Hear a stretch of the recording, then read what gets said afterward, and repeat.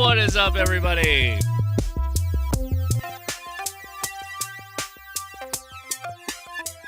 This is the Hammer Radio Crash Course After Chat. I should make just the star pattern be the After Chat. I should do that. I should theme my shows a little bit better and differently.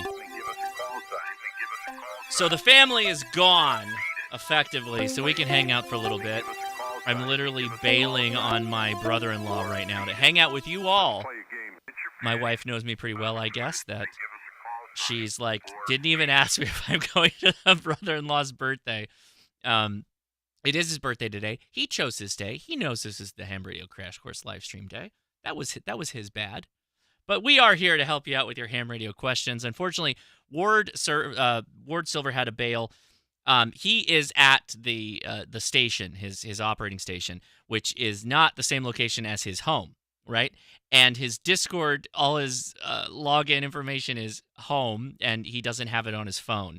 So unfortunately, he's not going to be able to join us today because he was working at the shack today and all that stuff. So that's just how it's got to go. Sorry, guys. Next time we'll have him on, and I'll make sure we sort out the Discord stuff early. And maybe what we do is we cut it right at 60 minutes so that we can get a little bit more after chat, and you guys can ask your questions directly to him. I think that'd be the best way to do it. But the after chat, we do this to answer your questions. Likely the newcomer to amateur radio, if you're like, hey, I don't know what's going on with all this stuff. This is crazy. I just bought my Baofeng. Now what do I do? Perfect. That's perfect. You're right at the right spot. We highly recommend you join us over on the Discord. The HRCC Discord link is in the video description. Go ahead and join up there.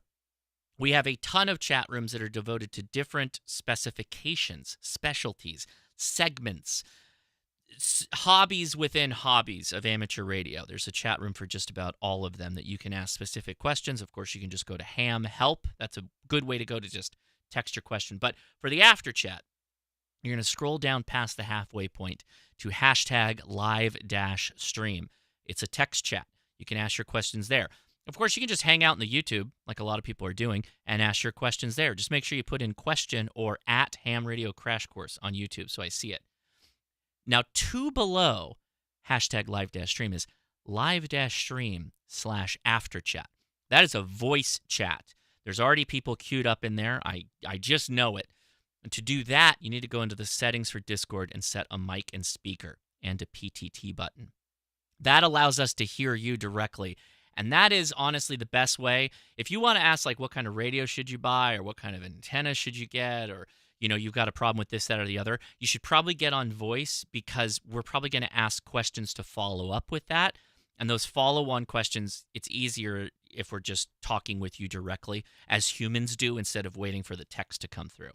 So there's my shout-out and my recommendations on how we do it out here. Promise you, it makes sense. And I also promise you, we do this every week, so we've seen a lot of questions. We got a lot of smart people in the room, and we're happy to help you. All right, let's go ahead and let's see. Brant Miller with the first question. My question is, what band are you going to do FT8 on? Let's see. I'm on 40 right now. Let me show you. So I'm on 40 right now, and let me scroll down to FT8 land here. There's some FT8s going on. That's that frequency set right there. Let's hop over to 20 really quick and see what's good over there. I might do 30 again. 30 was really good last week. You can see. Let's see. Oh, too far. And here. So this is about 74. So we're going to keep an eye on that. Looks like it's pretty dead, though. Yeah, looks like 20 meters. I've noticed that in this high solar cycle, 20 has been kind of bad. 20's been not great in the evening. We were getting, winter time, sure. But during the summer, we were getting some great propagation on 20. Oh, no, it's coming up. By the way, this is my antenna tuning itself. I have an antenna that as I change bands, it physically adjusts the lengths of the elements on the Yagi. And if you want to know what this super high noise is, check this out. Ready? Magic, it's gone. But now also my green screen doesn't work. Oh, there. See how it's gone right there? It's one of my lights. It started acting up, so I've got to go throw a choke on that. Looks like 20's pretty dead. I promise I'm going to join the Discord in a second. Let's check out 30. Oh, what's going on over here? Oh, that's the FT8 on 30? 30's good right now. See, that's what I'm saying. 30 is a pretty good winter FT8 band. I think I'm going to go to 30. I think I'm going to get on 30. Also, I can throw some power down the wire on. Oh no, you know what? My radio, my antenna is not happy. It's not that it's. I put up another HF antenna, which seems to mess with. Now I'm going to 40. Never mind. Take it all back. We're just going to 40. Okay, let's join the Discord. Stop screwing around here. So let's hear some from some of our friends. Alrighty. Wow, we got a good group in the after chat. All right, guys, let's hop in there. So there's all sorts of features, and we actually just released them. We haven't really announced them, but they're available to users now. So there's a New York, New Jersey voice module. Well, we have some, New Jersey. but we have to collect more data in other places. I'm originally from Massachusetts, so I think I may be more difficult to understand at times, depending on the ABV level. I can be more or less readable. No. The Jersey folks are the ones that are trouble. That's true. The ABV volume dictates the. The ABV is directly proportional to the hard R consonant. All right, I got man, Steve, you are loud. Steve is loud. Holy smokes! How's it going, guys? Josh, you're not on your regular microphone. Yeah. Unfortunately, that could be my broadcast voice. I'll turn that down. Really? Okay, hold on. There was some peak distortion there. At least not in Discord. On YouTube, you're fine. Oh yeah, it's not. Okay, hold on. Oh, I could check my mic level too. No, Steve, you're fine. It's Josh that was wrong microphone. Yeah, Steve, your audio sounds great. It sounds great, but it is loud. So. No, Steve, you sound great. It's just really high volume. I'm just adjusting volumes on my. Oh, my apologies. I can turn that down. No, don't do anything. Don't do anything. Don't do anything. You're dialed in. Please do not adjust. My mic's better now, though, right? Everybody? Oh yeah. A little bit more, but yes, perfect. Okay. Yeah, Steve, you're 60 over. If that means anything to you. Excellent. 60 over. I strive for 60 over. All right, so welcome to the Ham Radio Crash Course after chat. Thanks everybody for hanging out in the Discord. We like to kick off the Discord, this whole thing. Everybody on the Discord who's new, we'd love it if you said hi and introduced yourself. And the good news is that if you introduce yourself, your question is priority. We take those questions first. We spend the most amount of time on those questions. I already see some names in there that I've never seen before. So is there anybody who's here for the first time that'd like to say hi or ask a question? The first person to break the ice gets a 100 internets. I think this is my first time, but I'll say hello. Really? I think so, at least here. Okay. I joined really, really late once before, but I'll say hello. My name is Steve, N0AX. I am in Poughkeepsie, New York, and really thoroughly enjoyed Ward's presentation as a broadcast engineer with more than 40 years experience. Ward probably is the single best treatise on the subject of grounding bonding, and one of the best presentations I've seen is his impedance matching 101 program, and I say that professionally. It's the best I've seen so far. Yeah, so are you an on-air personality with that voice? Or are you an engineer? What do you do? 38 years ago. You're either really, really good or you're not. So that's why I'm in engineering. Okay. Fair enough. Well, thanks for joining us out here. Appreciate it. All right. Do you have a question for us or anything? Unfortunately, Ward's not with us, so you may need to save your questions for the really smart people. But No, I'm fine. I just wanted to hop in and I've followed your channel for a little bit. I really do enjoy it, and there's some neat and interesting stuff. But anything with Ward Silver, I'll hop on to take a look at, because he's an interesting guy. He is. He truly is. Wonderful to talk with. Cool guy to hang out with, and obviously lots of just a wealth of information as far as amateur radio is concerned. So, yeah, right on. So thank you for that. All right, anybody else? Now that Steve's broke the ice, you've got no excuse. If you're new here, we'd love to hear from you. Say hi, introduce yourself, and if you got a question, now's the perfect time because we will take the time we need to answer it. So go ahead. I'll figure I'll be the next one. Name here is Jeff, and T1K. I'm from Massachusetts. First time here. Hey, Jeff. So thank you for coming out. Appreciate it. Do you have any questions or anything like that? Nope. Just saw the notification on YouTube and decided to check it out. Beautiful. Well, thanks for joining We're in us. Massachusetts. Springfield, the western side. I was from Stoughton. They got stoats in Stoughton. You know if they have stoats? Well, it reminds me of Benny Hill. If people from Hebel Hampstead, if people from Hebel Hampstead get hemorrhoids, do people from Poland get Polaroids? So it's along the same lines. There you go. I got it. Very good. All right. Anybody else who's here for the first time? Hey, Josh, this is Casey. First time in. Hey, really? Casey, it's the first time in the after chat? Thanks for joining us, buddy.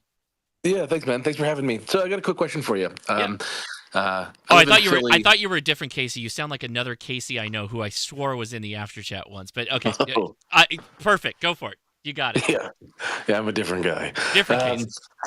All right, so I live in Philly. I live across the street from. We've got like a SEPTA station, so it's like a rail station. It's from. Oh, good night. Right. I already know where we're going with this one. Okay. Yeah.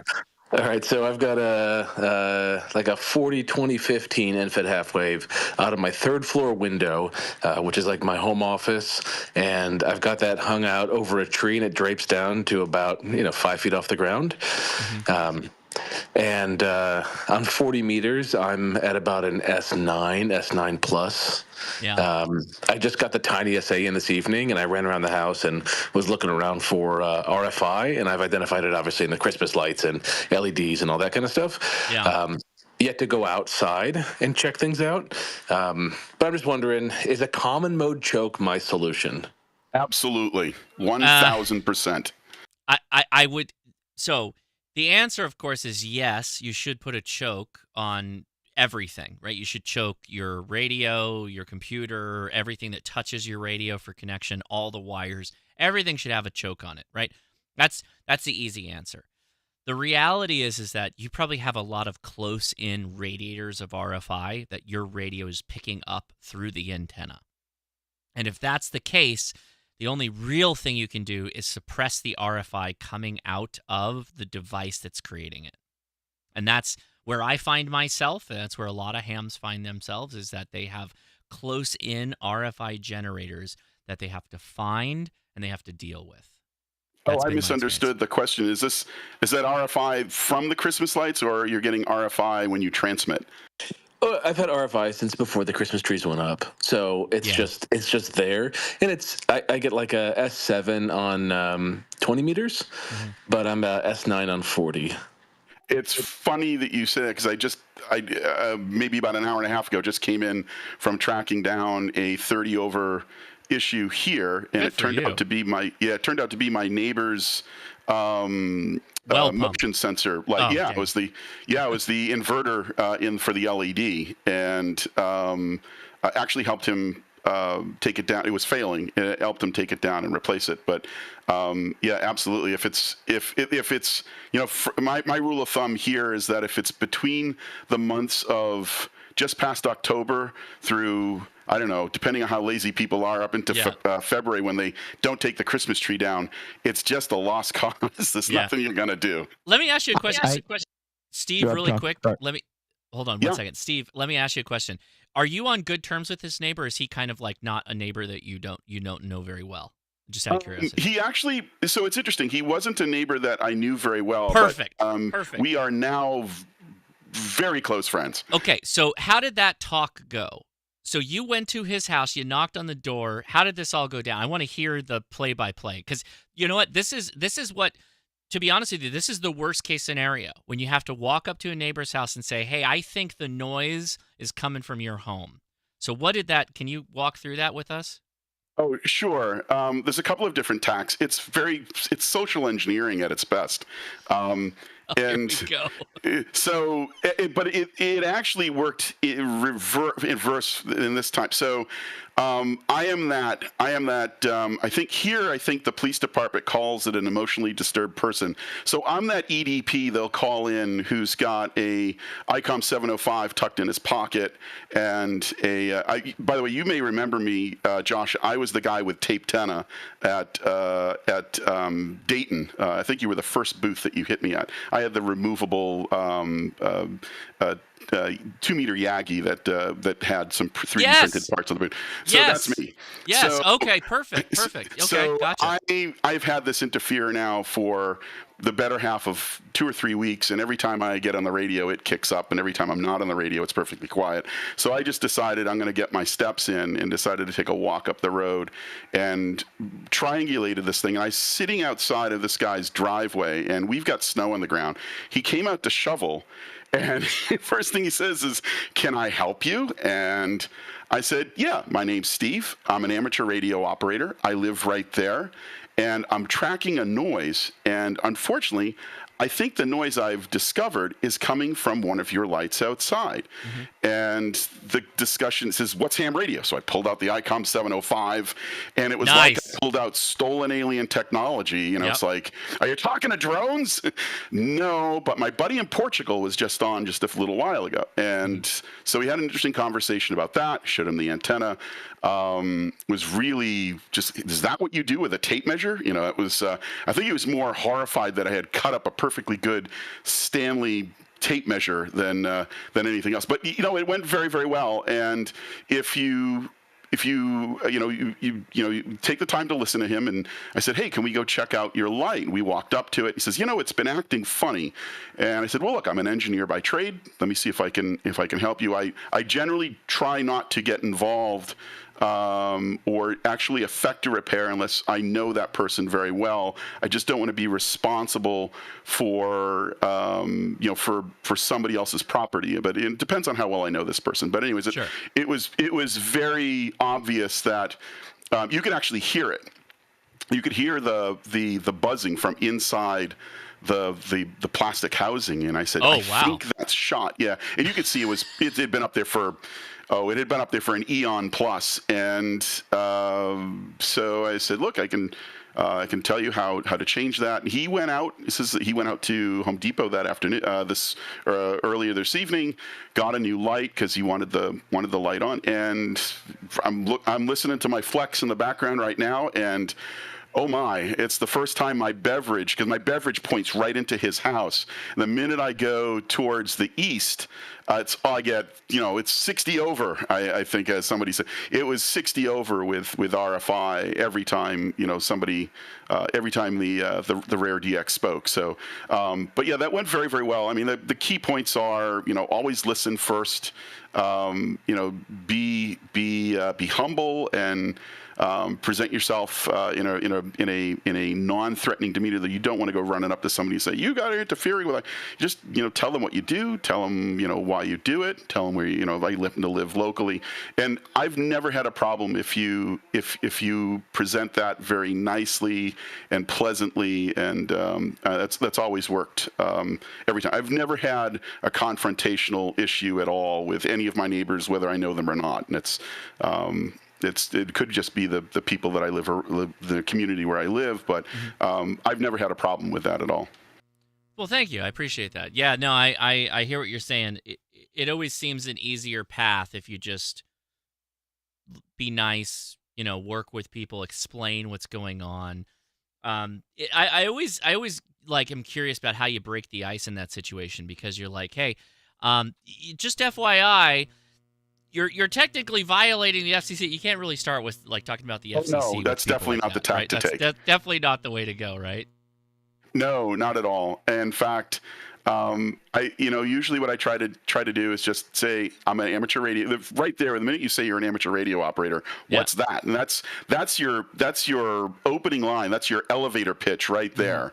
And sometimes you have to work on that to just say, well, I talk to people around the world. It's my hobby. It's also what I do professionally. I'm a radio engineer professionally, broadcast engineer, and I also I'm active with emergency communications, and very active member of the community, et cetera. And you just kind of tow them into your excitement for what you do and your hobby, and people will come with you on that ride. So if you do that in a pleasant and non-confrontational manner, and sometimes it takes one or two times to break the ice. You may need to introduce yourself first, and then present, hey, I'm tracking down a noise that seems to be a problem, and it sounds like this, and I could show him on the radio, and he says, oh boy, that's terrible.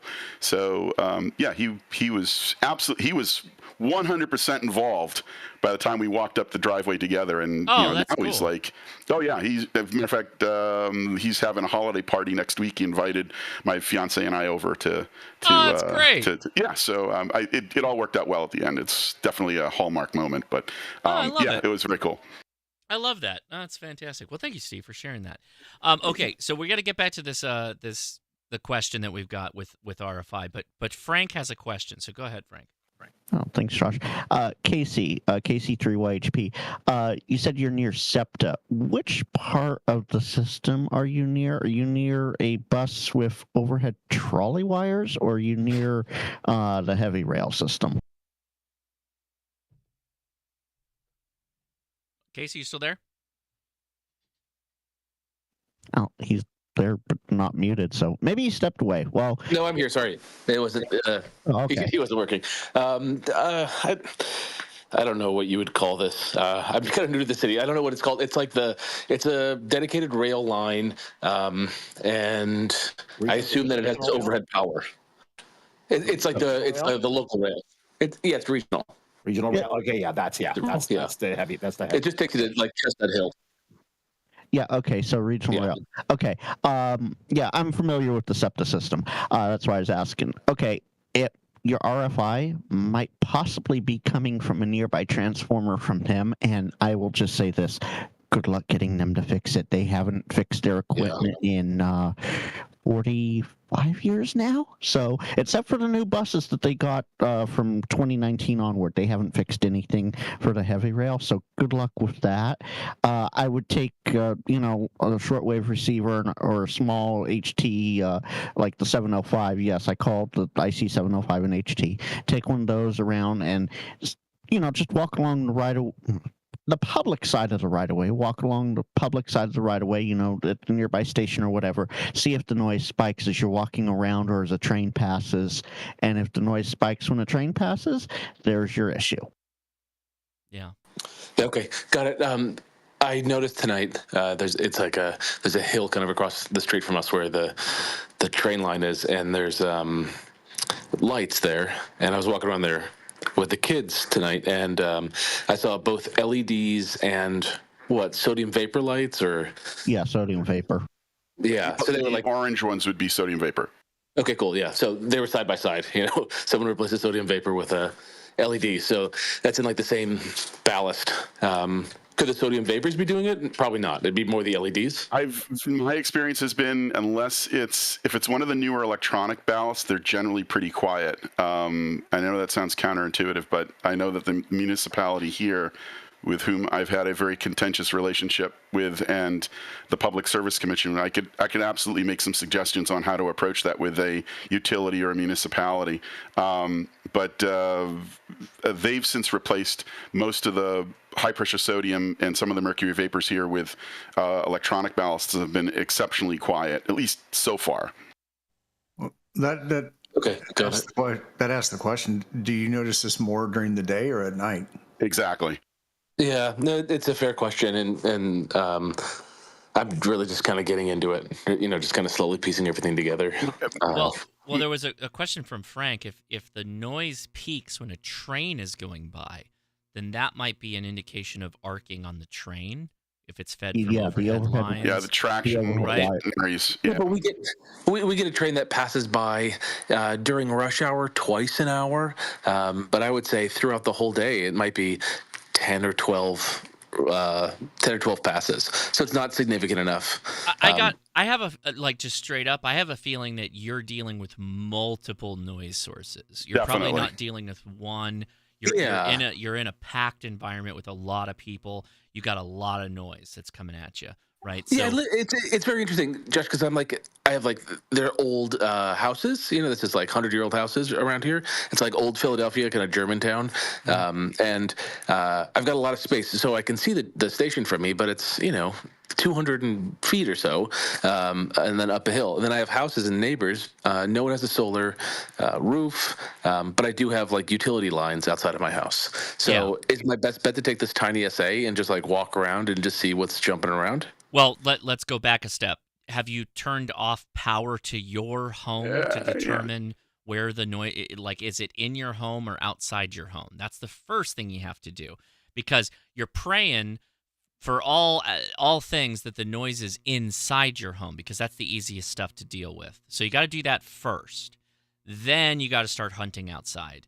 And so Tiny SA, you can, Tiny SA outside, you can do that.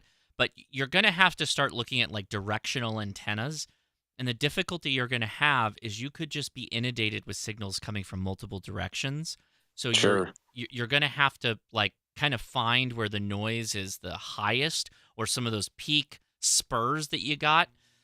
Get a radio that can tune in on that exact frequency on AM, a shortwave radio, a handheld shortwave radio. The Radio Shack Pocket Scanner in AM mode at this middle of the 2 meter or lower part of the 2 meter band with a simple tape Yagi. I actually build them. But that's probably the easiest way to go, is just to use a simple tape measure Yagi and a scanner with in AM mode in the middle of the 2 meter band, and you'd be surprised how well that actually works. Just to audibly listen for peak. It does help to have an S meter on it, but I think what Josh said is your first course of action is, having done this thousands of times here, is to first make sure that you're not shooting yourself in the foot, is that you're not your own offender. So eliminate everything in the house first, and then my advice, if my thought would be, I would probably wait till after the holiday season, when people have taken out all the lights and the trees and everything else, because you're just in, like Josh said, you are just saturated at this point with RFI, and there's no way. It would be very difficult for you to actually pinpoint what the largest offenders. I just within the past month went through a arduous 3-month battle with my local utility, which required me to get in touch with the Public Service Commission, and went through I'm not sure. I mean, if it gets to that, if it turns out to be a municipality or a local utility, many municipalities or many jurisdictions have a Public Service Commission that you can contact for resolution of various issues, and RFI is one of them, especially if they're interfering with a licensed service. And you can document it. It took me 2 weeks, start to finish, and after they completely cleaned up 3 roads of ties, the power ties on the tops of the poles. And, wow. Yeah, but remember, the PSC carries, in New York anyways, the PSC carries some significant weight, and the other utility or tool that you have at your resource is the FCC. I know that the ARRL, they want you to pass everything. You have to work with the ARRL. You have to. I'm literally going through it. You have to work with the ARRL. I did not go through the ARRL. I worked with the FCC directly, but that may also be through my professional ties. They're going to point you. Yeah, that might be, but they're going to point you at the ARRL now. You got to go through Steve at the ARRL. That's true. You can go directly, but what Josh is saying is true. The ARRL absolutely wants to be that funnel for that. The FCC replied to me in my recent issue that I'm dealing with interference at the post office, and they're routing me through the ARRL to go. Really? Yes. Wow. Yeah. Okay. Yeah. It could just be from my professional Laura ties. sent me an email saying, "Please work with Steve at the ARRL," and that's what I'm doing right now. Okay. Yeah. There you go. Well, and Now- what are you guys aiming for like home or like QTH noise floor? Zero. Yeah, exactly. Well, what's realistic for you, Josh? Like, what are you getting? Well, no, mine's really high right now. But let me go back a step to what Steve was saying. So yes, a 2 meter Yagi will help you because again, an RFI is going to be really broadbanded noise that you're going to pick up. But I also use a active loop antenna that can be, you can be on the frequency that the actual interference you see on your HF radio. So again, if you're in a situation, which I don't think I can show it on my SDR. No, I can't.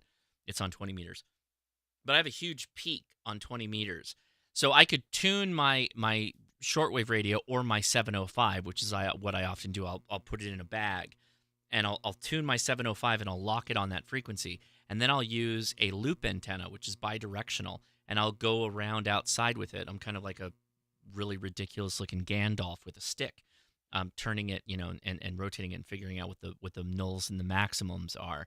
And that I find is sometimes better than the Yagi on 2 meters. But it depends on what the noise source is. Like if it depends on the noise source, right. Absolutely.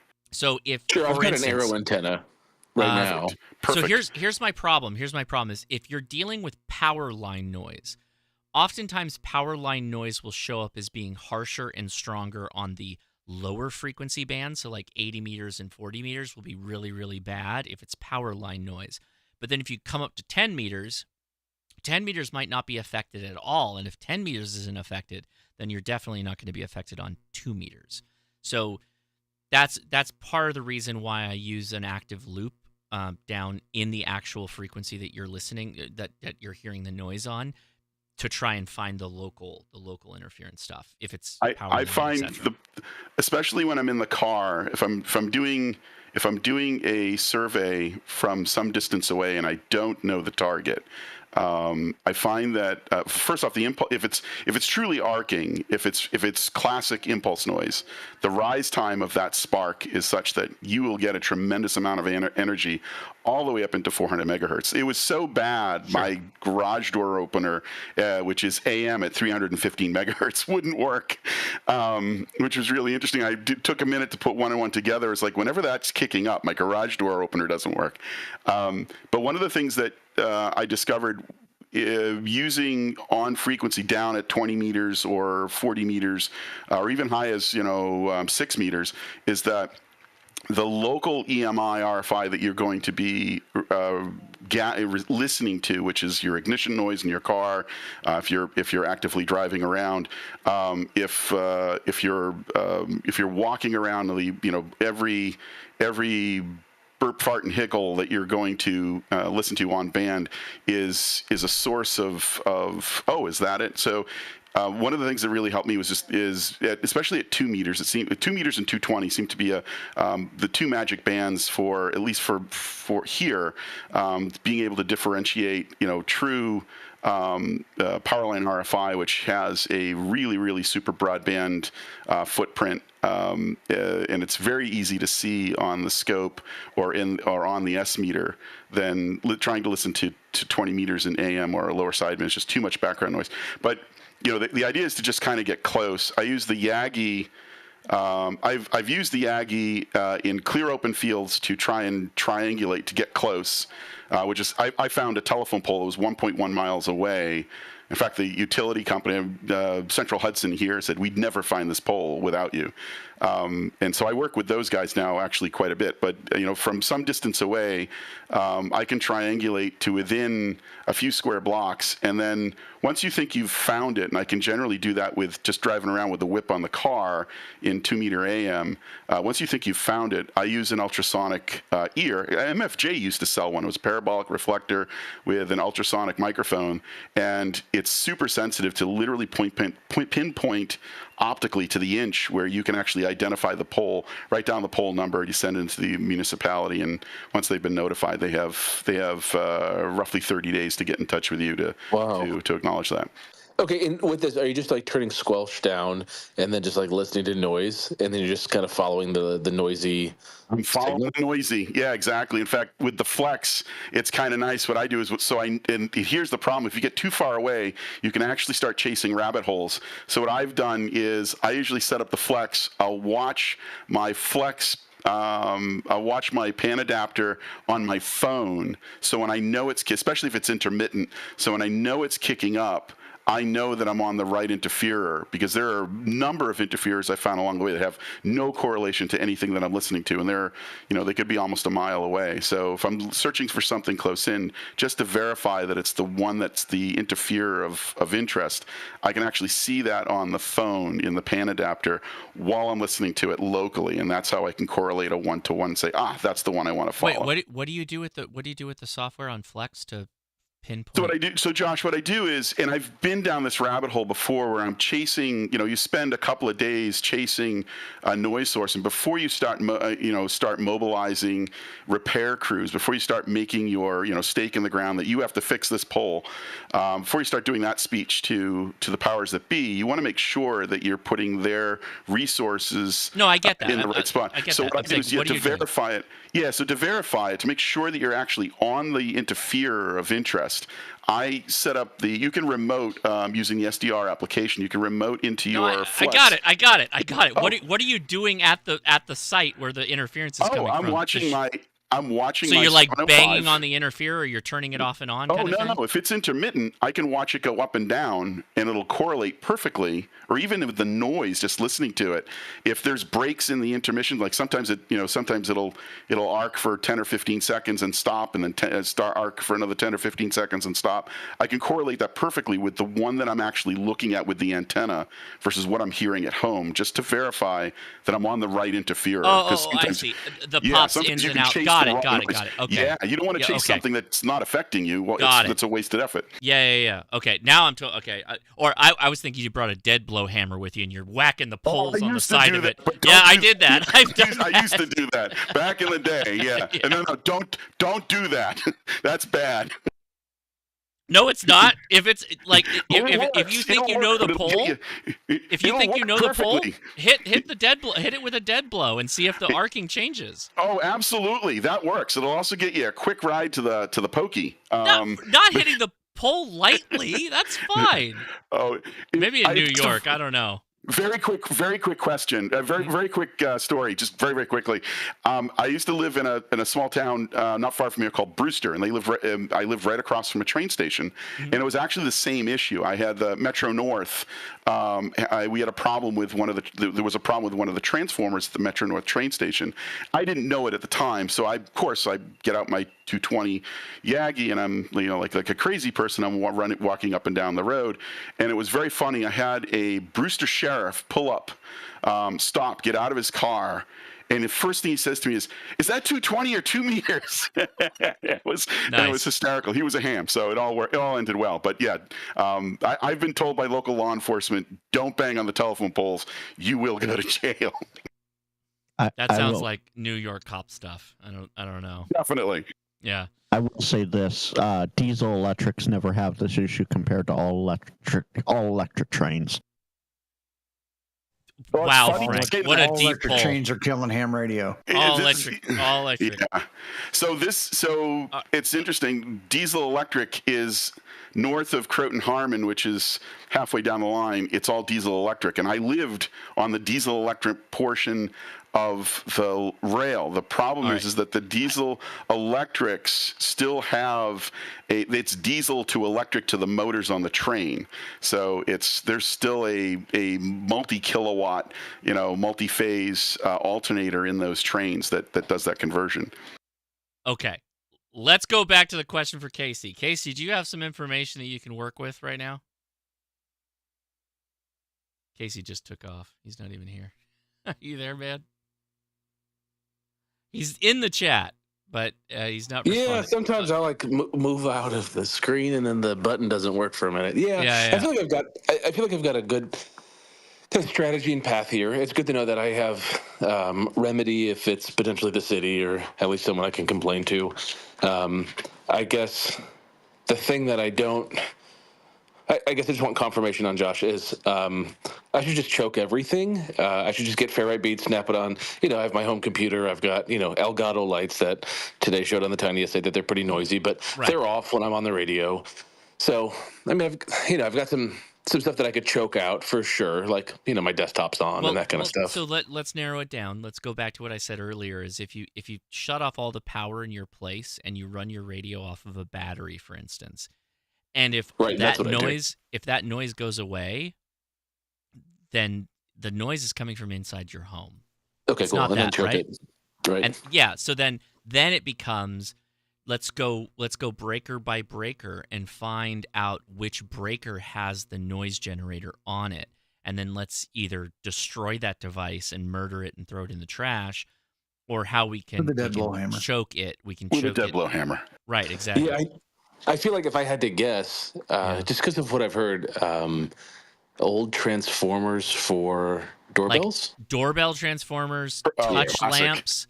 I think mine lamps are is horrible. from 1925. Old dimmers, old dimmer packs. Yeah, dimmer switches. Dimmer The switches are TV bad. and the old, if you have an old UHF, and we had one in this house, the old UHF TV amplifiers used to go parasitic, and they were an incredible source of noise that was brought. So what happens? It's like they have their own RFI, but then the RFI gets into the electrical system of the entire house, and then it kind of screws everything up? Is that right, or it radiates from its own place? The noise is radiating from the dimmer, for instance. Exactly. Or the pulse width modulator of like an LED controller, that kind of thing. So you could, like, you'll literally go and pull the plug out of it, and it'll stop. And you'll see it on your radio, it will stop. Yeah, and that's what you use. You use your radio to tell you that you've found the noise problem, right? So Shutting that's why the we breakers off. Oh, I'm sorry. Go ahead, Josh. Well, that's why we go breaker by breaker, right? Is that that's the best method to find which circuit, and then once you figure that out, then you can argue with your wife which circuit is which on what breaker, and then actually attack it that way. But that's the best way to do it. Yes. What type of radio do you have at home? FT8570. Okay, so you do not have a waterfall at all. That would help out. No, but I don't know. I feel like I should just get rid of this radio and pick up something with an SDR. Don't get rid of that radio. Don't get rid of a radio. Great radio to have. That's an all-band, all-mode radio. It's I know. It's a great radio. It's a diamond in the rough. Right. Just get another radio. Yeah. He's learning. Drugs. Yeah, no, I am. Yeah. Okay. Josh, just one quick parting question here for you, and then I'd love to pass the mic. I'm going to just film for something completely unrelated to radio, but just some running and gunning videos, and I'm wondering, what camera are you enjoying these days? Like 4K selfie stuff. 4K selfie, the DJI Osmo Pocket 4? The 3? The new one? The 3, yeah. That's the one I use for run and gun. And then what mic are you using on it? Their new mini, or are you using like the normal? I got the creator pack that has a little mini pack with it. But that's the mic that's like got a see-through housing, right? And it's got like a 3.5 millimeter jack. Yeah, so it's like the Mini 2. It's like the Mini 2. It's the same thing as the Mini 2 mic. Except the Mini 2 mic is like half the size, doesn't have the 3.5 millimeter jack. Mine has the jack. Oh, okay. Yeah. So there's the DJI mics. Then they came out with the version 2, which had the different cases, and now they just came out with the minis that were about half the size. Yeah. I don't have the mini. I just have the one with the translucent case, which is the same size as the first DJI. And do you ever plug a mic into it? Is a utility for that? I have not. Yeah. Okay.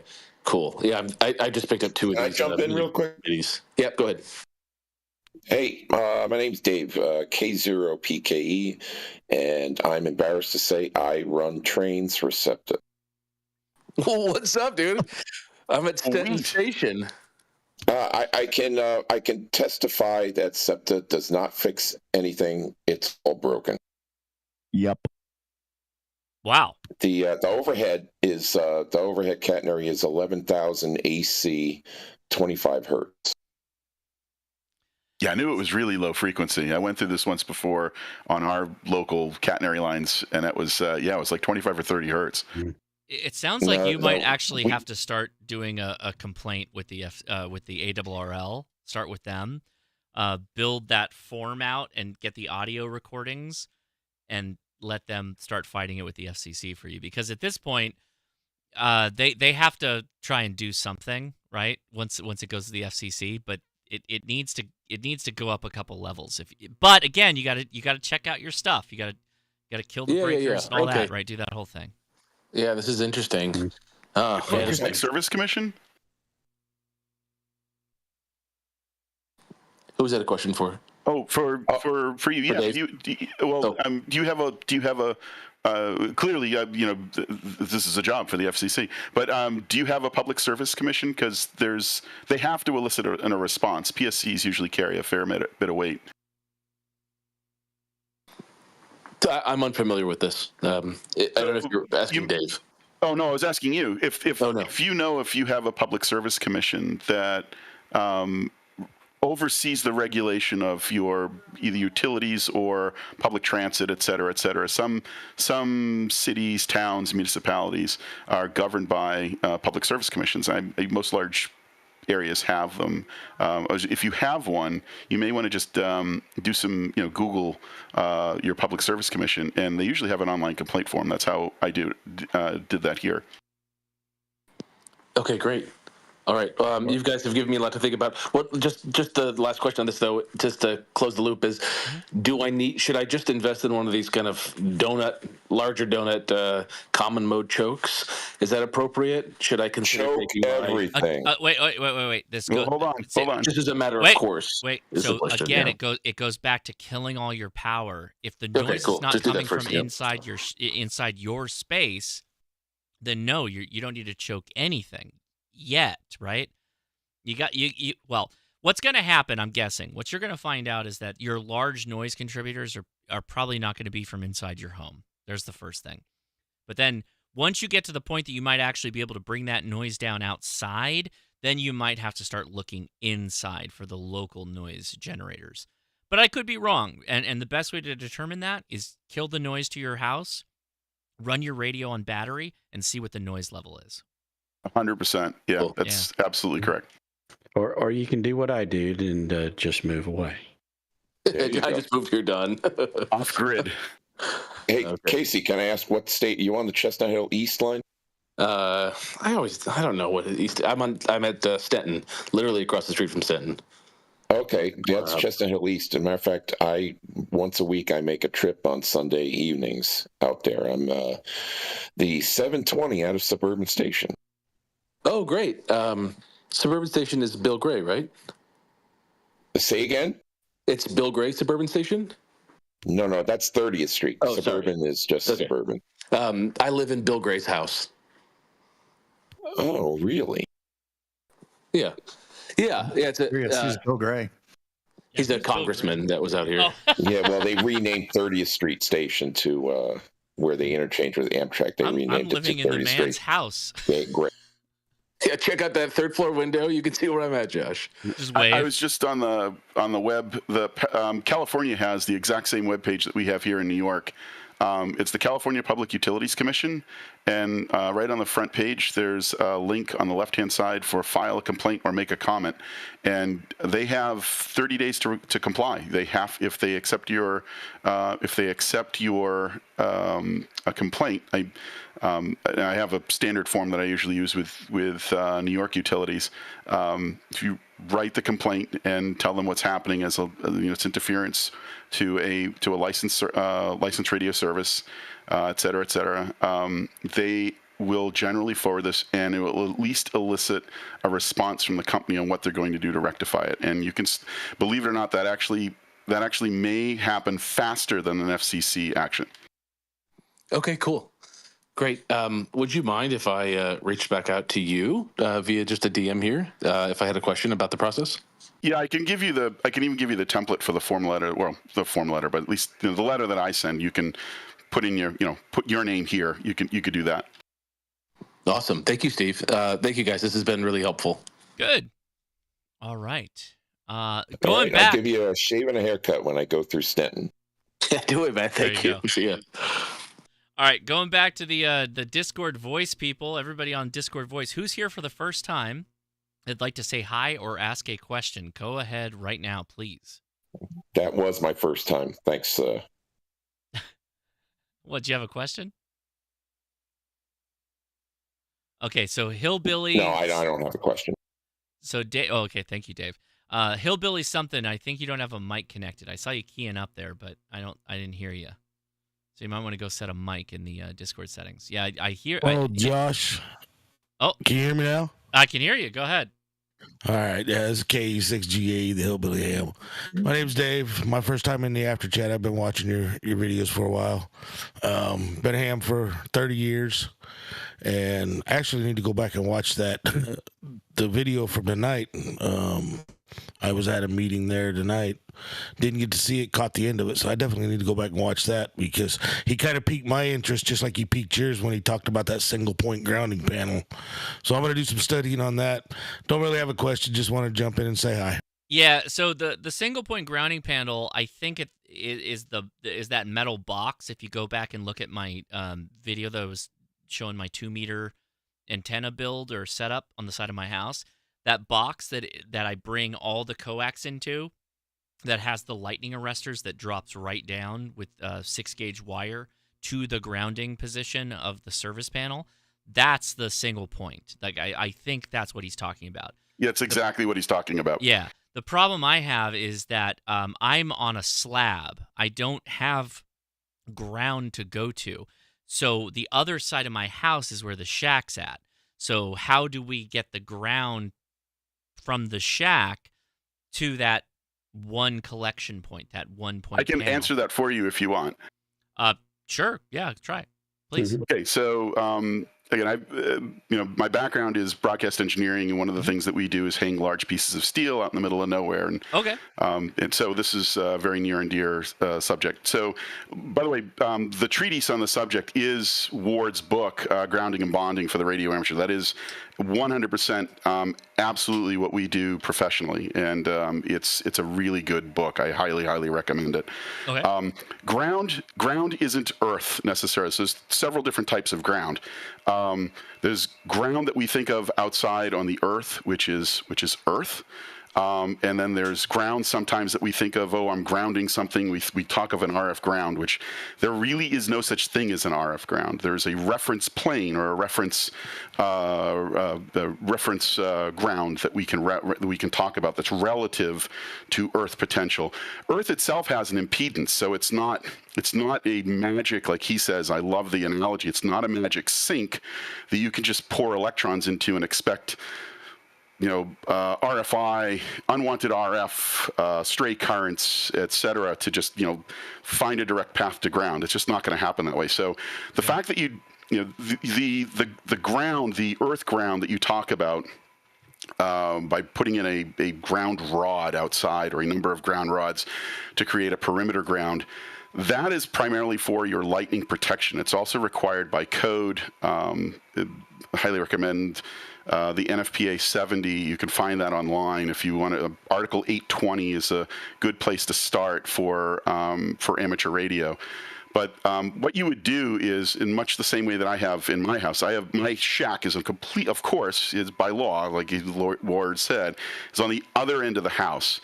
So what I do is, at the entrance to my house, I have a perimeter ground. I have a number 2 aught gauge cable that runs 2/3 of the way around the house. Okay, hold on. Yeah. Let me ask. Yeah. So when you say 2/3 around the house, you're talking about running some kind of amount of wire around the perimeter of your home? How long is the wire? From the top of a hill. I'm sorry?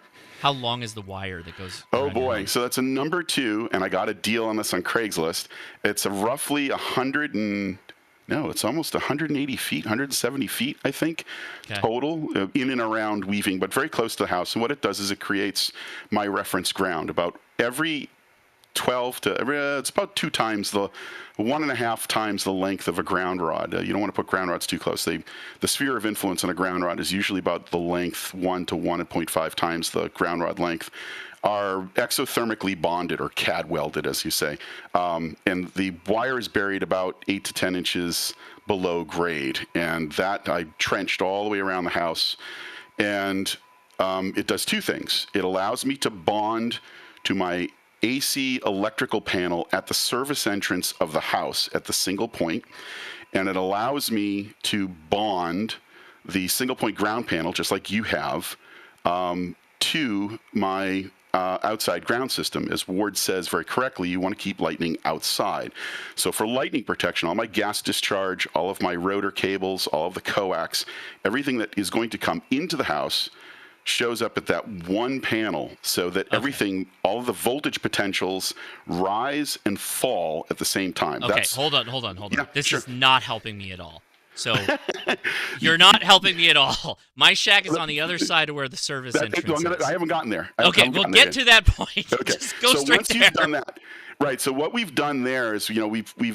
I have concrete around all of my home. There's nowhere to trench. Not a problem. So what you want to do is what you want to do is in your shack, you can create a secondary single point ground panel, and it can be something as simple as just some copper flashing bolted to, a plywood board, or however you want to do it. But it's just a single point that you're going to use as your reference ground for all of the cables that come into your shack. So whether they come from the cellar, the floor, the ceiling, wherever it is, everything's going to show up at that one point. So you could put your gas discharge, you could put your telephone line protector, whatever you want. Everything's going to show up there. Your power, one of the things the critical part that you want to be able to do is you want to take like a trip light power protection bar. I got it. So wait, hold on. Mount that right to that. So I got a ground bus bar that all of my shack equipment, everything is connected to the ground bus bar. Perfect. But we have 30 plus feet between the ground bus bar and the shack to the single point plate that I have for all the antennas. So that's perfectly fine. Well, but he was like, "Don't run it through the attic," but that's all I got because I don't have a subfloor. So right, and that's perfectly fine. What you want to do is prevent the differential voltages that happen during a lightning strike. So if you have everything bonded to that one panel, I do. Everything should rise and fall together, and that's the important part. And we do the same thing on skyscrapers in the middle of Manhattan that are 150 feet off the ground. There's no such thing as ground up there. So what we do is we create a reference ground, much like you have in your shack. You do want to connect that at some point through a piece of copper strap or a large gauge piece of wire. That one ground should find its way to the service entrance bond point, so that is electrically not floating. But that's the idea, is that you want to take everything in your shack, and that can be your single point panel in your shack. And as long as everything's bonded together, it'll all rise and fall. And that includes RF currents as well. So that the differential currents will cause RFI, which is what you interpret as having, RF noise getting into your microphone and everything else. Sure. And I mean, so far it's been fine. So that's why I was like, okay. I'm not going to change anything right now, but I don't know. Maybe if it's working, don't change anything. Well, I mean, I don't know that it's working because I haven't got struck by lightning, so I guess I don't really know. Aside from the fact that I have like RFI, but it's not related to the grounding, I believe. Lightning is a completely different issue. As your cables on the outside do need to find their way to an earth ground for dissipation, but they will find their way inside. They will find their way to the ground panel. If you have a large conductor, low impedance path to the single point ground in your surface panel, where your neutral and earth are bonded together, that one point, you should be well protected. You should be okay. But that's the idea, is to provide a single point of low impedance path for lightning, RF currents, and also your ground fault, your ground fault protection. Got it. I got a question. Go ahead, Mike. So I have a ground rod that's doing nothing right outside my shack. Would I be able to tie everything to that, or would I need to tie everything on the other end of the house to the ground? Yeah, this is a classic one. So the ground rod outside, I love that. The first page you open up in your receiver manual, they always show the radio tied to a ground rod. That's like the worst thing you could do, because if you take a lightning strike on one end, and lightning will find a way to that ground rod through your radio. So the ground rod, if it's outside, has to be bonded somehow to the single point, or to the bond point of the earth ground in your service panel. By code and by law, that outside ground rod has to be bonded to that panel. What if you have a All right, cold then I water will not ground? be doing that. No, it depends. Some municipalities allow the cold water pipe. The danger with the cold water pipe is that there are some municipalities, like 2 or 3 feet outside of the foundation, they transition to PVC or PEX or some other cross-poly pipe, and it's not an effective ground. So you can, my municipality actually requires it, and they jump around the meter for lightning protection so it doesn't blow out the water meter. But my water feed is actually bonded to the single point ground in the service panel. But by code, there's supposed to be 2 rods. You have to have less than 24 ohms of resistance between the 2 rods. The rods have to be at least minimum 6 feet, but they should be at least rod and a half distance apart.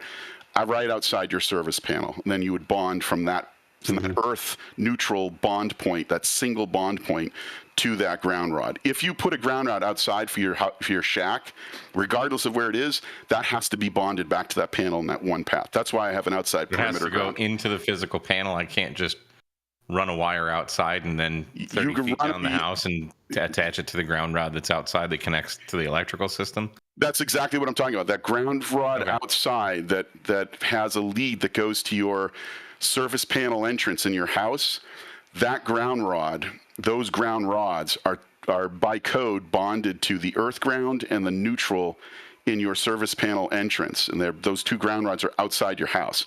If you put a ground rod at the other end of your house where your shack is, that has to be bonded outside by a wire, a very low impedance one, usually like a number 2, I think by code is a minimum is a number 4. I think it's number 4. So it has to be a minimum of number 4 that runs from that ground rod outside in the ground, buried, and it's not hard to do that. You can just put it right below it's a few inches is fine. But it has to be run all the way back to the service panel entrance so that if you do take a lightning strike, it's not going to find a separate path to that low impedance ground or earth potential through your radio or your coax. That's the first way to kill your radio. Yeah. Well, I don't even have to touch the other ground rod. It's literally outside. There's nothing connected to it. Yeah. I can just run a wire through my wall and then, my house is. Yeah. But you want hear what I'm saying? That's perfectly fine. You can use that ground rod, but that ground rod outside has to be bonded back to your main service panel entrance, not and through that would the house, defeat the around purpose because I would run a wire 6 feet to the left and then another 36 feet to the right. So I might as well just run it back to the one ground rod. So the other ground rod 170 something feet. So yeah, it's a ways. Yeah. All right, another whammy for you. Okay. Does that help you? I think I'm fine. I think I'm fine is what I think. I'm already okay. Everything in the shack goes to one point, which then goes to the central plate. You were perfect goes to then. The service. So yep. Got it. Yeah. Okay. Can you use heavy gauge aluminum wire to bridge those 2 ground rods? Aluminum is not recommended for outdoor connections. It's not code. It has to be between the electrodes. If I'm not mistaken, the minimum is number 4. I could look it up for you, but NFPA 70, the base NEC, National Electrical Code, I believe the minimum is number 4. All right, and aluminum and copper don't mix anyway. You can't mix aluminum to copper anyways. But you can get rods that are aluminum safe, but I like the copper plated rods and copper is the way to go. Number 2 is the de facto standard, but number 4 is the minimum. All right. Let me jump in here and see if there's anybody else that has like newcomer questions. We're trying to bring people into the hobby. So is there anybody here for the first time that would like to say hi or ask a question before we get way deeper into grounding? Would love to take your question. Go ahead. Okay, then I guess we can talk more about grounding. Jody dropped a good picture in the chat. Yeah. And yeah, the house that I used to live in did not have, it was a cold water ground. It was built that way in 1967. And that was not exposed outside of the bricks of the house. So you could not get to that, where that ground actually connected to the panel. Hey, how do you put a picture in the chat? I'm just curious. Hello. Control V. I heard a Control hello. C, Go ahead, Control V. hello. Yes, it's Mr. G. Hello, everybody. How you doing? Happy holidays. Happy holidays. How you doing, man? Good. So I did your homework. I got the repeaters information if you remember that. But my mainly question is, besides me studying for the general exam, I am trying to use my FT70 through the repeaters. I also saw Mike's videos how to program chirp into the ham rate, my handheld radio, but I still am not. I'm still confused because I'm not hearing anybody on the other end of my FT70. So Well, I mean, am I doing something wrong? Did you program all the repeaters into the radio? I am mostly like 85% done with programming the repeaters into my radio. And so did you then key up onto those repeaters and said, "Hi, this is my call sign. You know, am I making it to the repeater? Can you check for me and let go and hear if you got a courtesy tone back to you?"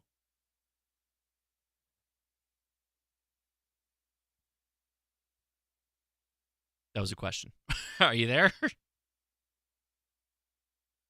Oh, we lost him. Can you hear me, Josh? I can. Did you hear my question?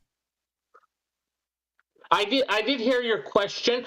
I have tried mostly like the repeaters in the Antelope Valley.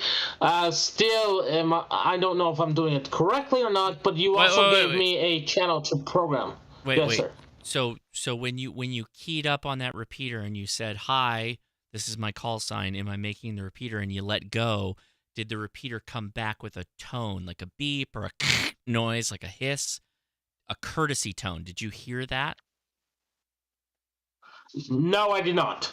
So it's likely that you don't have the repeaters configured correctly then, or set up correctly, because it's one of two things.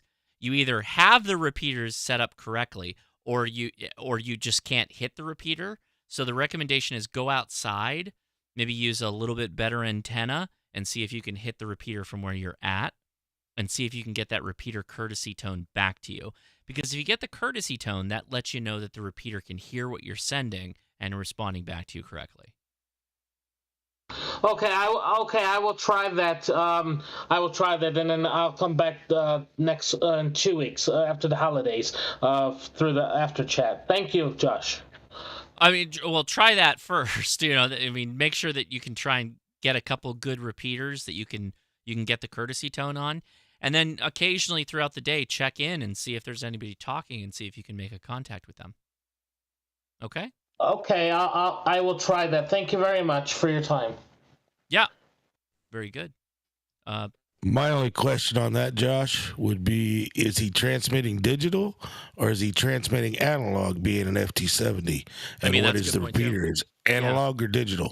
Yeah, that's a good point too. So make sure that you're in the right mode of operation for your radio, that you're transmitting into whichever repeater that you're doing. So that's a really good point too. That's actually, yeah. The Yaesus will run in like FM with a dash above it, which will be like the indicator that it could do digital or FM, and it'll go back and forth depending on what it's hearing. But transmit-wise, I think it probably locks it into trying to do Yaesu System Fusion. So you might have to physically put it into FM versus, Yaesu System Fusion, etc. Right? That might be why. You might have been shooting a digital voice into the repeater. And I would get that through the repeater website near the proximity where I live, I'm assuming. Yeah, so when you pull up your county or your local city or whatever, you're going to see that repeater might be Yaesu System Fusion versus analog versus whatever. And you need to make sure your programming matches that. It has to be the same, because if you're trying to shoot digital into an FM repeater, they're just going to hear like it's not going to work. Okay, and then I also wanted to thank you and Mike for showing me about how to program the bow thing, because I also tried the bow thing as well. While I was following the steps that Mike provided through his videos. Okay, right on. Yeah. Just make sure that you take both those radios outside and try to figure out what the right set of repeaters are for you that you can hit with your radio. And by hit, again, when you PTT and you say, "Hi, my call sign is blah blah blah," and then you let go, you should get like a beep back or a noise of some kind to let you know that the repeater heard you. If you don't hear that, then you're not making it to the repeater, and that's going to be the fundamental thing you should start at. Comment. Go ahead, comment. Yeah, also you might want to check and make sure your offset is properly programmed. Yes, of course. I think both of our videos cover the offset. Yeah, Josh, as well as I'm sorry, I think it's Ham Nation. His website is. What? Say that again. Mike, is his website Ham Nation? No, because it's Ham Radio Tube. Ham Radio Tube. Taking over. The Ham Radio Tube. Yes. Ham Radio Tube. Yes. So, you guys, I'm going through the steps that you guys have taught me. I will do this over the weekend, and possibly next time that we all get together after chat, I will comment if I can, ask you or Mike some few questions on that too. Okay. Right on. Well, best wishes. Thank you very much for your time. Merry Christmas. Yeah, take it easy. Happy Hanukkah. There you go. Happy Hanukkah. Right on. Happy Hanukkah. All right. Is there anybody else in there? We're going to go talk to our YouTubers in a second. Anybody here who wants to say hi or ask a question? First timers, right? We're looking for first timers. Go ahead. I'm not first time. I do have a question though. Oh, there's like a number of you. Brad, I think I saw Brad first. Go ahead.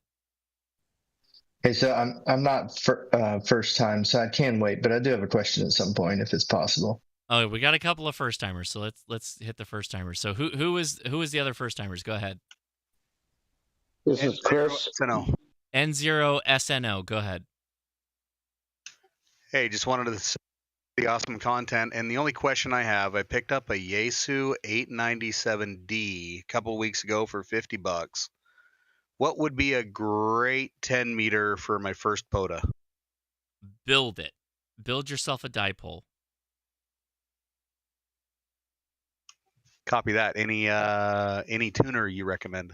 No tuner. You're going to build the dipole. So you're going to cut it so it's perfectly resonant on 10 meters, right? So there's no tuning or anything like that. You're going to have a balun, right, in the middle, and you're going to have two equally length wires that are going to be resonant on 10 meters. So which radio do you have? Oh, you already said with the radio. That has an SWR display, right? So when you're keying up, so what you're going to do is you're going to do the calculation for the 10 meter dipole, and you're going to make it a little bit longer, and you're going to snip in as you start going back to your radio, keying up and talking, or just whistling into it, or using AM. And that SWR, you're going to wait for it to start coming down as you start clipping off the ends as you get closer and closer and closer to resonance, and that's going to be the dipole. All right, copy that. So then the ATAS 120A, is that a good antenna to match with that radio? Absolutely. Yes, And yes, I but agree. yes, but it's still a coiled like vertical antenna. Like, are you want to be car mobile, or are you trying to go in like a picnic table portable type of situation? What are you trying to do? I live in an apartment complex, so my shack is in my vehicle, and so okay. So I you use want the to stay in the whenever I'm car. out and about. You want to stay in the car. You don't want to have to like go to the picnic table, right? Yeah, correct. Oh, okay. So I should have asked that to begin with. So don't build a dipole because you're not going to drive around with a dipole on it. You want an HF antenna on your vehicle. Right? Yeah, sorry. Okay. Yes, 100%. I was out doing an activation yesterday with a different club member, and he was using a long wire, and I wasn't able to receive half the crap he was receiving, but I was using the 120 on a 30-foot pole with a ground plane kit on it. Was he on a different band, or was he also on 10 meters? We started on 10, but because I'm only a tech, I couldn't go anywhere else. He did his call on 20. I think we pulled in 160 contacts, give or take. Well, so going back to what you said you can't hear what he heard. Was that when you were both on 10 meters or when he went off to a different band? When we were both on 10. And he's using a what type of antenna? He had a 60-foot long wire, I believe, with a field 710. Oh, so he had a full HF, like multi-band NFED antenna. And, okay, got it. Sure. He might have heard more than you did. 60 foot, though, for a 10-meter antenna doesn't really make any sense, right? That is way too long. Right. So how do you get it? It's probably a multi-band NFED halfwave. So that's about 40 meters there. Yeah. So he had like a 40-meter antenna that he was using the harmonics, kind of like what we were talking about with Ward today. So yeah, different type of thing, different type of antenna. A dipole that's cut for 10 meters is going to work just as well as that multi-band antenna. Maybe even a little bit better because it might be more efficient on 10 meters versus just he on 10 meters. So the fact you didn't hear as well as him is probably more to do with the makeup of your 10-meter antenna. If you want to build one, absolutely, go nuts with that. What antenna did you have up, did you say? The ATAS 120 Alpha, the auto-tuning Yaesu antenna. In your car? Yes, correct. Okay. How's it mounted? With a Diamond K400 mount on the back hatch of my Volkswagen Atlas. Do you have any kind of grounding straps or bonding straps or anything like that? The entire car is grounded and bonded. Like the hinge points, or how do you have it bonded? Yeah, correct. At all the hinge points, at the door hinge points, the hood, the hatch, and then through the back, I have a drain plug where my spare tire is. Mm-hmm. And so I've brought in the grounding from the frame into there, and then everything is kind of tied back into that location.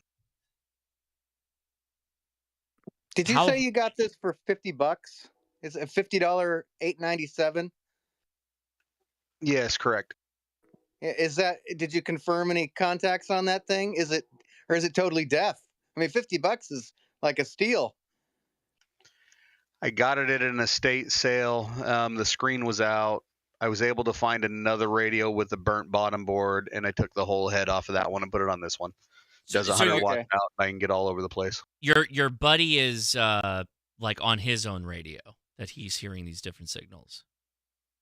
Correct. He's on a 2-week-old FT710 field. Sure. Yeah.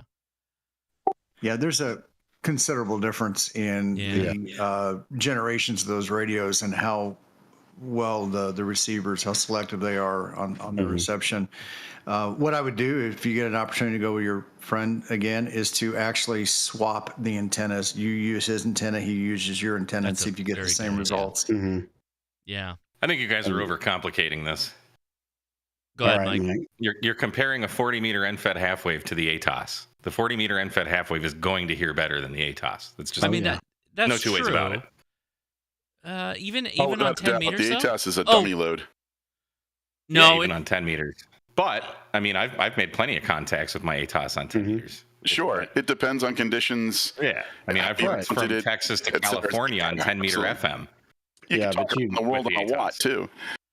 And you never compare it to an in-fed half-wave. Well, that's true. So okay, which there is you just go. a dipole. Right. So there you go. Yeah, more wire in the air. If you think about it, the ATOS just has like, the whip is the wire in the air. The rest of it is a coil, and it's riding up and down that coil sleeve to find the match. It's ampere feet. It's very simple in method of moments. Yeah. It's the amount of current you can get on that wire, and it literally is ampere feet. And the thing is, with the ATOS, the one thing you can say is, hey, I can take off and drive in my car and make contacts. And that in-fed half-wave, you're not going to drag it around behind the back of your car. Don, you can. Sure. It'll say, Don, it could be done. It could be done for a while. It'll self-tune itself, though, as it chops The up the land zeppelin. Wire. Yeah. VLF cable behind him. Yeah. And so, hold on. Does that help at all? Like, you should probably check your buddy's antenna against your radio and see if you can receive the same amount of signals as he does with his antenna. It sounds like many people are pointing out that the ATOS is going to be effective, but it's not going to be as effective as having all that wire up in the air, right? Oh yeah, 100%. We've got a soda poto we're gonna go do here before the first of the year, so I'll do that. I'll try his on mine and see how it goes. Yeah, there you go. Okay, very good. Well, thank you, gentlemen. I'll give it back to you. N0AX. All right, I'm gonna say hi to some friends. We have a friend who hasn't been in some of these after chats. Ara, N6ARA, are you there, man? Can you hear me? I'm just calling him out blind. I don't Quite know. literally, the only reason his parents named him Aro is so he could be up at the top of this list. Yeah, right. Ara's a great SoCal ham radio guy. He's done a ton of really fun little projects that have helped out the community a ton. From his tiny keys to his little paddle system that he has for the smart SDR system for Flex users for doing CW on the go. He's in the chat. Apparently, he might just be listening. I don't know that he's on He voice. unmuted himself. What's that? He unmuted himself when you called him out. Are you there? You got to set a mic, man, in the settings. Push to talk. And a push to talk. I could hook him up with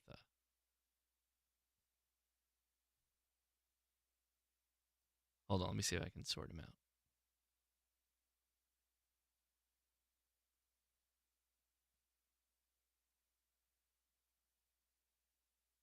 Are you there? You got Vox now, if you want it.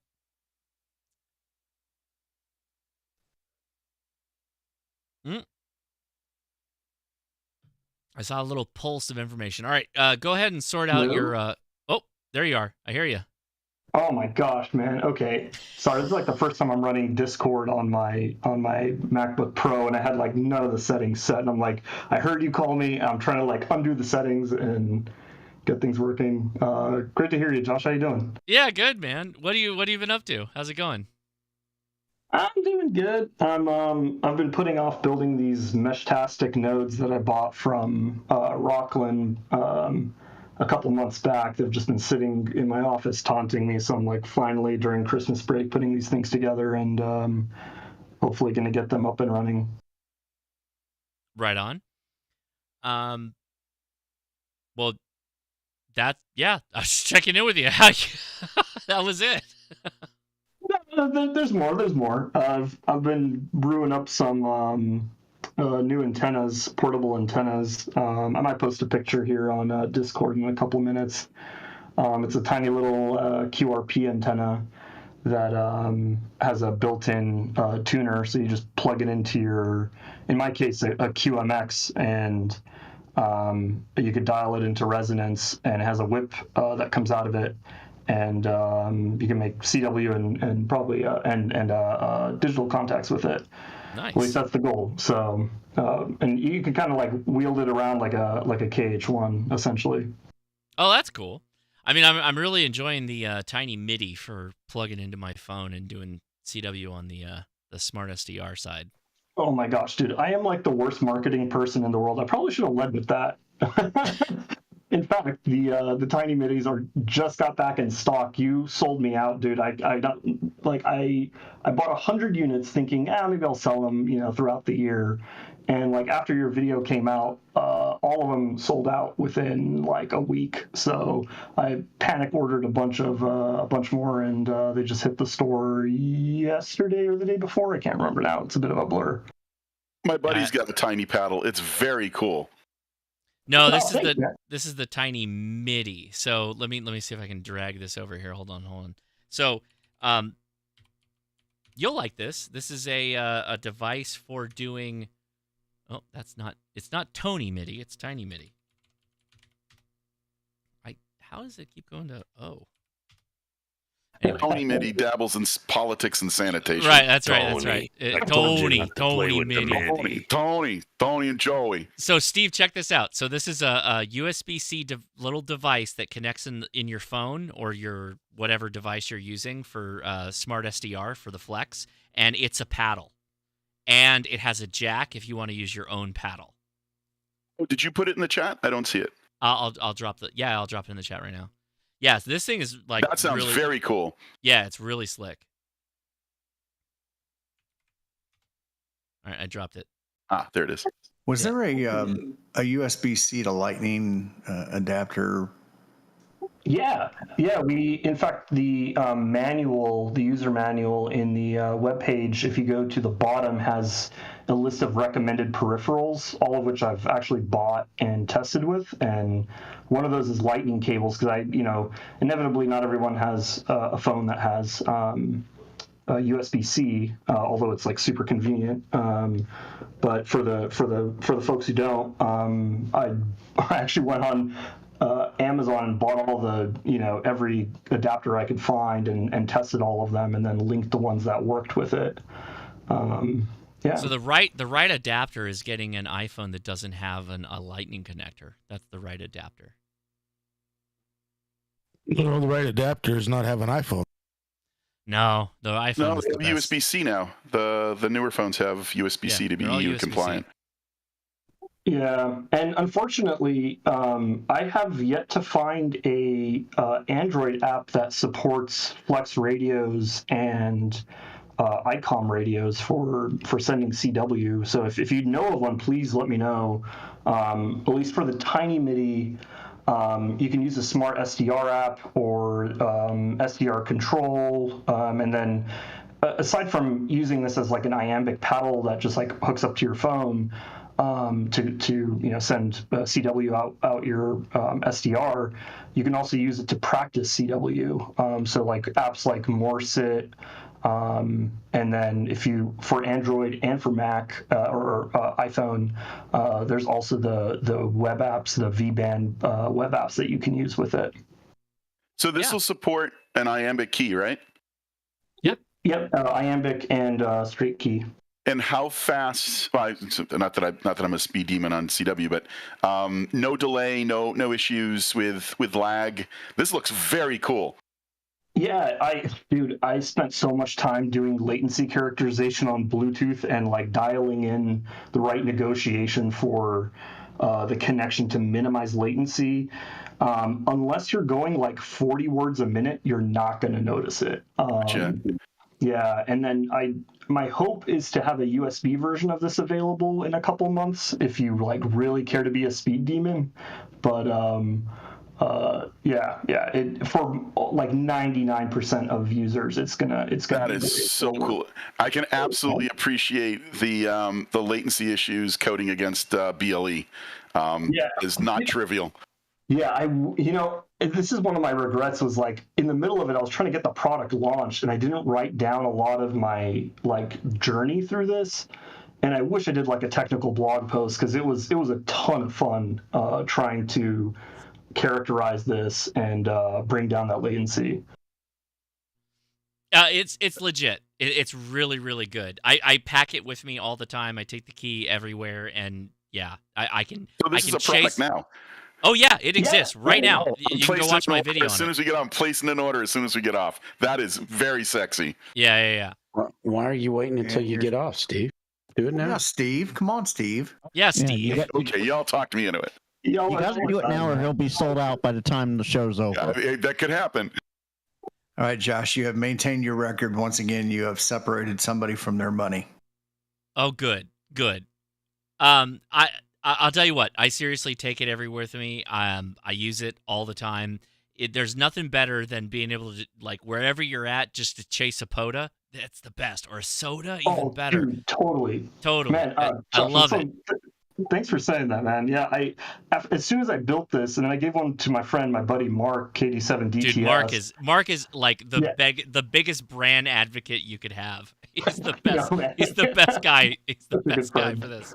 Yeah. And he's like, dude, I'm addicted to this thing. I'm like, I know, man. I got all my buddies on, Ham Alert, and as soon as the Ham Alert goes up, I pull my phone out, I plug this thing in, I work them within like 30 seconds, and it's wicked. I'll tell you what I do when my wife says, "Oh, we got to go do a family thing," then I know I got my phone and I got my tiny MIDI in my bag, and I get to wherever we're going, and the kids are doing some whatever. And I'll just pull up soda spots or POTA spots, and the ones doing CW, I'll just chase them using the Smart SDR app, and then boom, I'm just chasing them right there. It's great. It's fantastic. Yeah, it's a lot of fun, and I'm hoping my strategy right now, just because this company for me, at least N6ARA Electronics, has just sort of been like a fun way for me to, I don't know, build and tinker with things and then sell them and then take the proceeds from that or profits from that and then funnel them into the next product. So I love that. I love that. It's a ton of fun. So again, N6ARA has like the tiny paddle, the tiny key, all kinds of stuff that you can go check out. Go take the link that I just posted on the chat. You can check it out. It's live. All of his stuff's live right now. His website's live. Tons of great stuff. Tons of great stuff for portable operators, so check it out. But what's really hilarious is there are people that are fighting about Android and iPhone in the chat right now. Listen, this is not Ham Radio 2.0's chat. I don't care what device you use. I'm just happy that you are enjoying your experience.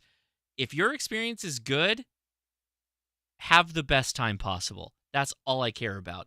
But if you come at me and tell me that my phone sucks, I will say, like, well, I don't know. It seems to be pretty good for what I'm doing. I'm killing it right now. I hope you're having a good time killing it too.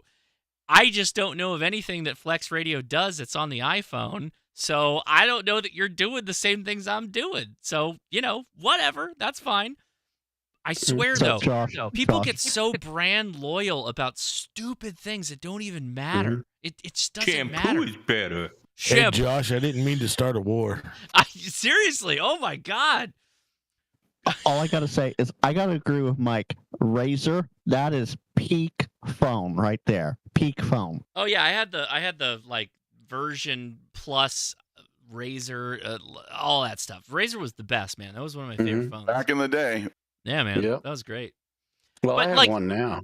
But look, I've used every type of phone, and I just use the iPhone because it's pretty simple. For me, it does everything I need. I have iPhone-ish devices, and people are like, oh, you're such a shill. I'm not telling you to buy them. I don't care what you buy. Do whatever you want. I don't care.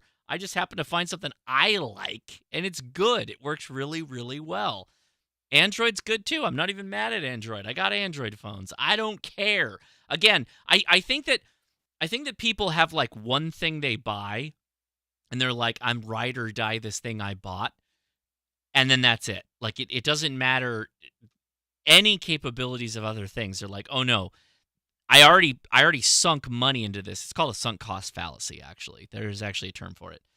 And then that's it. That, like, they're all about that. I paid my money. I have to support this thing.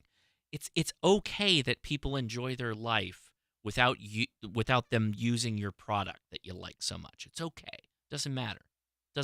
Yeah, everybody. Yeah.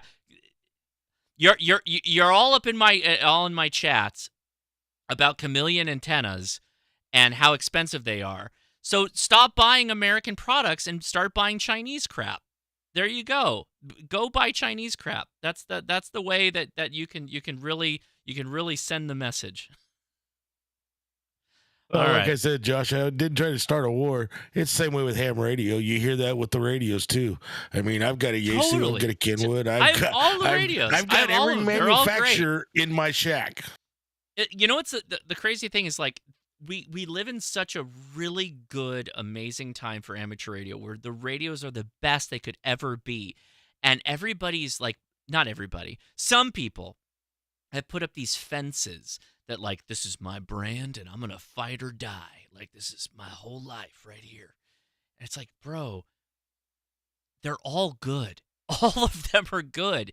It's a different experience. It's subtly, maybe not the way you like it, and that's personal preference. But the reality is that, like, performance-wise, a lot of these radios are to the point that the differences that we're arguing about, we can't even hear them. Our ears can't even hear the differences in the capabilities of these radios. So I don't even know why we're getting upset about this stuff. The radios have ascended beyond human capability, and yet we're fighting about it. It's like, bro, it doesn't matter. Well, doesn't RMDR matter. is still a real thing. What was that, Steve? I said RMDR is still a real thing. It's a real thing, but you can't even tell the difference. Oh, no, actually, I can. Actually, you can. Only the pompous people that admit that say they can. No. Seriously, in fact, the last contest I worked, I had a big problem with a guy who was like a KC and a half away from me and 2 KC away, and it was miserable on the flex, but it was far more acceptable on the Anan. So you just wait. Where's Don? Don I'm just right here. Don's getting his PTT button spooled Don up. is and you can get that Anand experience for $400 too.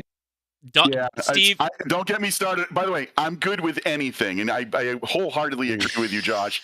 But it is a real thing. I mean, it's just as somebody who comes from the DSP world and actually does some design there. It is a real thing, and it is measurable.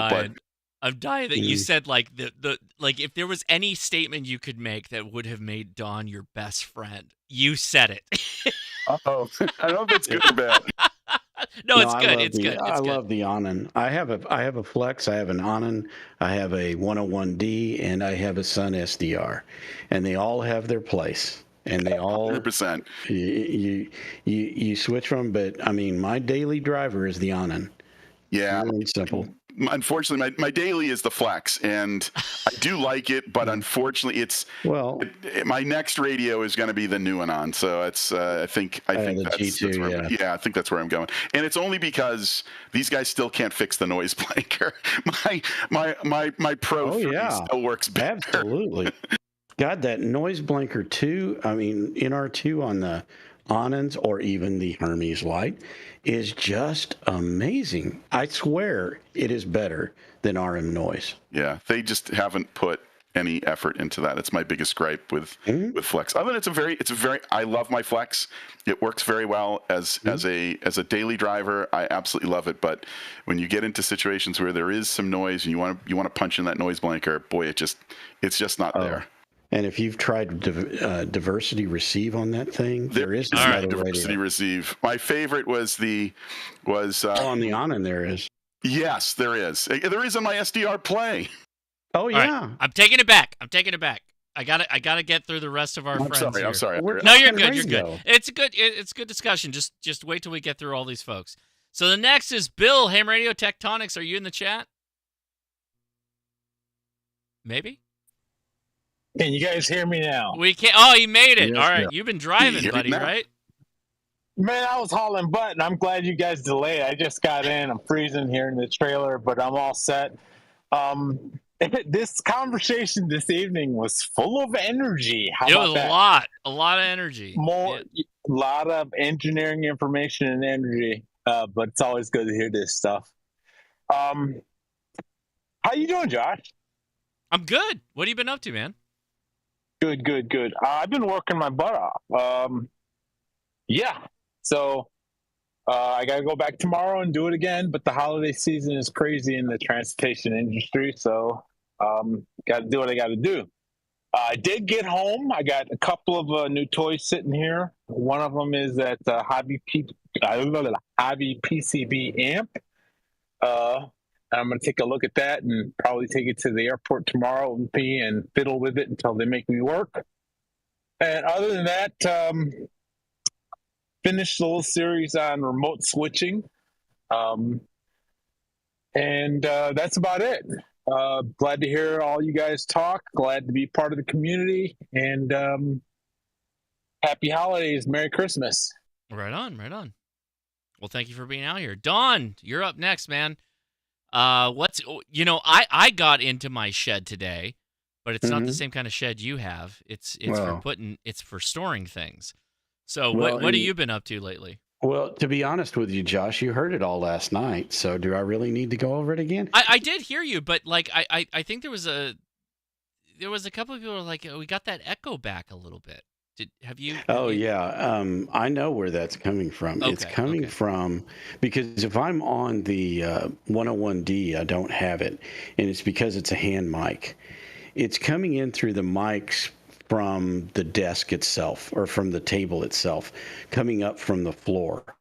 It's really weird. Like if I tap on the desk or whatever, I can hear like very well. I can hear that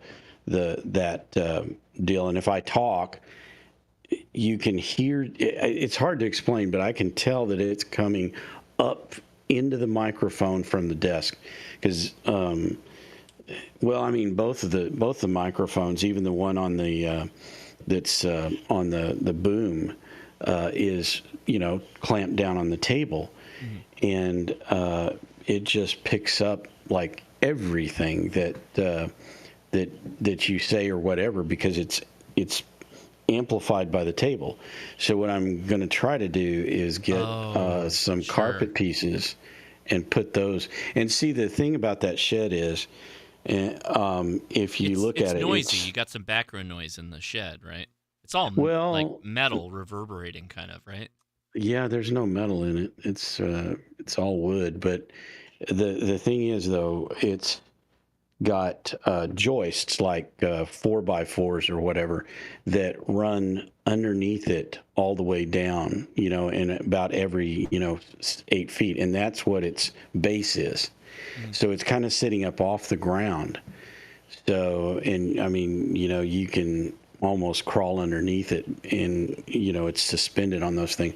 So it's hollow underneath is what I'm trying to say. And I think putting some carpet on there to dampen that part of it would do a lot to it. But at least I'm going to try that. I mean, I do have... And I just got the adhesive because I've been working and I have not had, every time I try to do something to that shack the last like 2 weeks, it rains on Saturday. It's beautiful every other day. And of course, I'm right in the middle of this new job. I can't go out there and screw around. So I don't have any of the panels up. I don't have the base traps installed. I don't have any of that done.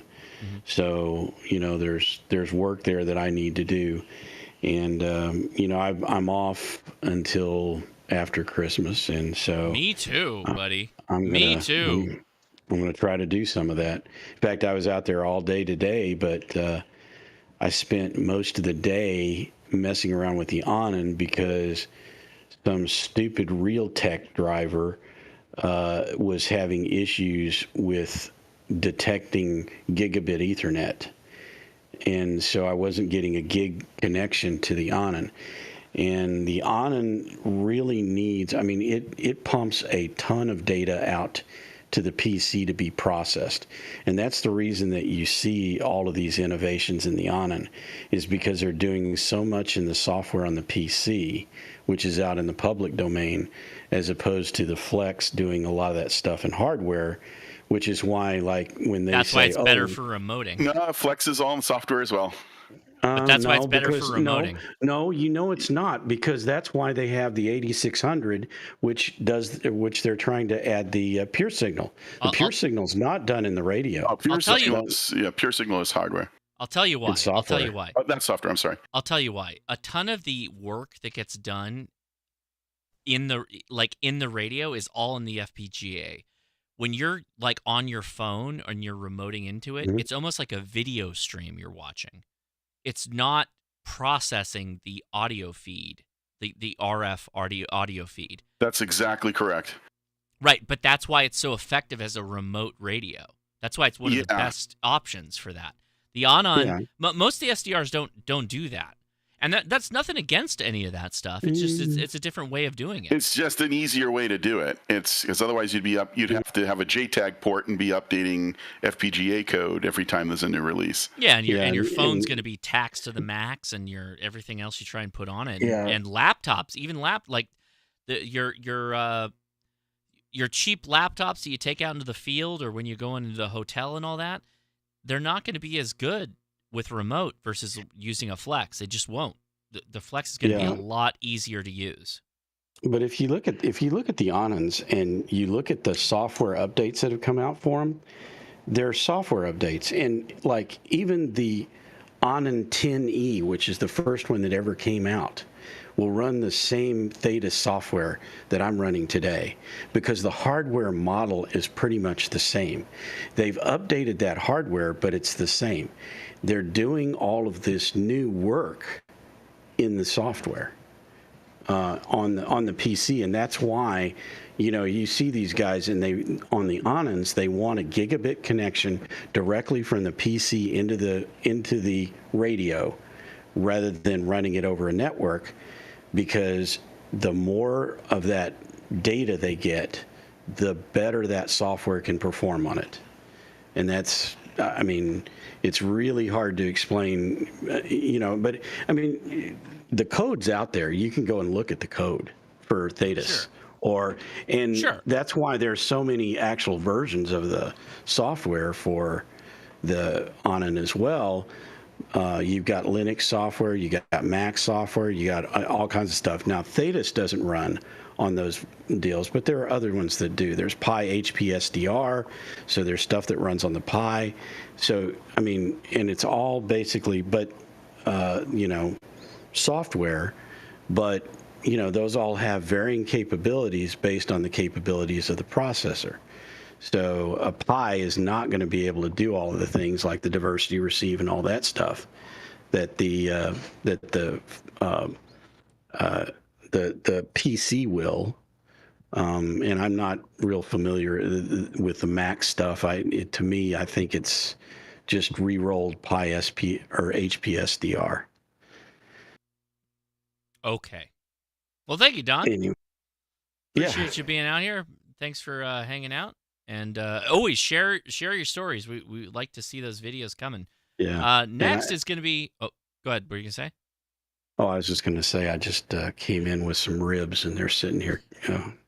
We'll go nosh on some ribs, some brontosaurus bones. It sounds like beef. Yes. So yeah, the big brontosaurus bone, the Texan brontosaurus bones. Next is Frank, Ham Radio Wilderness. How's it going, man? Oh, good evening, Josh and everyone. I'm doing great. I had a personal goal of reaching 750 subs by December 31st. I reached it officially. The official update was today. So even though I saw it yesterday, I saw it was official today. I have 762 subs. So. Woohoo! Maybe I can make 1,000 by 12/31. Wishful thinking. Who knows? New videos every week. I just did I was around for it. I was able to do the NorCal SwapNet's Christmas live stream this past Thursday night. At the very end of the live stream, there's a nice little poem thing that Armand and Net Control does every Christmas. And so we got that on the live stream, as well as something I came up with at the end. And this coming Friday, I am doing a CQ chit chat, and I don't know if I'm supposed to say it, but I know you and Mike are going to be on with me for that. So, along with a few others that are coming in. It's your channel, man. If you want to give your secrets away, that's fine. Well, yeah. So there's going to be a lot of fun this coming Friday. We're going to have a lot of fun. It's end of the year CQ chit chat, and looks like 2025 is looking up for me. So with Join us on the live stream. Join us live. It's going to be lots of fun as long as my computer doesn't decide to have issues. I just upgraded from 16 gigs to 32 gigs of RAM. The RAM's fixed, the CPU's still maxing out. So I got to figure something out between now and next Friday. Yeah, I'm almost there too. I'm about ready to do a full overhaul on this PC. Because I've been on this streaming rig for 5 years now, and I've upgraded it twice. New video card, new processor. And I think I'm going to upgrade to something bigger, but then I'm going to keep 2 computers, and I'm going to figure out like a dual stream solution. I think that might be a lot of fun. I need to touch base with you about NDI because I tried doing that and it didn't work for me. So I need to touch base with you on that another time because I tried starting up. I had my live stream going, and I tried starting JTDX, which. Mike, I'm sorry, but I know improved is awesome, but JTDX is more awesome. It's WSJTX only, even more awesome. I tried starting that in Grid Tracker, and the CPU just went, nope, I'm not going to do that. That's too much. So, I need to get together with you and see if I can NDI something from my laptop to the main computer in order to do that without taxing it too much. Anyway, that's it for me, Josh. Thank you. All right. Appreciate you, man. All right. Next is... Sorry. Brain went on vacation there. We're going to have 3 giveaways next Friday as well. Oh, wow. Okay, cool. Right on. Yeah. Does anybody need to know how to get in on that, or they just have to be in the stream? Just have to be in the live stream. I'm probably going to go for StreamYard and have you made the link yet for the stream? Have you made the stream link yet? No, I'm going to be doing that Wednesday. Okay. Send me the link, and I'll try and post it on my community page so people will see it. All right, cool. Yeah, that'd be fun. All right, awesome. Great. All right, well, appreciate you, Frank. Thank you so much. Next is the great guy, great contributor to the after chat here, but also a great gray man. It's Tim. How's it going, Tim? Josh, I am doing absolutely wonderful today. Started vacation for the end of the year Friday. I think I checked out sometime about 20 minutes after I checked in. Dude, I was checked out this whole week, man. I've honestly been checked out since I went on vacation during the Thanksgiving break. I noticed today that I don't have very many early shift activations. So I got up bright and early this morning and went out and did an activation with my ATOS 120 and my 857D and talked all the way to France. Nice. So it's possible. Was that on 10? But on 10 meters. But I tell you, I'm working on a video right now. I think a lot of it, when you're doing portable activations, portable operations, good enough is good enough. And there's always that engineering argument between the NFET half-wave and the dipole and something like the ATOS. But I think it boils down to, can you make contacts and are you having fun? And that's all that really matters. And that's what this video is going to focus on, is that. I've also been working on some fun stuff here. Lightning detector. I'm trying to figure out how to detect lightning and use that output to basically shut my station down in my absence. Oh, nice. Since I'm technically running a remote station out here in the ham shed on the back 40 of the property, I don't want to have to come out here whenever lightning pops up. So I want to be able to use technology. So I've got a lightning detector that I have built, a module and everything. So it's the middle of the winter here in Indiana, so I'm not sure how I can generate or simulate lightning to test this thing to work the whole process. So still working on that. Node Red. Well, no, not the engineering part. Actually simulating lightning or the interference. Lightning arcs. It's at about 3K to 300. Yeah, 300 to 500 hertz, somewhere in there. But being able to detect that to trigger that process to do it. So yeah, Node-RED, IFTTT. I mean, there's a couple different ways of doing that. Just it's actually generating the interference for the detector to pick up on it. Everybody's saying arc welding. Do an arc welder.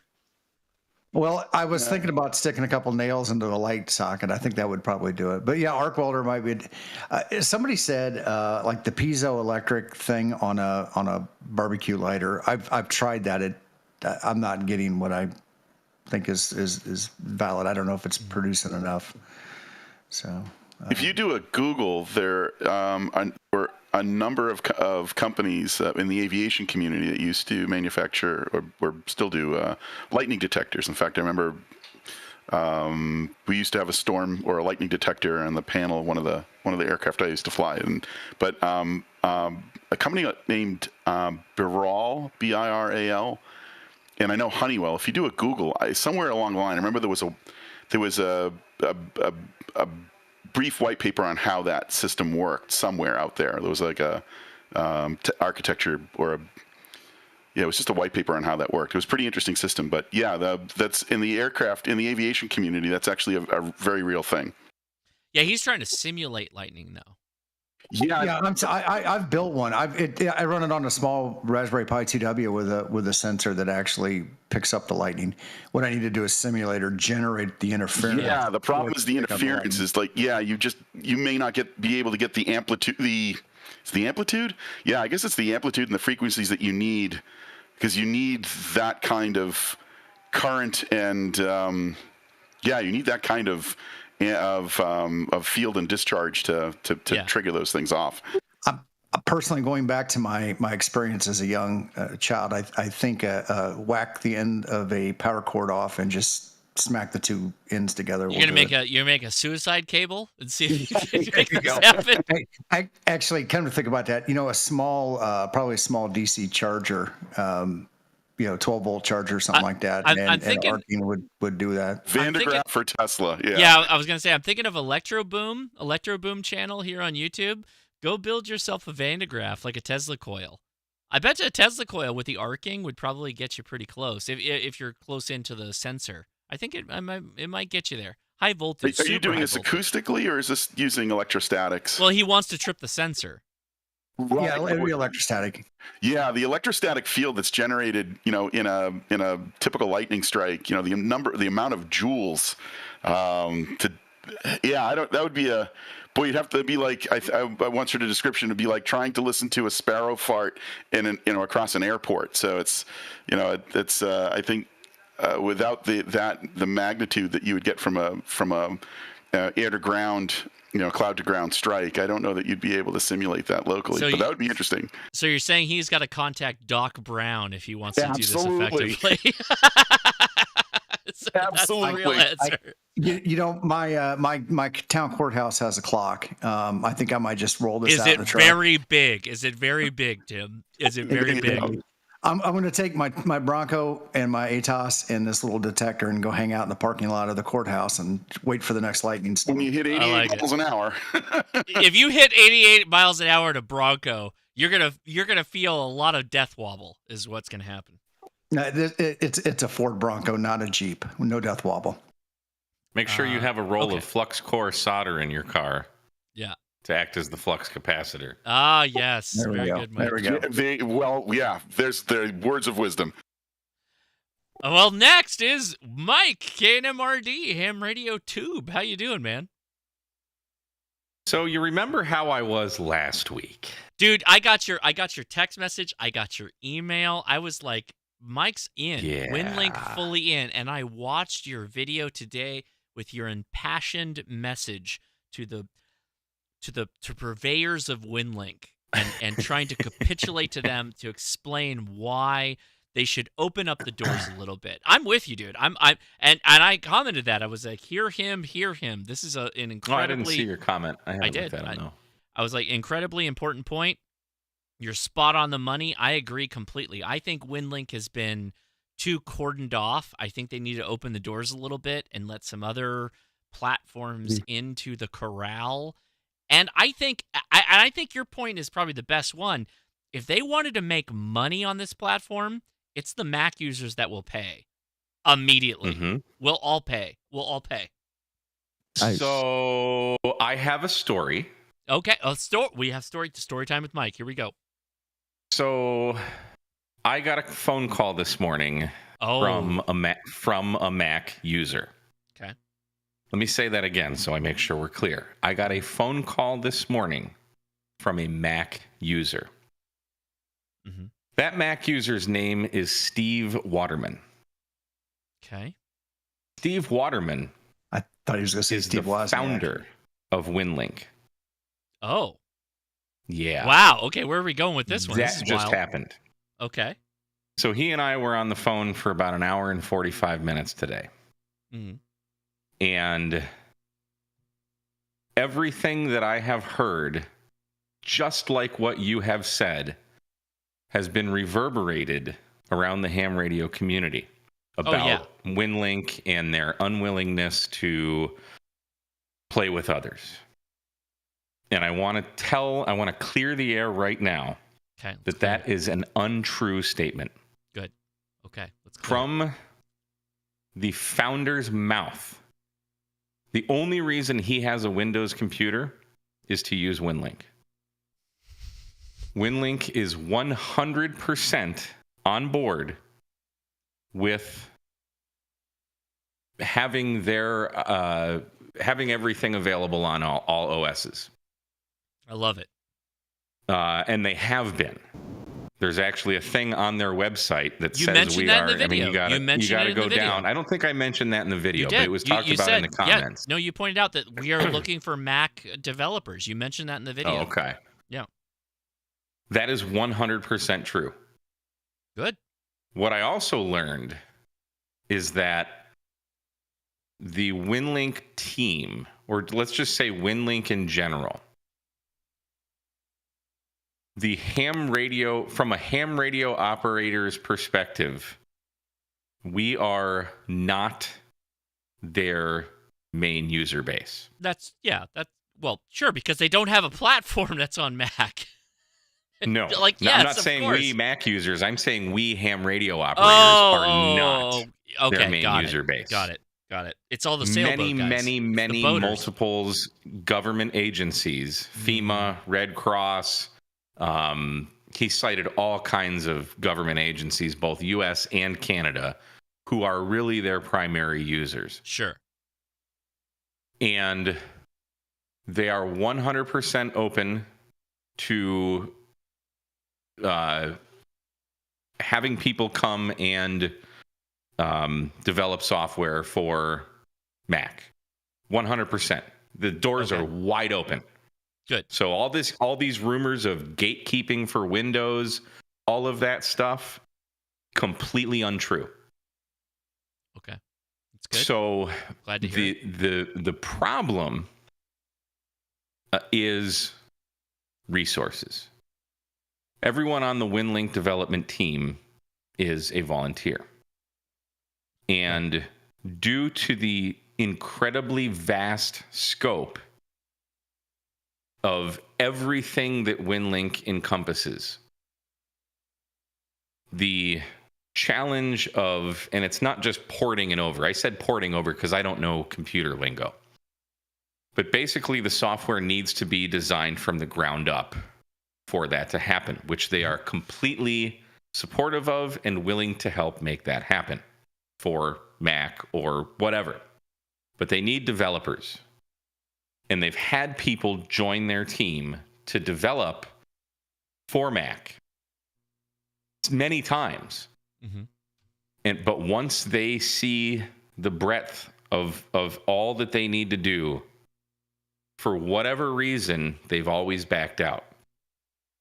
So the solution that we talked about is, and unfortunately this is where I just can't help because I'm not a programmer, is to develop a team of programmers who are dedicated and can dedicate the time. And it has to be a team because if one guy drops out, they can hopefully bring another guy on or female. So I don't think that many people know that, because the overarching sentiments from the ham radio community are that this Winlink development team is just gatekeeping. And that is just so, could not be any further from the truth. It is closed source, as Don is indicating, and it will always remain so. And I don't have a problem with that, but because you have to understand, we are not the primary users. It's government stuff. And Josh, I'm sure you can understand that. Well, no, you can always fork. You can always fork the code base and make a public line. So that's not true, okay, right? So that's above my pay grade. No. So I'll make it real simple. So if you want to have like your private government line where you build your baselines off of, that's fine. You can keep doing that. You can fork off that. And when I say fork, it basically takes the source code and brings it off onto a separate baseline that's like a public baseline. They don't want to do that, right? So Mike, I love you. I love you. That. Okay, Really? good. Good. Yes, they are 100% on board. And so there's more. Okay. So then I mentioned Vara. I'm like, Jose doesn't want to open his stuff up. Yeah. And Steve told me that if there was actual progress being made, Jose would jump all over it.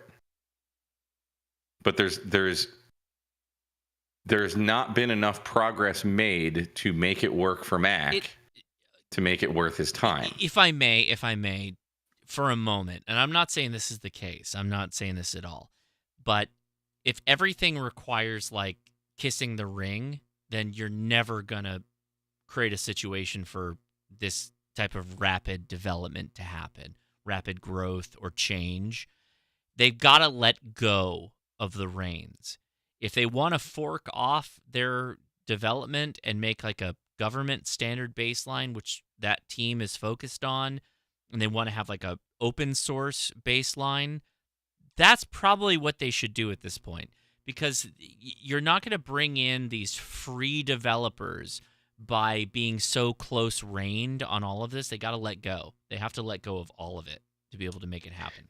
Yeah, and I bet those programmers have to write NDAs and all kinds of stuff that they're and another thing, money, totally not the issue.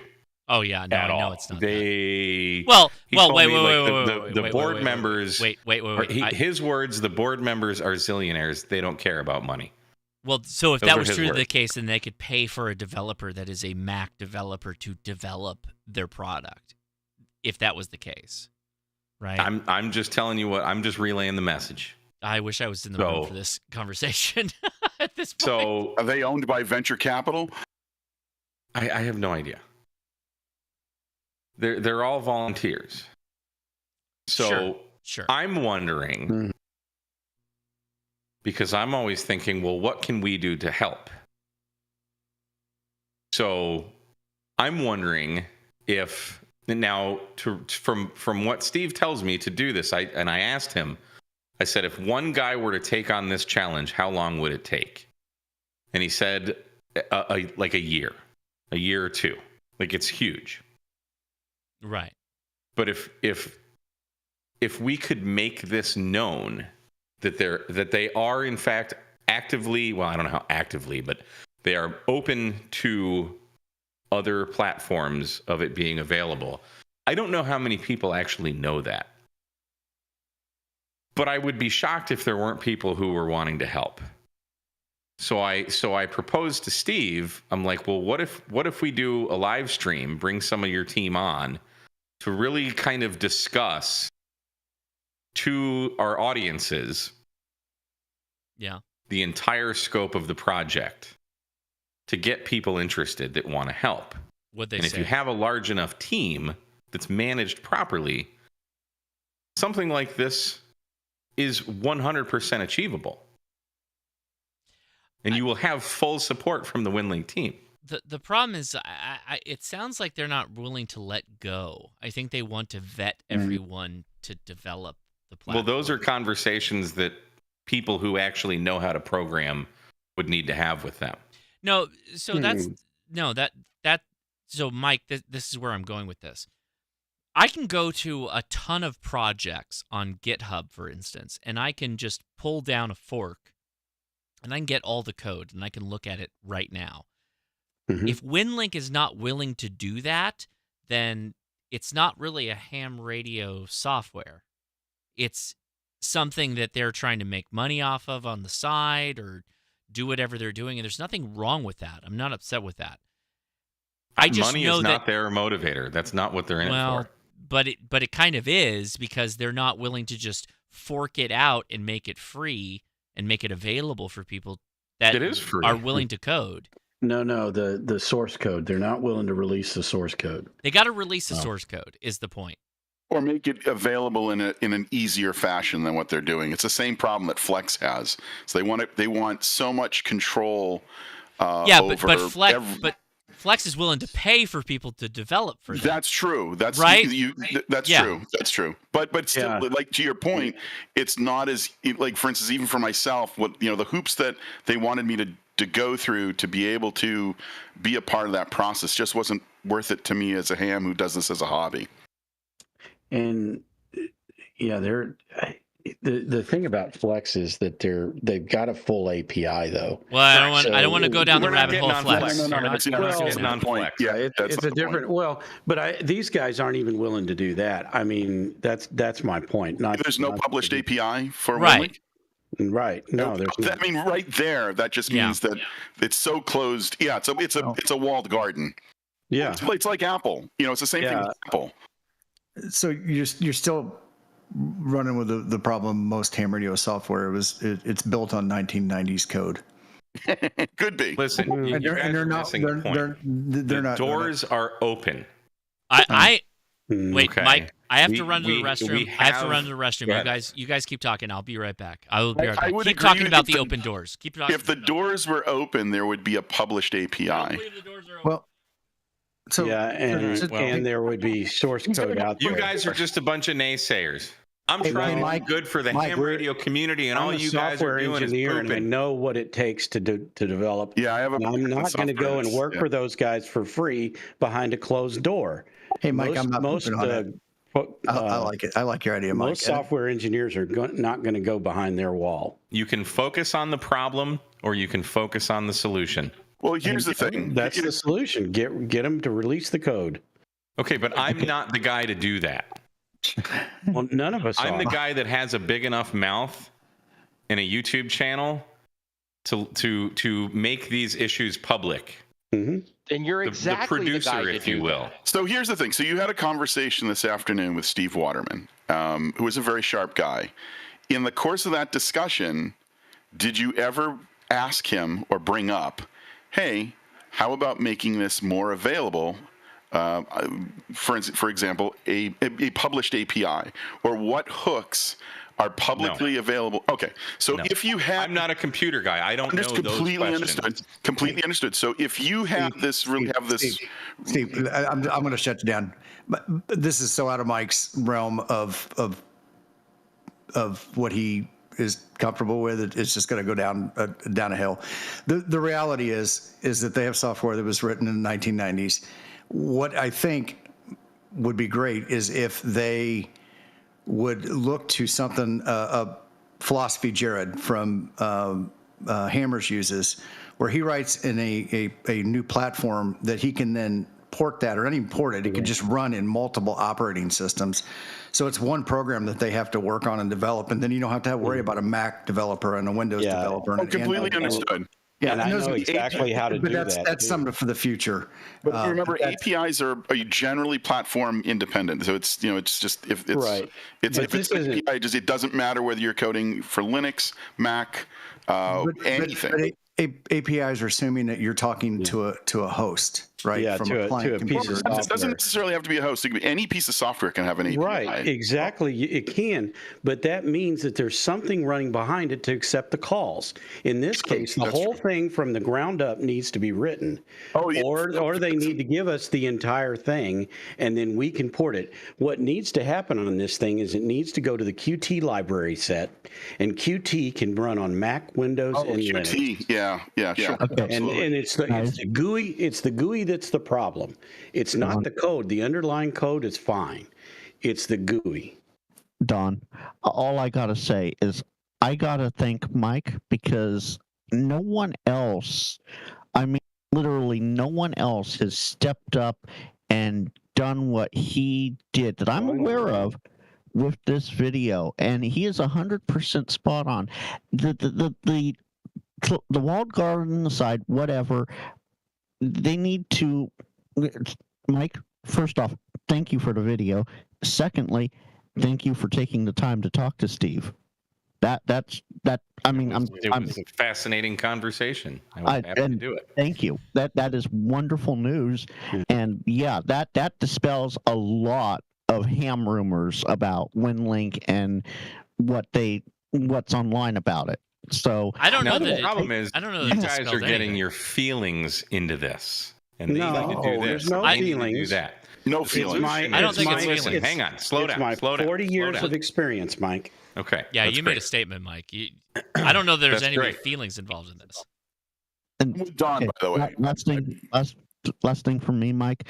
I actually shared it to the Winlink groups.io.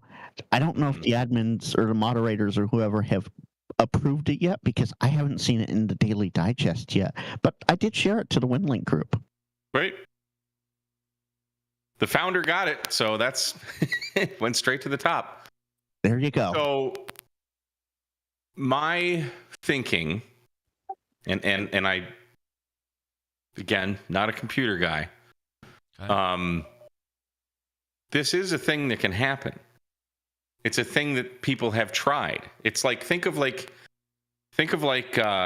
Chester Copperpot from the Goonies. He was trying to find One-Eyed Willie's treasure. Yeah. And then those were the developers that tried to develop for Winlink on Mac, but for whatever reason, whether it was family things or they just got overwhelmed by the size of the project, they left. Like people have started work on this and then left it incomplete. What does that tell you, Mike, when you hear that? Oh, it says a lot to me. It tells me it's a huge project, but I don't know. But it tells me it gives me hope. It tells me that they're subtly resistant to being outside of a specific operating system. Yeah, exactly. That's what it says to me. They're getting pushback from all of the people that have been there before them, exactly, that are running the project, and they're basically getting pissed off at those people, and they're running for the hills. Why would they get pushback? I don't know, Mike. We're not there. So, Mike, hear me out. Don and I are like, we're involved with software development, and everything you're saying right now. What's that? Yes. Oh, you are? Yeah.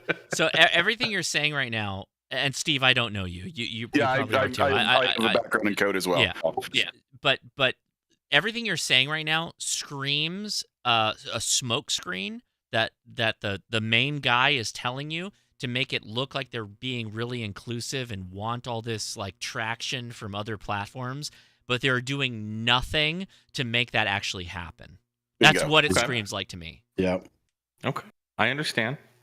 And that might be wrong. I might be totally off base. But everything you're saying after my 20 years of being in softwares and system development is screaming like these are people who are not willing to budge on what they do at all. I've been gaslit so many times on a project like this. It's engineering gaslighting. It's totally engineering gaslighting. Yeah, totally. Yeah, that's exactly what it is. Totally. And what I would say is just for a minute, Mike, is that we not focus on Winlink. We know what Winlink is and what it does. It's not magic. Get somebody to write a Mac application that does the same thing. It doesn't have to be Winlink. There you go. Well, it's not just the application. It's just email. The sound modems that go along with it. The whole thing. Right. And so there's RDOP and several other things. My proposal is let's open a dialogue with them and find out what the deal is. They don't want you to know the deal, Mike. They don't want you to know what it is to develop in the same platform because that would be giving up their. That's giving away their candy store. Yeah, and then anyone can make a competing product at that point. That's what they're trying to not share. That's literally the point. right? If I don't know. No, They're that's holding what their I'm cards saying. close to the vest, and they don't want to release them. And it's one of the things that kills a company very quickly.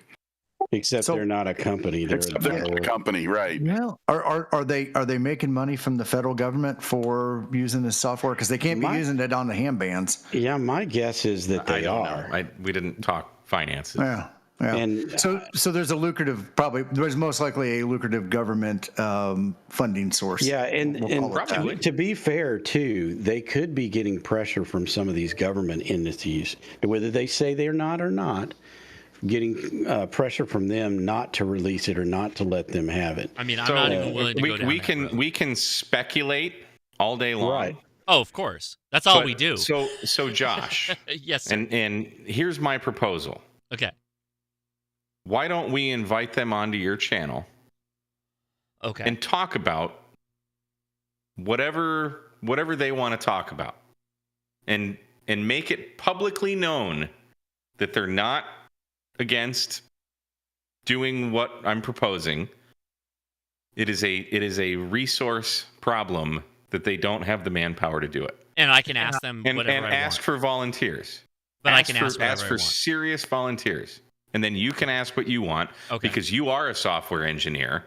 I'm just the guy that, again, has a big mouth. Well, no, but you're poking the right questions. Totally. I love the video you made. It was impassioned and it came across exactly. I think it was perfect what you said. I like everything you said. I'm totally in support of it. I want there to be a Mac platform. Ghidra. Winlink. Yeah. Let's disassemble it. But I just don't know that they're actually willing to do that, and so that's what I'm going to probe at. I would like to probe it. Let's call him out on it. Okay. So if you want, I can forward you his phone number, and you can talk to him. If you want to be part of this. Actually, that might be the best way to do it. Is that I talk to him and just say okay, here's my background. Here's all the cards on the table. Where are we at with this? I told him I would be speaking with you tonight. Oh, okay. Okay, cool. So. I mentioned the possibility of let's invite some of your team on your channel because you have the biggest ham radio channel. Well, sure, but I mean, my actual career background is in this space, so this is too. Tangentially connected to what I actually do for a living. So this is I would totally be willing. Please do send me that information. I'd love to talk to him. It to you. I'm forwarding you his information via text. And if anybody wants to DM me questions, go ahead on Discord. I will pass those on. I'll just say this one real quick. So I was really happy, and you guys squashed my dreams. So no, I'm kidding. Well, no, I don't think it's not. Well, I want to believe it's possible. Let me start out there. I want to think that all things with amateur radio is we should interconnect all the things, of course, if we can. Let's do it.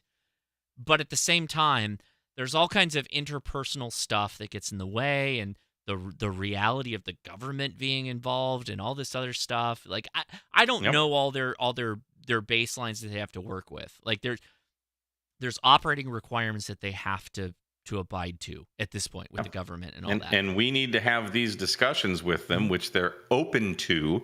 Good. That's great. So, this is just the first step. So, Josh. And I'm calling today a win. I don't care what you guys say. Oh, yeah. Oh, no, I'm not. It's a win. Absolutely. The fact you got somebody to come back to you, Mike. The founder. Yeah, there you go. 100%. Absolutely. Yeah, 100%. 100%. So, okay, Mike, Frank. that is a huge win. Yeah.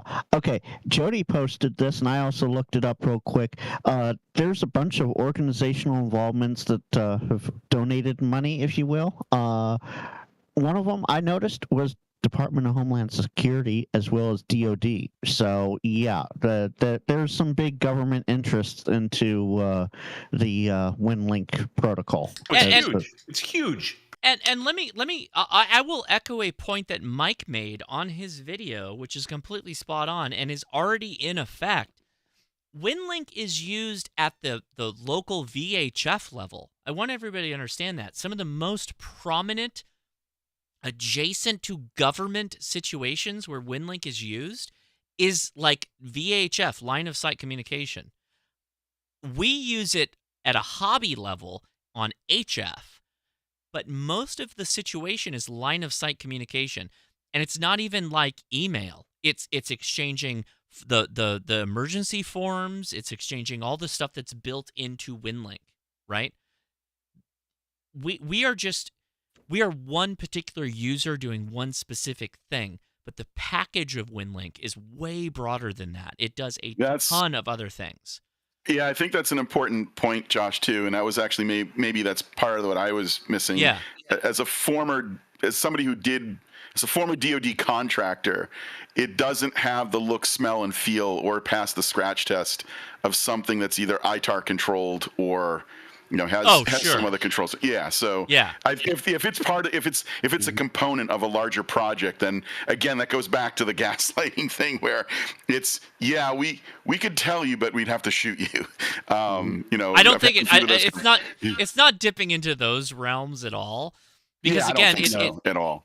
Well, okay, I don't know how people are using this. Like, if we're talking about the government, they could have encryptors on the front end and the back end. Right, it could be colorless on either side. Yeah. The government uses it with encryption. They use it yes, for... of course but they do. They've also embraced the ham radio community lately, and Steve was the guy, I think he said, the guy that petitioned the ARRL for the whatever baud limit thing. Yes, I know. Yeah.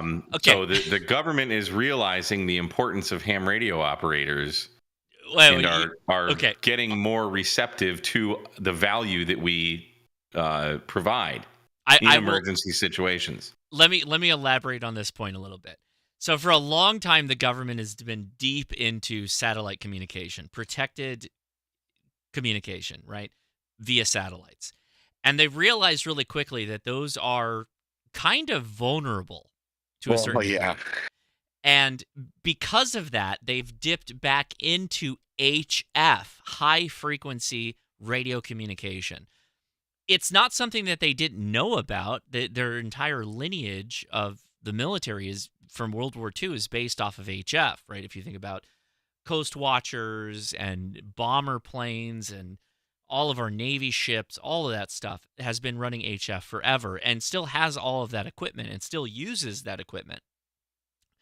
But our reliance at a tactical level on satellite communication is something that it's not that it's going away, but they all agree that it is a environment that could be compromised. That's a better word.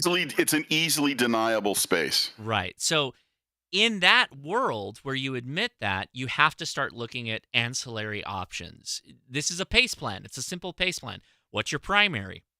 We're going to continue to go with protected satellite communication. Absolutely. What's our ancillary plan? Well, we might need to look at other terrestrial communications if we got line of sight, all that. What's your contingency? Your contingency might start being HF radio. That's why, companies like Flex Radio. Do you know Flex Radio has a really big military contract side huge. right now? That's a big Raytheon partner. Yeah. Did you know that Chameleon Antennas, huge military contracts? Did you know that Buddy Pole, huge military contracts? All that stuff is because they're all now realizing what we all knew is that HF frequencies are really freaking effective, really usable, and not that hard to get up and running on. And you can do the exact same things. Well, not high data. You can't do high data, but you can maintain communications over HF that in a contested environment in space, you might not be able to do otherwise. Or as part of a link between, downrange warfighter edge and tactical edge. That's the big. That's the big push. But that's just big data. Tactical edge. But that's like super big data. Edge warfighter is like super big data. You can't even push that in what we're talking about. But I hear what you're saying. Yeah, there's no tack lanes here. Yeah, no. That's okay. I'm giving up my background. A little bit. FCS? Are you an FCS guy? No, but I have some knowledge of that. I worked on a few of those projects. Can I ask a question here? What is Jason or Smart Jason doing to get Winlink running on Linux? He's all RDOP, right? What? But he's running Pat Winlink, right? Pat Winlink. Well, so here's the thing. I gotta say, I don't like it. I don't like it. I don't like it. I get that, but that's don't not, like it. That's an alternative to Winlink Express. If you can't get Winlink, then what's your alternative? And this is what he's doing. What's wrong with that on the Mac?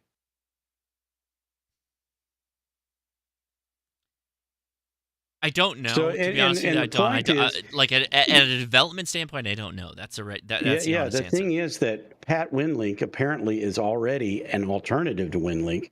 Maybe the software's not that great. That only does packet though, if I'm not mistaken. Pat Winlink. It's Winlink, and it runs. And they're doing Vara FM and Vara HF. It'll do Vara. It'll do all the things. Okay, so Mike, you know how when you start Winlink on the Mac and you bring up the main platform for like your emails, and then you bring up a session. So Pat takes all of that over, and it will have a separate session that is almost transparent to you for Vara or Packet or whatever you're doing.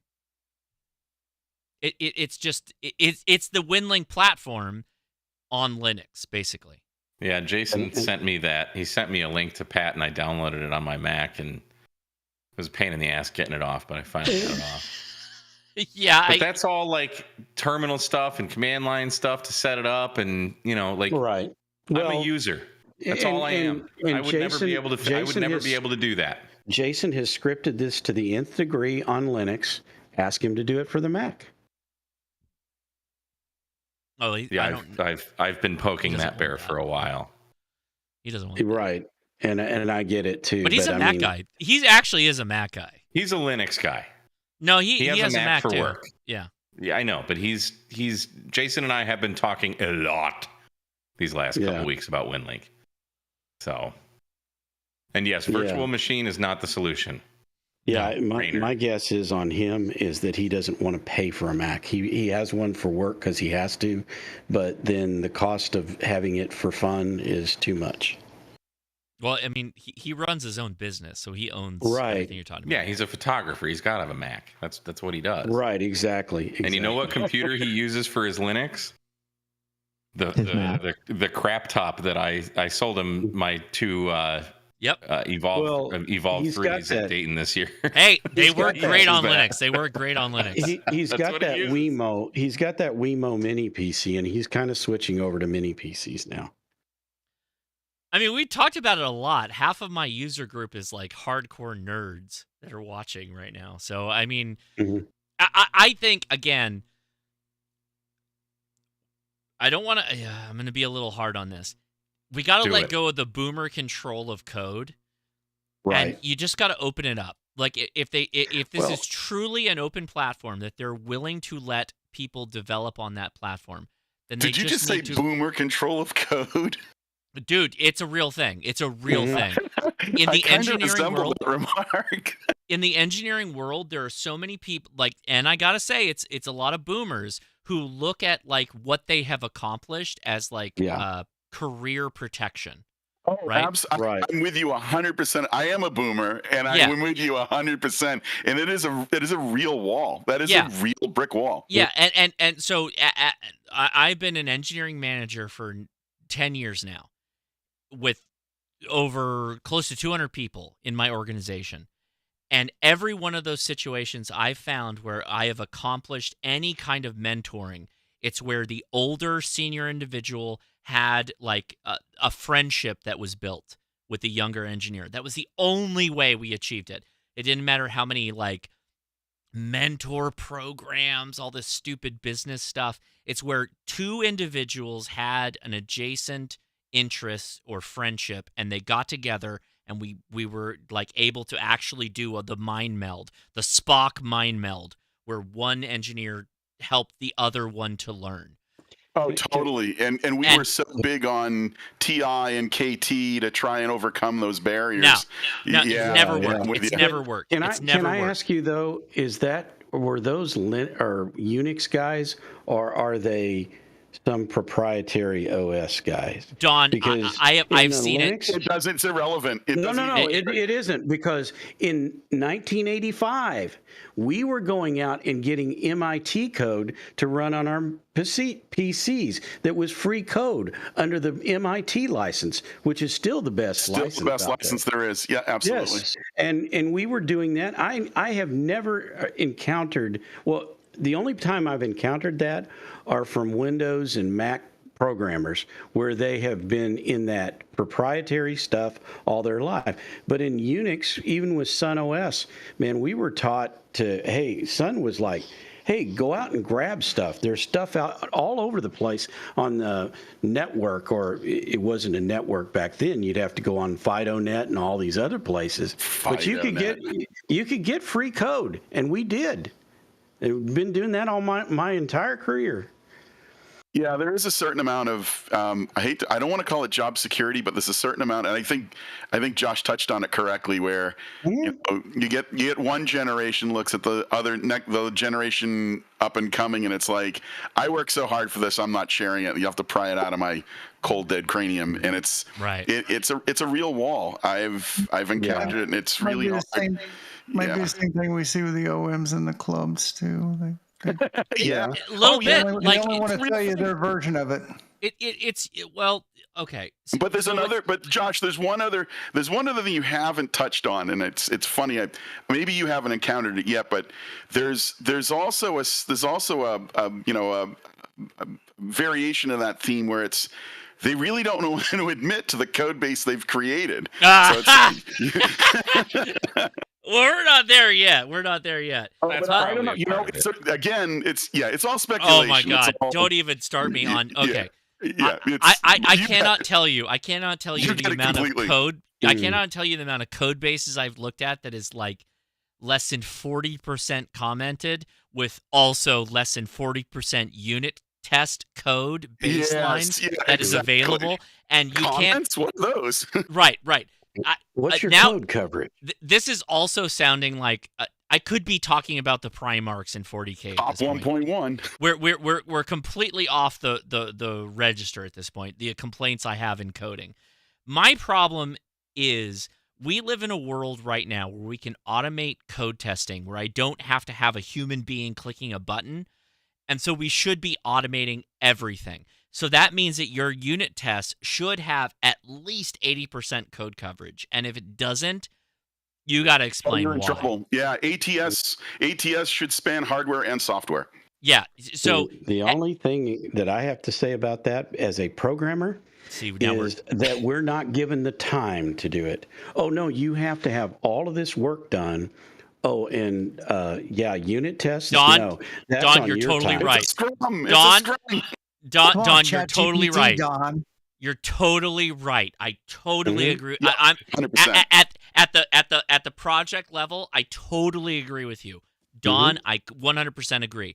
I would rather lose a month with no one doing anything productive to at the end of that month for all the developers to say, my unit test is solid. We can replicate this and repeat it in automated testing every night for an automated build. Do you know how much confidence that gives to everyone in the pipeline?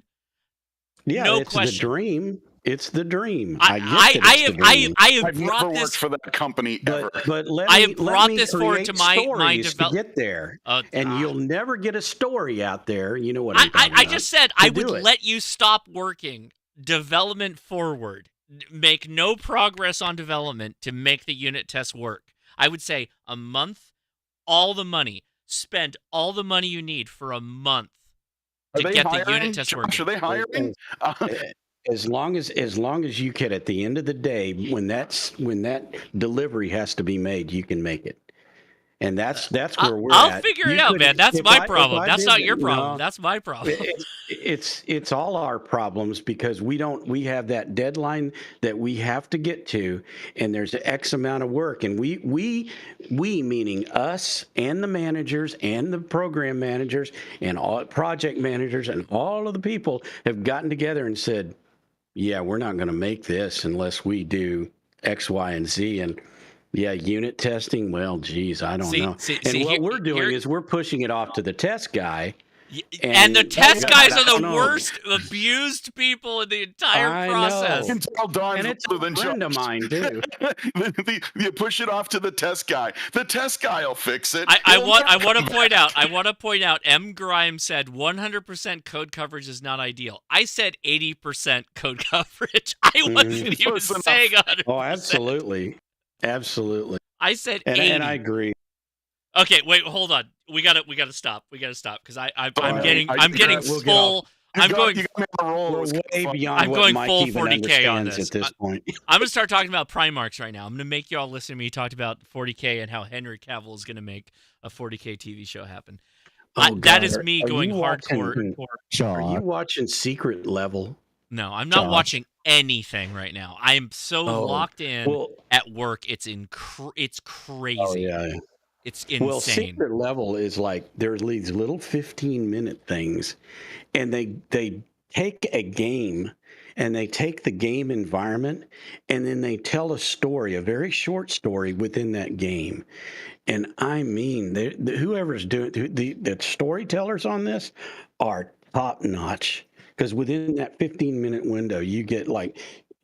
I'm blown away because I love reading short stories, and this is like watching a bunch of short stories where you understand. If you play games, you understand. Oh, okay, I recognize that. I recognize that environment. I know where they're coming from. It's called Secret Level. Josh, what platform? Oh, hold on. What platform? It's on Prime.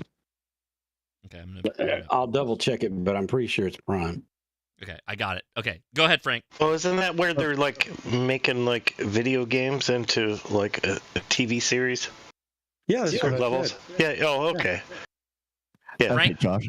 Before we deep dive into TV, you're missing two more people on the list that I sent you. I know. Okay, I'm not deviating. And thank you, Frank. I appreciate the hard work. I don't mean to jump. It seemed like we were deviating. So.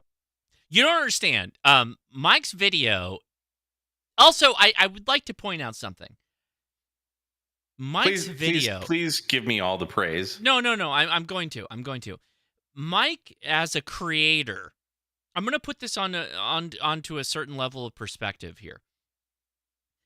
Mike is one of the first ham radio creators that has just come out and said, like, you need to do better at this, right? And it's not like a radio manufacturer or anything like that, or software, or it is software. But the point is that like I think we're starting to get more into the realm of like it's kind of time for the people that are using the equipment to be a little bit more vocal with the complaints that they have, because we've been using all this stuff for a long time. And the feedback seems to kind of hit a block wall and just stop. And it's not going any further than that. So if some people want to use their platform to amplify that signal, I think that's okay. I think that's great, actually. And Mike's very passionate about it because, again, nobody can question how serious he is about being a positive user in this space and liking what comes out of that. And so this is one of like the best examples, like just saying like, hey, I've had enough. I don't like this experience. I think we can do a lot better. And you have the capability right now to do it. So how do we get there? So good job. Good job, Mike. Across the board. And that's all I'm trying to do is open the dialogue. Yeah. So, Josh, you have Steve's phone number. You should have gotten my text. Oh, hold on. That effort. I mean, you know the software questions to ask that Don and the other gentlemen have talked about. So I'll be honest. I don't want to turn this into a hit piece. I actually want this to be positive. So I'll call him and I'll talk on the offline and be like, hey, I'm curious what do we actually to hear do here? what your conversation goes and from what these other guys are commenting about, like they really are gatekeeping, but he's blowing smoke up my ass, I don't feel that's the case from my I conversation. hope with them. not. I hope not. But like, I really the only don't. the only way you know that if you just let go of the reins, and I just don't see them letting go. Like that's kind of what I'm seeing right now, personally. Which very well could be the case. But one of the very first things that Steve said to me is he said, "Hell, I'm a Mac user. I'd love to see it available on Mac." Yeah. That's what he said to me. And Sean makes a really good point. Mike started building the bridge. Please, ham radio community, don't burn the bridge down. Good point. A fantastic point. I like that. Like the doors are open. The doors of communication are open right now. I'm not saying it's going to be an easy task. In fact, I'm saying it's going to be a very hard task. Yeah, I think so.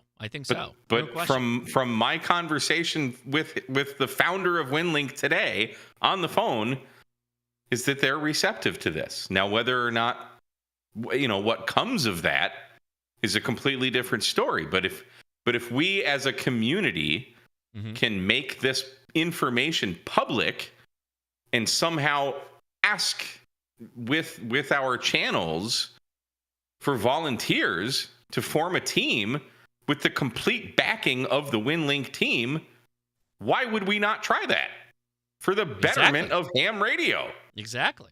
Yeah, no, that's I'm literally with what you. it's all about. Yep. Okay. Well, thank you. I have spoken. You texted it to me? Yeah, did you not get it? The great Oz I has got spoken. it. I got it. Thank you, sir. Okay. Yep. Okay.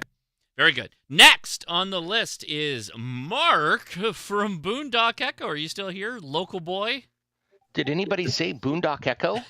How's it going, man? Echo. Boondock Echo. I have a proposal. Okay. That next time I get to go before Mike. I'll second that motion. Maybe we go upside down. I'll wait long enough just to get my 2 cents in, but that's probably a good idea. No, that's okay, guys. It has been one heck of a week. Where this do I week start? sucked, man. Yeah, this week right? sucked. This is It's the been week of busy. everybody had to get all their stuff done, and they're like, I know you're checked out. I know you're full senioritis, but I need you to do something. It's like, this is the wrong week, man. Nobody cares what we're going to do in the next 2 weeks because nobody's going to be at work. Like, why are we doing this? But yes. Continue. Well, sorry. I'm glad you get 2 weeks off. Mine is only getting busier because our particular contract doesn't care about holidays or any of that. But anyways, that's the day job. Forget about it. Boondock Echo. We finally flipped the switch and released massive transcription improvements. So first of all, everybody should see improved transcription across the board. However, you can now tailor make the stream to suit your needs. If you want to listen for addresses, we can focus on that. If you want to listen for keywords, the phonetic alphabet, or you want to listen for street names or whatever, we just slow the server down and it listens just for whatever it is you tell us to listen to. So if you've used it before and you're like, yeah, this is pretty good, you're really going to notice some differences, especially if you tune it to your use case. We turned on language transcription, so you guys can, listen into Spanish or Japanese radio or Korea, and it'll spit it out in English for you if you want. So all sorts of fun stuff. Go check that out. But the real excitement happened before I tell you the real excitement, let me show you something else. I have an elderly neighbor. Her husband had a brain tumor, so I ended up driving her to visit him in the hospital 2 days. And I was just sitting in my car for a few hours. And when I did that, I hacked the ever-loving crap out of the BTEC UV Pro. Any of you guys, I think there's 2 other radio versions that go around with that. I'm not done yet, but I've decompiled the Bluetooth data streams, which means we can now talk to it. So there should be some fun stuff once time permits for me to turn that into some code. For anybody that's got that particular radio, you can have it change frequencies for you. My end goal for doing all this was to get Boondock Echo to be able to change frequencies on the fly. We wanted a cheap radio, and it looks like this is going to be it. So that's it, but that's not the good news. You want to know the good news, Josh? I do, yes. Okay, so day job, I was in the middle of a meeting, and I got a call from a billionaire about Boondock Echo. Really? At work? Yeah. Okay. Yeah, I mean, granted, I was leading the meeting. I didn't give two shits. I took the call because I knew it was coming. They want it in F1 racing so they can monitor all of the traffic. So wow. When I left the meeting, I turned in a proposal over to this guy. I was meeting my team. We gave a proposal for a 16 to 20 audio channel instant analysis thing. Yeah, I might get to go to Daytona. We'll see. I don't know. Dude, that's awesome. Congratulations. That's awesome. Yeah, but I mean, it's our first one. I don't know if I left money on the table, if I priced ourselves out of a job. I don't know. We're going to have to roll the dice and see. Well, best of luck to you. And the best part about this, hopefully you get to take a little bit of time off. You deserve it. I know you got a lot going on. It'd be good for you to just reconnect to the family a little bit, I think, at this time. All right? Take a weekend if you can. Is that on the horizon at all for you, maybe? Maybe. He wants this pack. Well, the F1 contract, he wants this in early January, so who knows about that. But my other contract, my day job, they're coming up against some hard deadlines. So we'll see. But yes, I will spend some time with my family because if I don't pay attention to my wife, somebody else will, right? Hey now.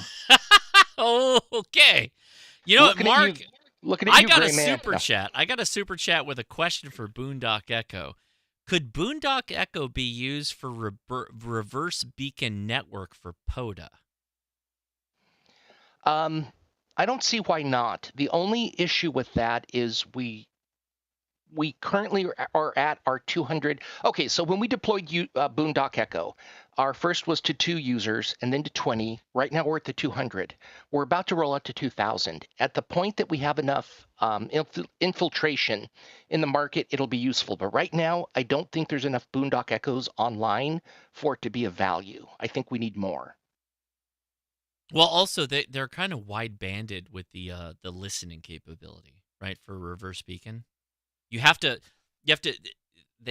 have a listening station that is kind of wide banded to jump around a little bit to be able to hear the people calling CQ or test with their call sign. So you'd have to be able to jump around a little bit. So that's like a radio control thing. Yeah. Mark, we've actually talked about that. We have talked about that. I think there are ways that we can repurpose the hardware that we have and build new hardware that can make it happen. I would say right now, I don't know if I think it could be done. I think it would be. Let's wait. Let's give that 6 months and let's ask that question. It's on the roadmap. It's on the roadmap for the future. It's on the roadmap. That's always a safe answer. Always a safe answer. It's on the roadmap. On the roadmap. That's the only answer. That's the only answer you can do. All right, next, Matt, KA2AUB. How you doing, man? Thanks for hanging out with us. You still there, bud? Oh, I'm definitely here.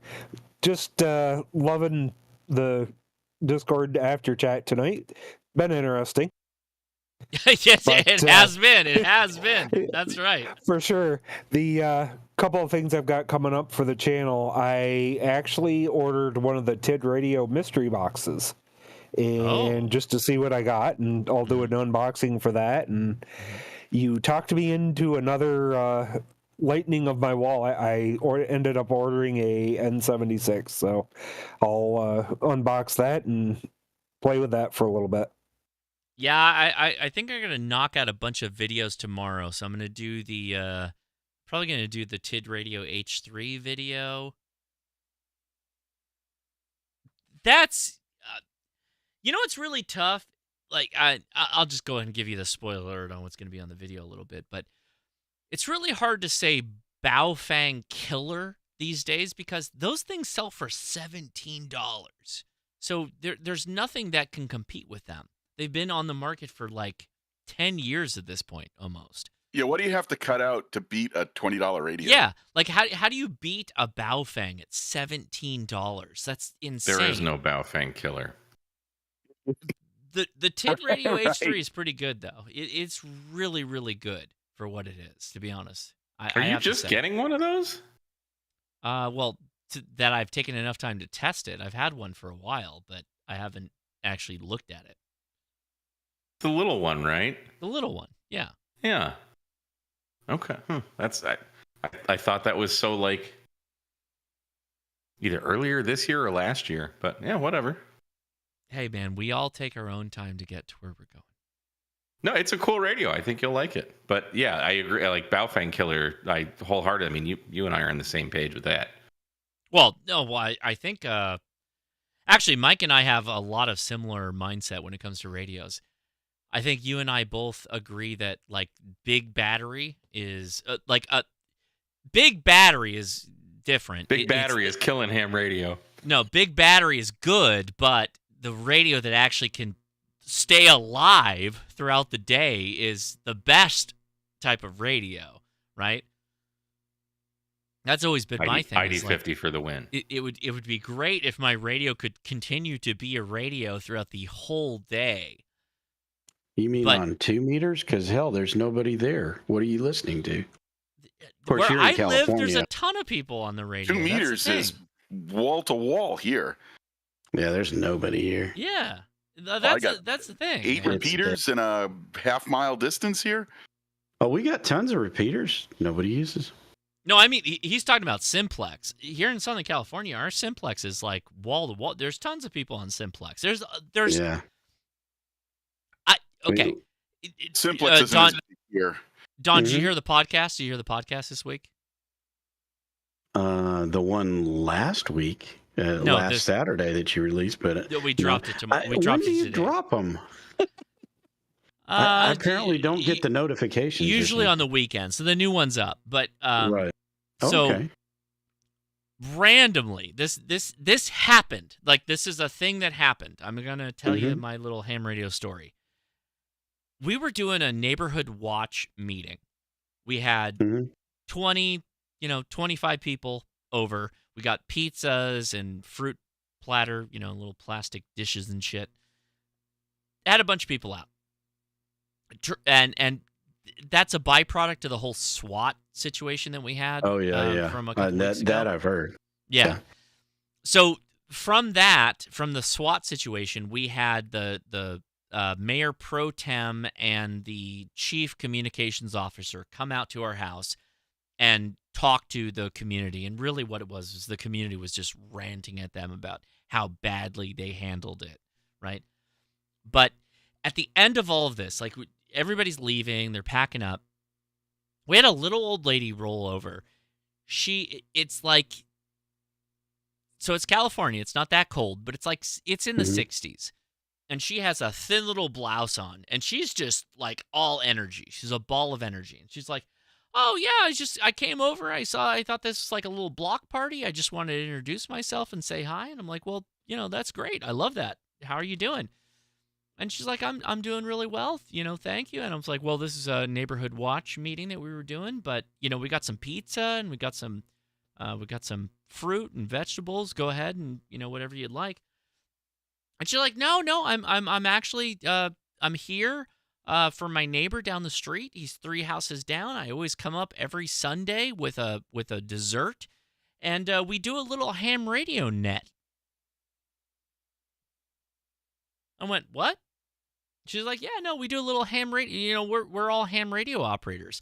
By the way, I knew that this individual was a ham radio operator, and I didn't know that he was doing a net on simplex. He's been doing it for like 3 years. I never heard him because his frequency, he has his own frequency that he's doing this net on. This dude has like 20 to 30 people doing a simplex net, all local community, all local simplex. And she's like, yeah, you should check in. And I'm like, you know what? I think I will. That's hardcore, man. And she's like, are you a ham? And I was like, I am, yeah. She's like, what's your call sign? We had the fun little, back and forth. And so I point up at the step IR. I did say, I'm like, I do have some antennas. I don't know if you saw them. And she's like, oh no, I saw. I did see you have antennas. So I go in the shack and I tune up their frequency. And sure enough, yeah, they're already out there. Opening the net up and doing the whole thing, and so I hop in. I'm like, yeah, I'm logging in. I'm so-and-so's neighbor from, 3 houses down, and I've been a ham for so long, and yeah, I absolutely listen to Simplex, 146.52. I'm out there all the time. And so the net basically like rolls to a conclusion. And then she hops on the radio on that frequency, and she's like, I met the nicest guy just down the street from so-and-so who's a ham on our net. And he said he's a ham radio operator too. And, so he might join us on the net. She was an older lady. And I came back to her and I said, hey, I just wanted to say thank you so much for inviting me to your net. And I did. I checked in and I had a really good time. And it seems like you have a really good group of people in the local community. And this is all Simplex. We're talking about 20 people on Simplex that are talking to each other. And I just said, thank you. That was really great. And, and it's tomorrow. So I'll probably try and make sure I'm available to check in tomorrow. It was fun. Yeah. It was really good. And by the way, I need to correct myself. So where I live now, the 2-meter repeater, and there's quite a bit of activity around me way down here. But what I meant is in Dallas. And the reason I'm saying that is there's a guy that very frequently checks in. In fact, I see him in the list here. He's, I think, RC N0AX, and you'll see him. Well, he's the VE lead out here. He's trying to get me to come over there and be a VE with him, which I'm trying to do. Unfortunately, this week it got, it was this week. It got canceled. So I am trying to get involved down here, and there are people down here. So it's more, and it is a fairly tight community around here. So there's like 3 different cities, but everybody around the lake here is like buddy. But up in Dallas, man, Dallas, Richardson, Plano, whatever, those repeaters are just, there's tons of people live around there, but I don't know what they do.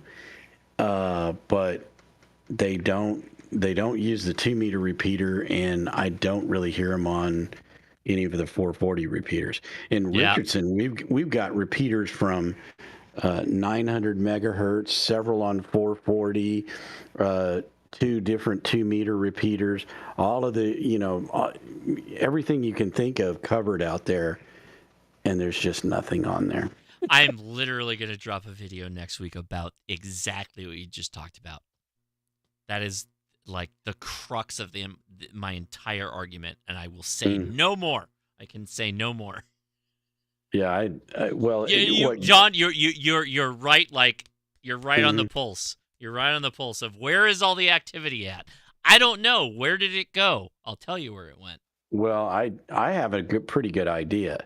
Yeah, because to me it went away. It went away when the killer app on 2 meters went away. Oh, and you know what the killer app was, right? The phone patch? Yep, the phone patch. The phone patch. This is N5SKT to the patch. But even then, like I think technology has moved along to a point where the internet has made things that were ham radio repeater required no longer required. Well, in a way, but the internet is more, to me, it should have replaced HF, but it doesn't. No, of course not. Well, and I think you could say the same thing of 2 meters too. What's the whole point? Well, you get on there and you meet somebody that you probably never talked to before, but you both have call signs, and you can't do that on a phone or on the internet or whatever. You're going to go like to a Facebook forum or something like that, but I just don't consider that. Well, you can, but close. It's kind of creepy these days. Yeah, and it's never, to me, replaced getting on the radio and visiting with another ham. There was a time, you talk about phone patch, and there was a time where I have a Collins, I collect Collins gear, and my S line and my KWMs, they all had a 2-wire phone phone connections for doing phone patches. I remember actually doing that back in the day, and I kind of miss providing. It was fun to be able to provide that service to somebody who wanted to talk to somebody that might be a local call in your locale, and it was a lot of fun. That's gone. That just doesn't exist. You just pick up a phone, you send email, or you get on Instagram or Facebook. So that's completely destroyed that portion. Even when even the 2-meter packet, because 2 meter packet, dude. Yeah. Hell yeah. By the internet, yeah. I helped this. We built our own digipeater up here. We had. I live in IBM country. Back in '87 or '88, the ENY. Was it W2? No, it was the ENY packet backbone for most of this area of the Northeast ran through our repeater, and it was I missed that was our cluster. That was mail. That was everything. Right, and to me, like Winlink is not the same because it's not packet. No, it's not we packet. used to have like FidoNet, right? So you would have a packet BBS that would connect to an HF radio that would send it halfway across the country, and then that packet would get picked up, and it was all handled by radio. It was none of this internet crap. Backdoor and all those other interesting modes. Yeah, that was so. Don, are you on Instagram at all? I do have an account, and I've posted before. So the Tech Prepper on Instagram, he dropped some stuff that doesn't show up on YouTube. So the Tech Prepper is like all in on Packet right now. Yeah. He's adding Packet. Josh. Yeah. Yeah, your audio just went. Oh, did it like do the thing? Yeah, your grandmother's Okay. back. Entry. I'll fix it. I'll fix it. It I'll happens fix from it. time to time, Steve. He knows. Plasma's kicking up. Yes. While he's fixing it, I'll also ask him, why haven't you? I saw them go across your screen. -10 even. 40 for me is dead here. I literally got on the Flex because it's easiest to use remotely, right? And I jumped on there's nothing. Can't hear anything. Let me 40 died 40 for on. me. What, Tim? That wasn't me this time. Oh, okay. No, It was Steve. I heard Steve, but I thought I heard you. Yeah, go ahead. No, I was just gonna say, Tech Prepper has he's diving in on Packet. That's that was all I was gonna say about that. Oh, okay, but I mean, all that popping and cracking that Josh's microphone was making, I was thinking about bringing my lightning detector out to see if it would pick that up. I thought I fixed that. I thought I fixed all of that, man. I found a stupid Windows settings thing. It was like, oh no, what's your default microphone? All that. I thought I cleared it all out, but nope, no, I did not. Well, if you, sorry, no, you're good. Go ahead. Well, I was just going to say that TO for the last, 6 weeks now or more has been, working on various TNCs. And that's like rekindled my interest in it because I have the original MFJ TNC that I had that I ran my BBS on. And then, because see, I ran a FidoNet BBS for years, and like the Packet BBS, I was like, oh wow, this is the same thing. So I ran one of those as well, and so I'm, and then I bought 2 more PNCs. And to me, it's like, and when back in the day, it wasn't about APRS or any of that stuff. Although that to me, that's just as fascinating. So I miss the days of BBSs. Yeah, well, Packet. That's one of the things we're trying to do. And there's a couple of guys that Theo knows that have HF Packet BBSs up. So they are around. It's funny. If you go on eBay, just anecdotally, if you go on eBay, I just sold my KPC, what was the Cantronics, KPC3? Yeah. Boy, Yeah. they're still commanding a fair, a Yes. good dollar on eBay. Yes. I don't get well, it. they're still in use. That is the primary TNC to grab right now. Yeah, I just sold mine. It's like I haven't used this in 20 years. They're great. They're great. You saw the one that, I found it, but T.O. and Jim both have. T.O.'s building his right now, and Jim's built his a couple of weeks back. That $30 TNC it's a kit. Which one? You could write the TNC on a Pi. I mean, it would be like write in Python. Sloppy.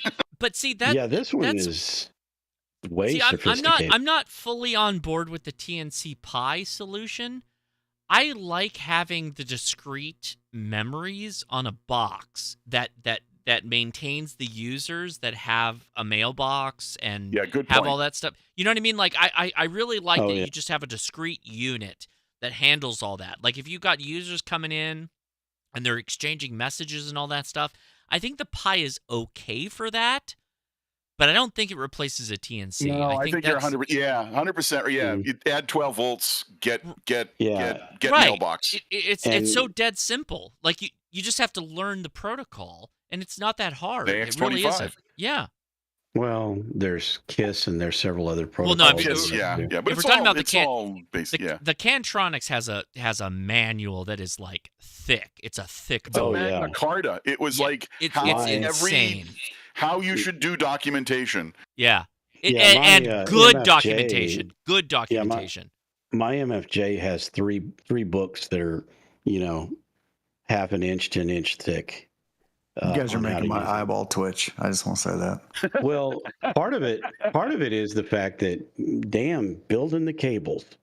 Oh, that dude, is the worst part. That's the easiest part. It's so easy. Well, Getting the parts? Have you tried to get the parts? What do you mean? Like the serial cable, the DB9? I got a whole. The one that plugs in the radio. For the Alinco? Everybody's using the Alinco. The Yaesu. Weird 15 pin. Oh, the weird DIN pin? No, you want the Alinco, man. The Alinco is the way to do packet. Well, that's the right answer. It is. That's this. UHF. That's not UHF VHF. What are you talking about? If you're gonna do packet, you're gonna do packet on VHF. No, I did it on HF. Oh, I see. Okay. All right. And the reason I can't be mad at that, but sure. Yeah, the reason you do it on HF now is because there's so few bulletin boards otherwise. So, and I want to get to the bulletin boards, and like I said, there's a K1. There's like 8 in Southern California. Yeah, right. So I could be number 9. There you go. At Huntsville, Digital Rancher was doing BBS on Meshtastic. Yeah, dude, that's a thing now too. That's amazing. To me, it doesn't do all the things the BBS is used to do, but yeah.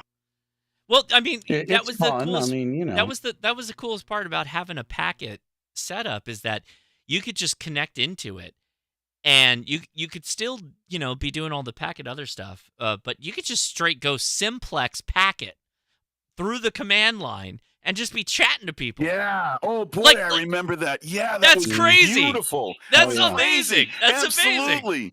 I forgot all about that. Yeah, that was a lot of fun. We used to do that between Mount Beacon and Greylock. Yeah, it was like $100. It was a 100-mile, microwave shot. It was insane. Yeah, that was very cool. Yeah. So we did it over HF too. No, but I mean, like you're talking like VHF, like local stations that are meshed, right? Everybody, by the way, I want everybody to understand that like the meshing, the concept of mesh came from ham radio. We were doing that in 1987. Came from ham radio. Absolutely. Yeah. Right. So we're just like we put it to command line mode, and we're just going direct to each other on the same frequency. It's just passing text to each other and literally just filling up our text line. And we're like, oh yeah, no, this is just simplex packet we're doing right now. That's amazing. This is so cool. Yeah, but the BBS's had a chat feature too, and you could link them from one radio to another, and what I Yes! remember is You would tunnel link- through. You tunnel up. You'd, Yeah. you tunnel to a VHF radio that was connected to an HF radio, and then that would take you across the country, and you're chatting with some guy halfway across the country. It was slow, but it worked. I just want to point this out. I was at odds with my now 20-year-old son for many years when he would just look at me and say, dude, I can just like pick up my phone and text message. Now I know what he went through. Now I know what he felt like just listening to this conversation. But you know the answer I'm going to say to you, right? And What's by that? the way, somebody that says gray man in their line is like, you should Doesn't even know. spell gray right. You should know that, like, you houses got to and be rocks off or grid. something. You got to be off grid, my guy. You got to be off grid. No, it's not the off grid part. My whole moniker has to do with the old farts that fly the flags at the POTA activations, having to announce to everybody in the world that they're a ham radio operator doing POTA. Wait. You know I'm putting those flags up. You know I'm doing that's that. the best You know I part. want to talk to as many people as I can. I am the least gray man, except for the fact that I'm so weird that people are like, I don't even want to acknowledge this guy. So I'm almost like more a gray man because I'm so standing out all the time. And You're LA man. I'm LA You're man. You're like that LA fish in the man. ocean that's bright orange that all the Right. other fish stay You away know from. he's toxic. Don't mess with this guy. You don't want to touch him. He's emotionally disturbed. Yeah. No, but the point is, like, you got the moniker gray man, right? And the kids, like, do they understand what being off grid is, right? Oh, no. I was just Okay. saying all you guys arguing about this. Now I know what my son was going through listening to me trying to explain to him the benefits of amateur radio when he said I could just pick up my phone and text message somebody on the other side of the world. And then you said to him, what'd you say? Oh, what happens when the internet's down? And what'd he say? I don't know. I feel like I'm Chris Farley, and when he used to do those little interviews, and then what'd he say? That's what I feel like. Back in the day when phones were on walls, right? Oh, I grew up in that. I grew up in that era, but yeah, absolutely. to a me certain too. degree, though, as a professional network engineer of the data type, I listen to this trying to do this stuff, and I just bang my head up against the wall. Like I don't ever want to go back to that. It's funny you say that because I remember being in the days of Packet, and it's like I don't ever want to see AX25 anymore. But now it's cool. I'm It's perfectly cool as happy. hell. I am perfectly happy when Cisco deprecated that from the Cisco iOS. Oh my yes, gosh. exactly. When did it? Yeah, right. What was that? iOS 9. I don't remember when. I just know that it happened. Oh, it happened You a killed. long time So ago. you're saying you killed ham radio is what you're saying right now? No, our friends at Cisco killed him. Oh, yeah, okay, that okay. and frame relay. I'm telling you, Packet is like one of the easiest things to get people going on. Like you can go to somebody. Okay, Really? Josh, So is there? I'm sorry. Is there Packet where you in California? I mean, is that we have is that Packet something? repeaters in California. Wow, I don't think. And I saw another 2 call here, and he said the same thing. I don't think there's a Packet. There hasn't been a Packet node for us in the Northeast Corridor, and I'll look back in the book, but I don't think there's been one here in at least 20 years. There's a guy that's running one on HF. He's got a 1 call. He's up in Vermont or somewhere around in there. Now, maybe that's not close to you, but still, I mean. No, that's a ways north. Yeah. Maybe we have to let it go, man. Maybe we have to let it go. So Steve, I got one for you. The Packet Sad to me time. is a very serial type application of it. But Steve, you mentioned frame relay. Why not try doing ATM or asynchronous transfer over? I used to maintain a bunch of Marconi TNX 210s and a whole media network with ATM 25. And I remember when they, the big thing was clip when you could run Ethernet over ATM. Exactly. But do ATM packets over the air and have it just all sequence back together. Oh, 48 byte for a header, and yeah, it's bandwidth. I guess you could. It's bandwidth. It's all bandwidth. There we go. Now we're talking when we do ATM over HF. I'm down, but your bandwidth is too wide. That's the problem. That would with be a lot of so HF. cool to try. So I don't this think is it why is. This is why we got rid of bandwidth limits, right? Baud rate is gone. Baud rate's gone. So you just have to fit it into the kilohertz space where you're like 2.7K. Right? So but network MTU is 1498 for 1500. So 14, whatever. 1492. So 1492. Right. You got to throttle it down, man. You just got to throttle it down. MTU can be negotiated down to 578. Well, specify it in the ping. Well, you just change the MTU in the header, but yeah. So, Frank, how do we do physical layer convergence protocol on ATM over HF? Well, you know what bothers me if you start getting the telecom stuff in here is that we don't do massive MIMO. I mean, why the hell not? We're hams. We can build antennas. So why don't we just build really fucking big antennas? Take a TNX 210, which was a $150,000 box in its day. You can find it on eBay for $50. It's probably cost you more to ship, and it would be so cool to take one of those one of those ATM ports and get that into an HF modem. That would be so cool. Jody right now is taking his Boondock Echo and transcribing all these notes for him. Oh my gosh, we should Boondock Echo HF. We should Boondock Echo HF. Yes. That's insane. Okay, let me take a moment. I'm gonna make a shout out here just so that I make sure we get everybody cleared. Is there anyone who's been waiting to ask their question? Because I don't think I made an open call for questions. Is there anybody who's been hanging out? Anybody underserved? I'm sorry that we didn't have a normal show this week, but anybody, go ahead, please. Hey, dude, I was gonna say we got a number of people. We got a number of people. Okay, I saw Blue Dog and the other Blue Zay. Okay, Blue Dog, go ahead. Yeah, I was just gonna say, I found you on YouTube and started watching your shows and stuff, and I'm studying to get my license, and I listen to you guys. I'm like, good for you, man. How old am I gonna be when I finally understand about half of what you guys are talking about? Man, you guys geek out video game guys. Dead. That's the best part about this is that it will grow with you forever. It will grow with you forever. I just I'm sitting back. I'm actually playing video games while I'm listening to you guys on Discord. I play Warframe. Okay. One of the reasons you get into ham radio is because you want to continue learning. Yeah. Because you never stop. Well said. That's what's so great about it. Well said, Doug. 30 years ago, I wanted to get my license, but I couldn't master the Morse code. And now that they've done away with that, it was probably 6 months. I bought some CBs, and I was like, you know what? Why CB? Nobody talks really on CB anymore.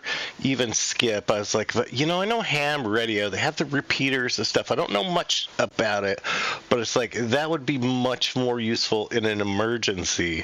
Yes. Than a CB, and that's what made me decide. Especially after we had our tsunami warning, a week and a half ago. Oh, where you at? Washington? No, I'm in Coos Bay, Oregon, and the whole town lost their mind. So, so it reminded me maybe be more prepared. It doesn't matter when; it's the fact that you do, and it's just one of those things that you just absorb like a sponge, and eventually you get that Helen Keller moment where you just understand something, and it's a great feeling. But part of the allure, part of the great thing about ham radio is it just doesn't end. It's something you just keep hammering at for the rest of your life. Or you burn your hand on trying to read the waffle. Come on now. Exactly. Waffle. It's a hobby with so many paths to go down. Yeah.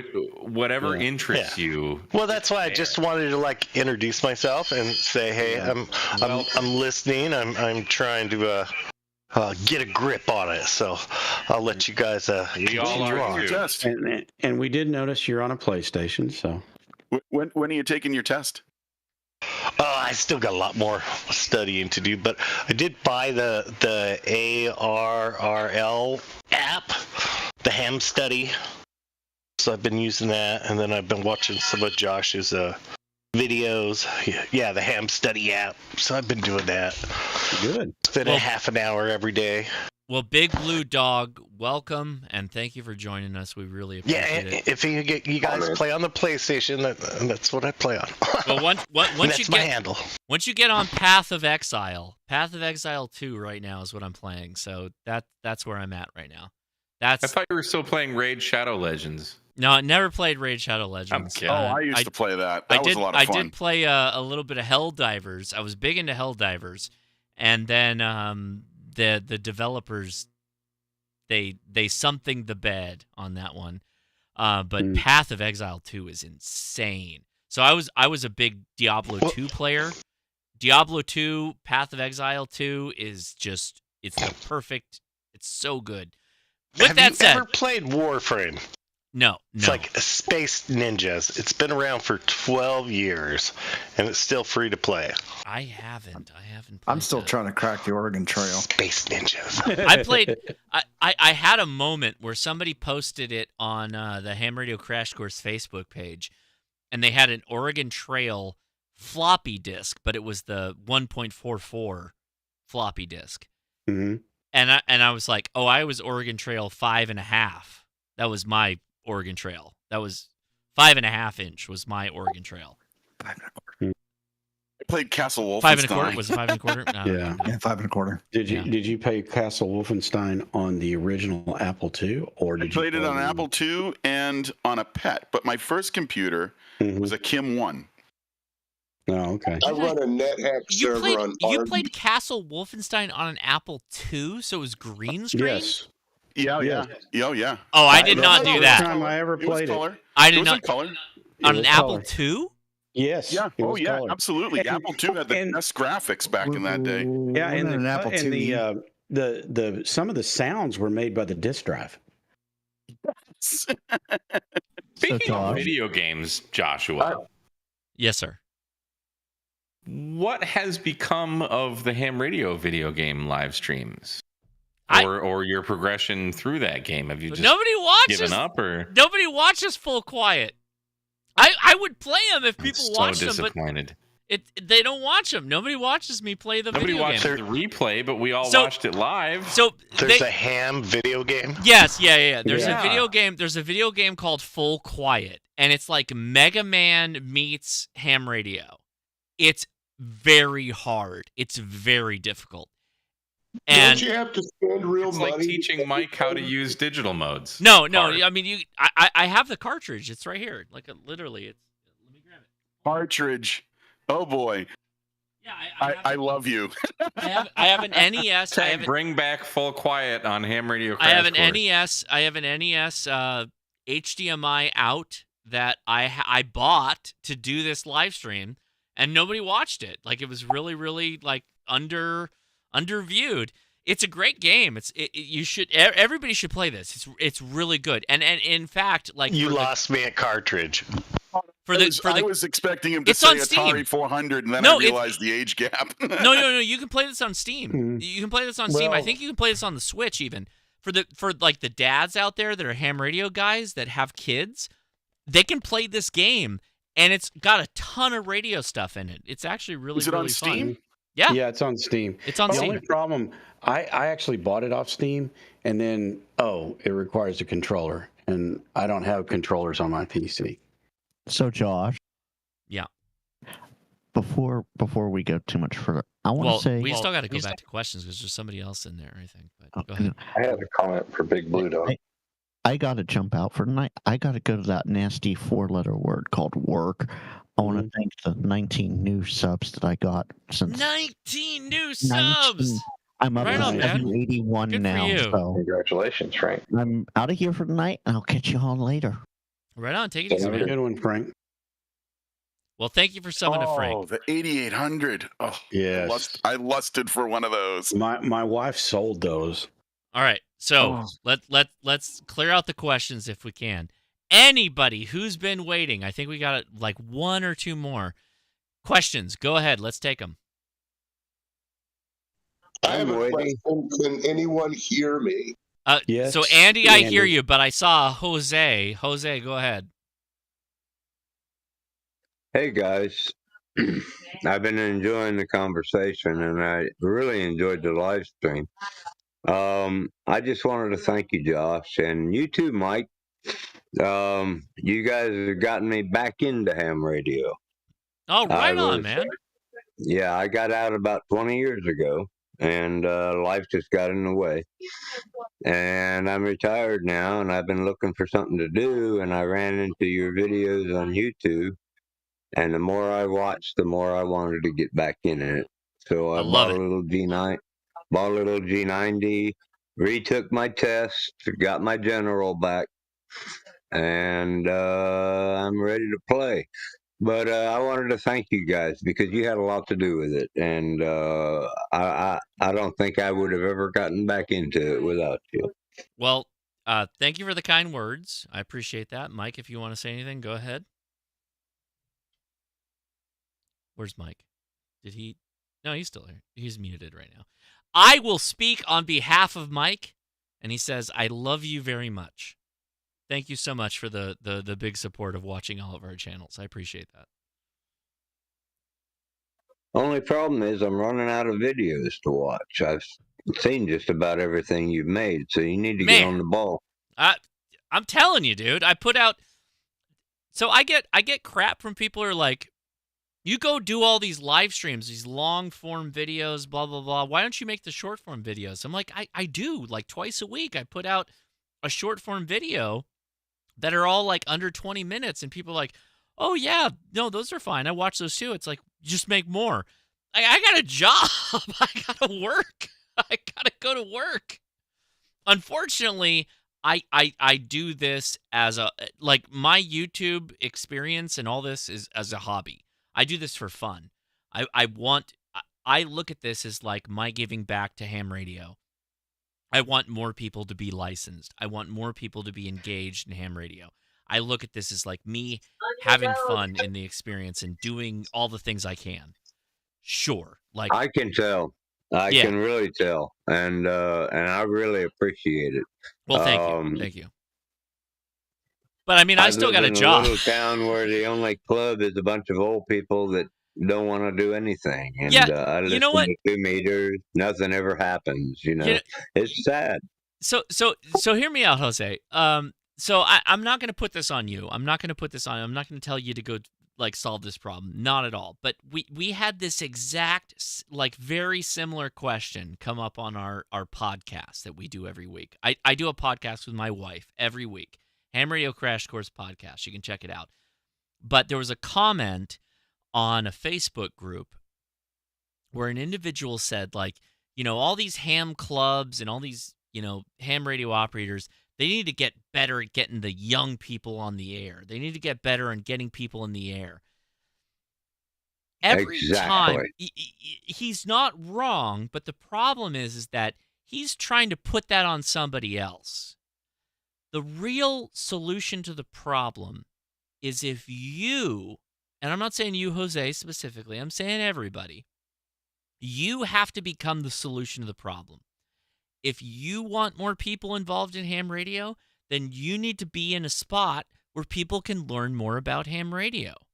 You got to put yourself out there where you put up a station and you do ham radio, and people walk up and go, what are you doing? And you explain what you're doing, and you tell them what's going on. It's never going to get any better. It's never going to improve if everybody doesn't start showing people what ham radio is. It's not like how it used to be, right? In the past, what we just heard people talking about phone patches on repeaters. That don't exist anymore. Patches. I used them. Right. So that doesn't exist anymore. There's no way to get people to know what ham radio is anymore unless you go out and do ham radio in the public. And then people walk up to you and go, what are you doing? And you show them what you're doing.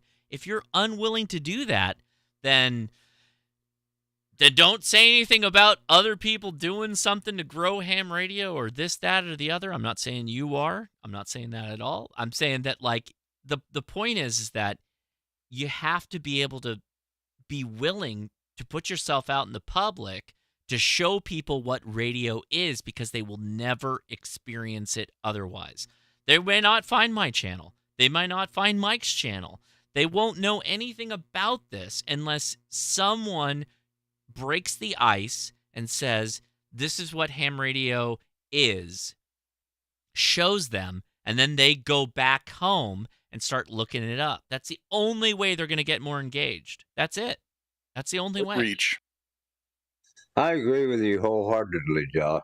And that's been weighing on me a lot lately because in my town it's all just a bunch of old people, and I want to see young people getting back into it. They Go used outside, to do that man. years ago. Get outside. Do a POTA. I will. I just got back into it, so I you know. Let me tell you. My big excitement right now is doing some POTA. Well, okay. First and foremost, enjoy yourself. Enjoy yourself out there, please. That's the best part, is have fun. But for everybody who's wondering what to do for outreach, I'll tell you what to do right now. Figure out what scouting district you exist in. Like, if there's a scouting, by the way, is not like county line. It's based off of the district, and the district lines are kind of weird for scouting.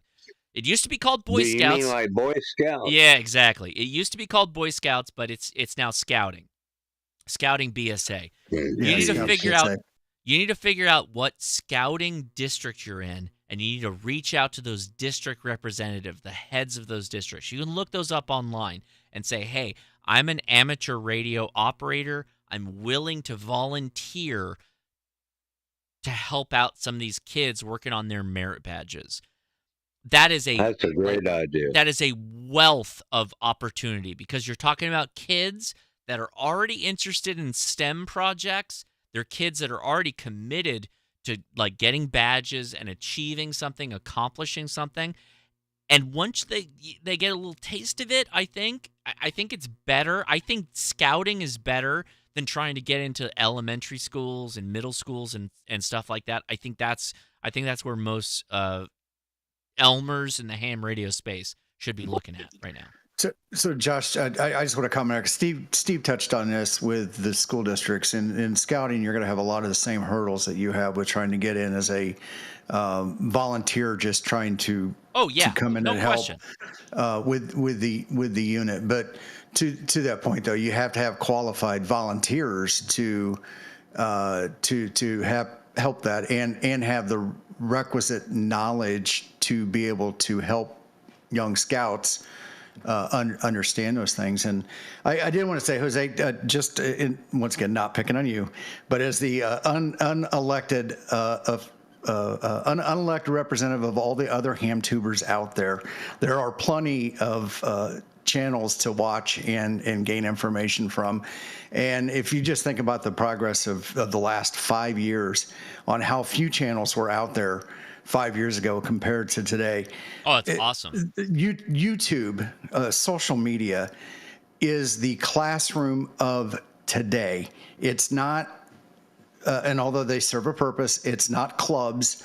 It's right here in front of us. It's these mediums, these social mediums that we're using, is the new classroom, and it is only going to get better from here. Oh, I agree. I agree wholeheartedly. Unfortunately, I'm not capable of doing the videos myself, but I am capable of pointing people to your videos. Well, thank you. That's awesome. Absolutely, and nobody has to be. I'm not saying everybody should be a YouTuber or even make the videos, but just using social media and raising that awareness. You go out on a POTA, take some pictures, throw them out on Facebook, or throw them out on Twitter or X or any of the next door app, whatever the app is that you choose, and just. I already bought a camera just for that. Yeah. I just want to say, Jose, this is Mike K at MRD of YouTube's Ham Radio Tube, and I will approve Josh's message on my behalf, and I love you. I love you too, Mike. You have been a world of help. I love your attitude. I believe you, but I am humbled by your kind words. Thank you. Yeah. Oh, you can be humbled all you want, but your attitude is awesome. I knew that he would love you. Thank I you. knew it. I appreciate you. I have Besides, a comment. Okay. I have a comment too. Go ahead, sir. There are some club members here in Enid, Oklahoma that have relatives in Titusville, Florida. Of course, I went immediately to QRZ and noticed that you were from there. And they have 2 POTA spots that they love to go to. The WD5JR is the call sign of the 18-year-old or 17-year-old boy. But the people from Titusville have the last name of Russell. And it's like a 3 or 4 generation of ham kind of thing going on. So if you want to go to the Cape, I can't remember the park. I was trying to look it up, but I had to do some family stuff here real quick while I was listening. But there's like 2 POTA sites right there, like at the Cape. And look them up. If you see their names, put them in your ham alert. I know everything's getting new. I'm in my 50s. I get it. But put them in your ham alert because they are way active. I would definitely do that. WD5JR. He is huge active. And they are in between Enid, Oklahoma and Titusville, Florida. I don't know, every other month. So you've got a friend down there. I'm sure you can, if you can hunt the Russells, figure it out. They're big time. What was the call again? I can't remember the guy that actually lives there who's referred to as Grandpa, but Russell is the last name of the family. And Josiah Russell is called WD5JR. I think I just worked him. I think I worked him a couple days ago. I'm certain because he is always on the radio. They homeschool. When he's done with his classwork, he is on the radio, either in CW or sideband. You take your pick. And he's also the Oklahoma POTA rep as a 17 or 18-year-old kid. Oh, wow. That is him. Oh, I definitely got to get hold of him then. There you go. Yeah, See, he's a good kid. There's the inroads. There's the inroads to growing the community for sure. Right? Yeah, and he's a kid too, so we can work together. That would actually really work out well. Yeah. There you go. Right on. Cool. Yeah, Jose, if you're looking for other videos, I would say Grayman is also a good person to look at. He has a channel too. Grayman, drop your link. I was very interested in watching him work. I think it was last Sunday. He worked some 10 meters. What's he going on under on YouTube? He's right here. It's great. Yeah, Grayman POTA. GRAYMANPOTA. Okay, I'll check it out. I've been watching all kinds of videos. I haven't just been watching yours. But I am fortunate. But these are the ones that really got me going. I am fortunate that I have a lot of really good YouTube friends and a lot of good people in the community. I gotta give a shout out. By the way, guys, if you didn't know this, the Discord and the Facebook and all that stuff that we do is because of the admins that keep the conversation positive. I think that there is a lot of negativity in ham radio. It's been there for a long time. We didn't create it. We didn't start it. It's not new because if you go back to when people were doing CW, they were upset that people were doing single sideband. But we're now in a world where we're all interconnected via the internet, and it is because of the admins of the HRCC and everything that we're doing out there that we're able to do all of this and make a community that works really well.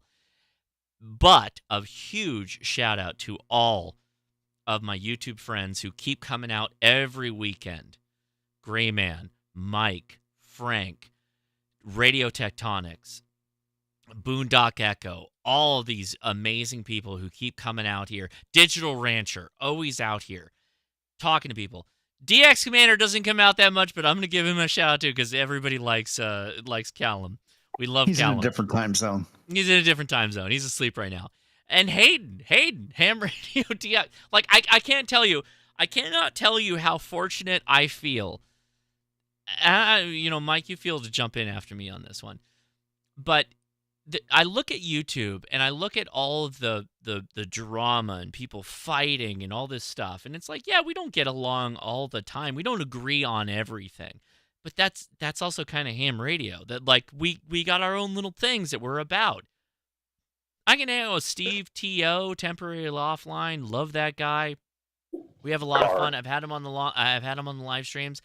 The K6ARK, the Smoking Ape. Like, I look at these people as like, man, every time I see them drop a video, I'm like, man, this is some good stuff. I feel really good about all this content that comes out. I don't think that ham radio has ever been in a better position with the wealth of information that these people are dropping. I mean, like Maxim, I hope that he looks at this and like, yeah, no, this is what I wanted this to be. I don't know. Look forward to back when the ARRL was created, but I just love what we're doing so much. Like it's crazy. There's so much good stuff that people are putting out there.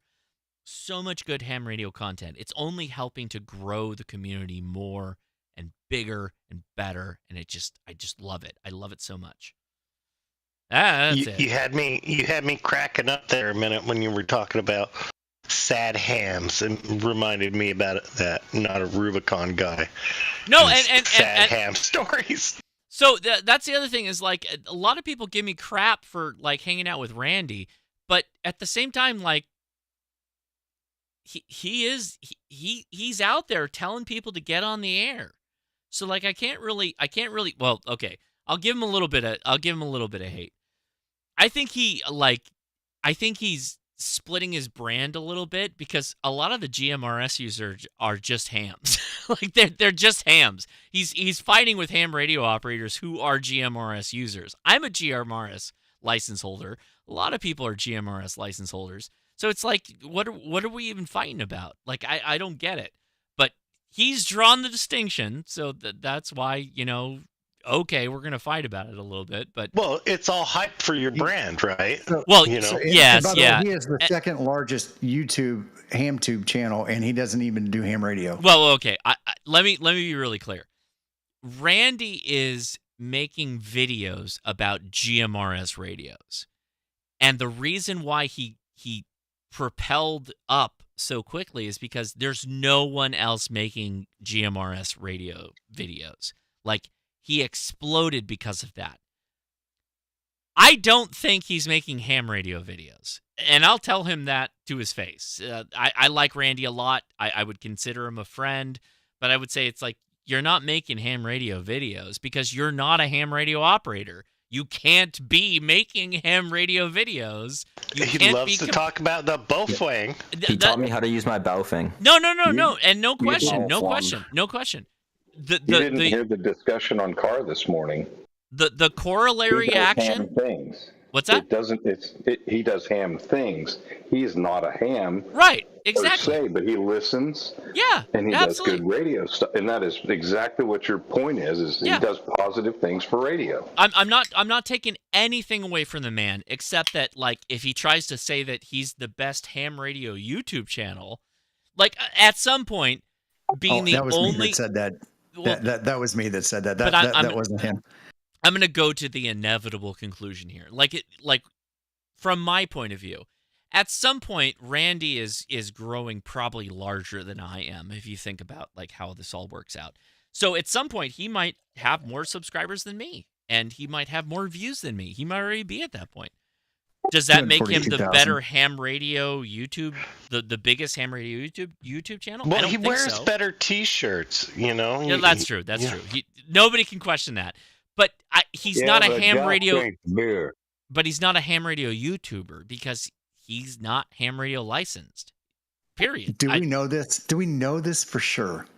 I'm pretty confident that he is not ham radio licensed. And I think that that's almost His a part of the secret card brand. in his back pocket. Well, at The any chicken moment, eggs at is any easier. moment.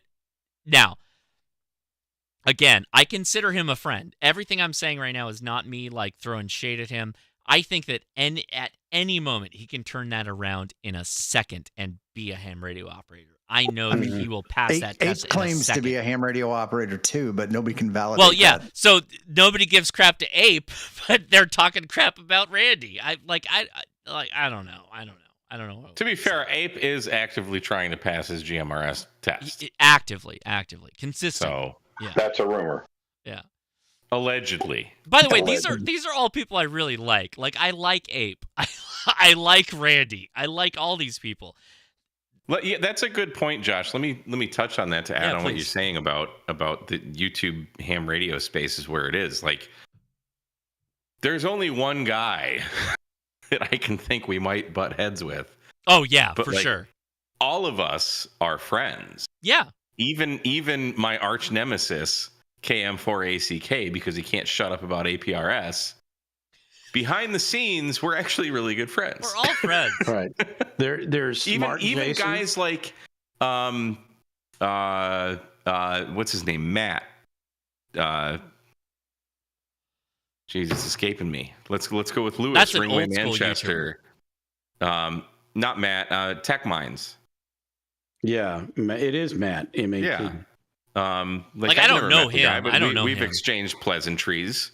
Sure. Same thing with Lewis from Ringway Manchester. I've never met Callum. I mean, I've talked to him on the phone. I mean, I'm friends with I Lewis consider on him a friend. Facebook, but other than that, like, we're cool. I would assume. Yeah, but... like we all know that we're here for the greater good, and it's not a competition thing. It's just we're all like-minded individuals, and like you were saying, Josh, we all have different interests. Like Jason, Smart Jason, KM4ACK is big into APRS, and where I slightly differ from that viewpoint, but and then there's Jason 2.0. It doesn't matter because there's so many facets of amateur radio. That's what brings us all together. If you're a ham, you're already in the club. Yeah, so like you're cool. Mike, I thought it was whether you like packet BBS stuff or Macintosh struggling stuff. like I do with everything that involves a computer. It's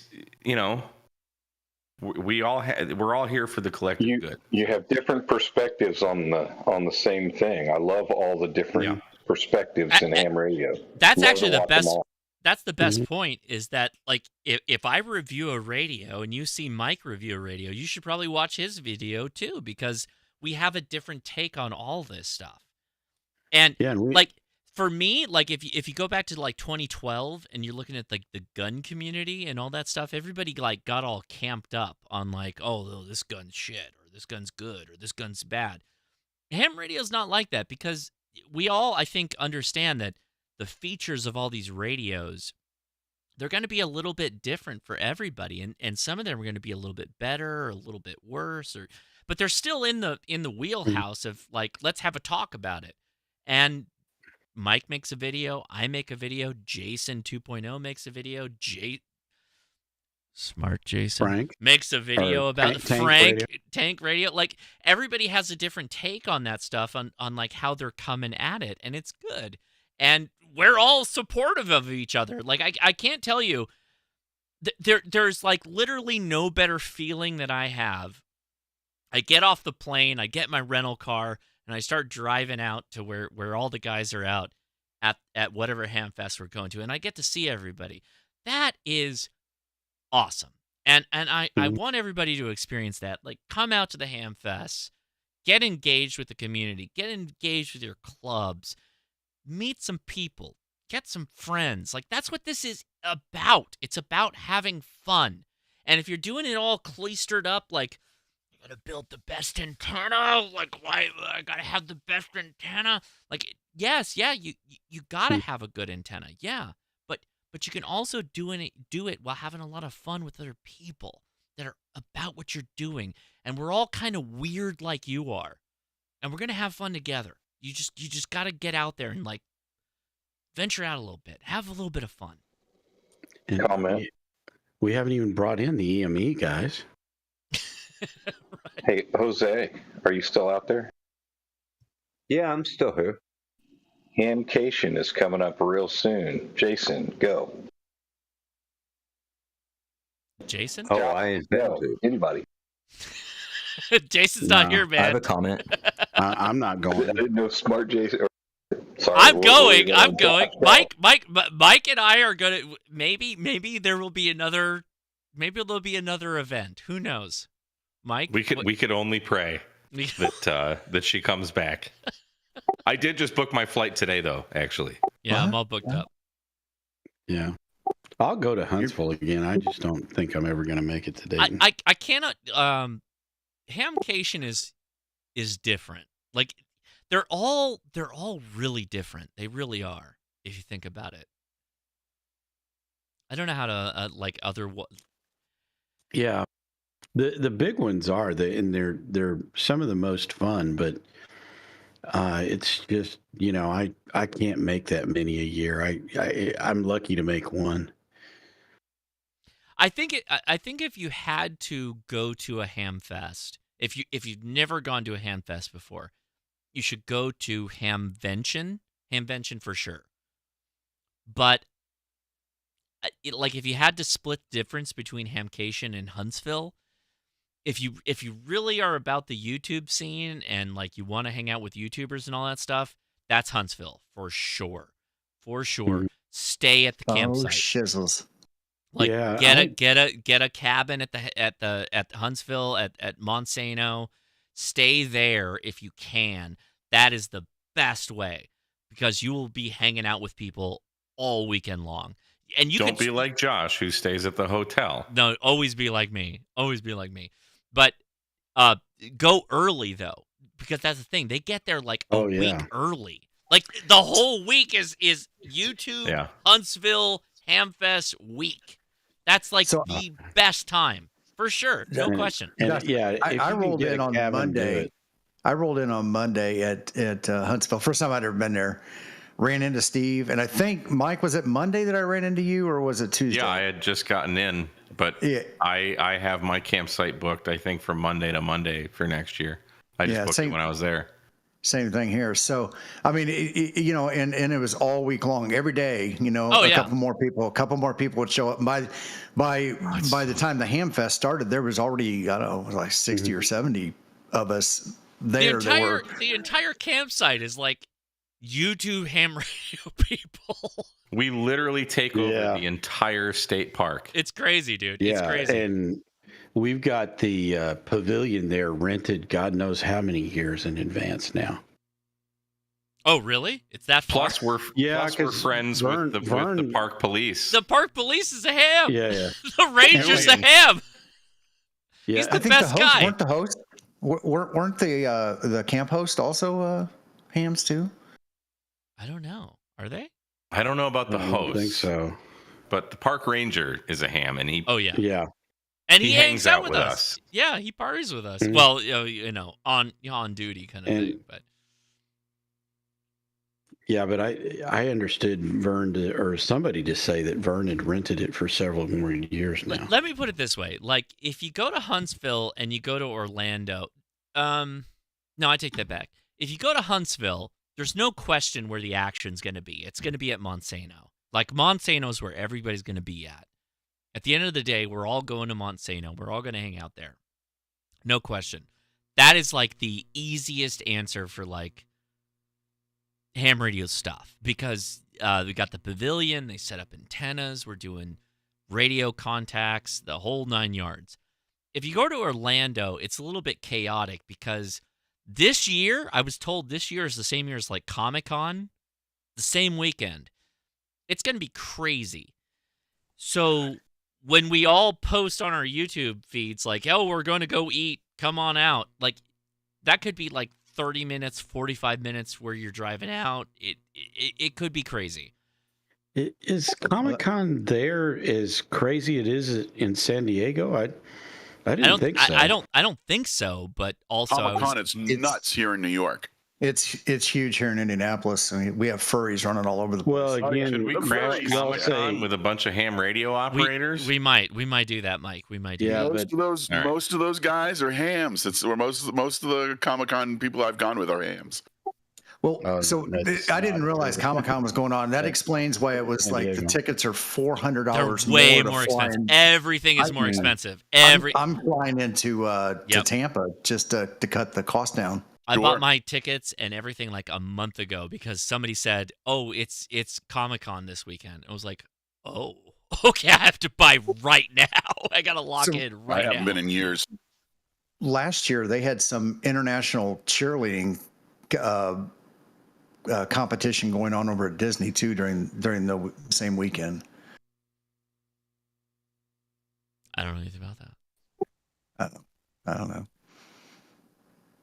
Mr. G asks, but if you all have your own radios and antenna, do you guys get different radios every year? I'm going to say we try. It is 100% not because we need them. It is because ham radio is a disease. Yes. And it's just, we're nerds. And like I remember when I first got licensed, my first radio was a UV5R, like V2 Plus or some, whatever the marketing gimmick of the day was. But then I saw the GT3 TP. I'm like, this has 8 watts. 100% fell for the marketing. It suckered me in.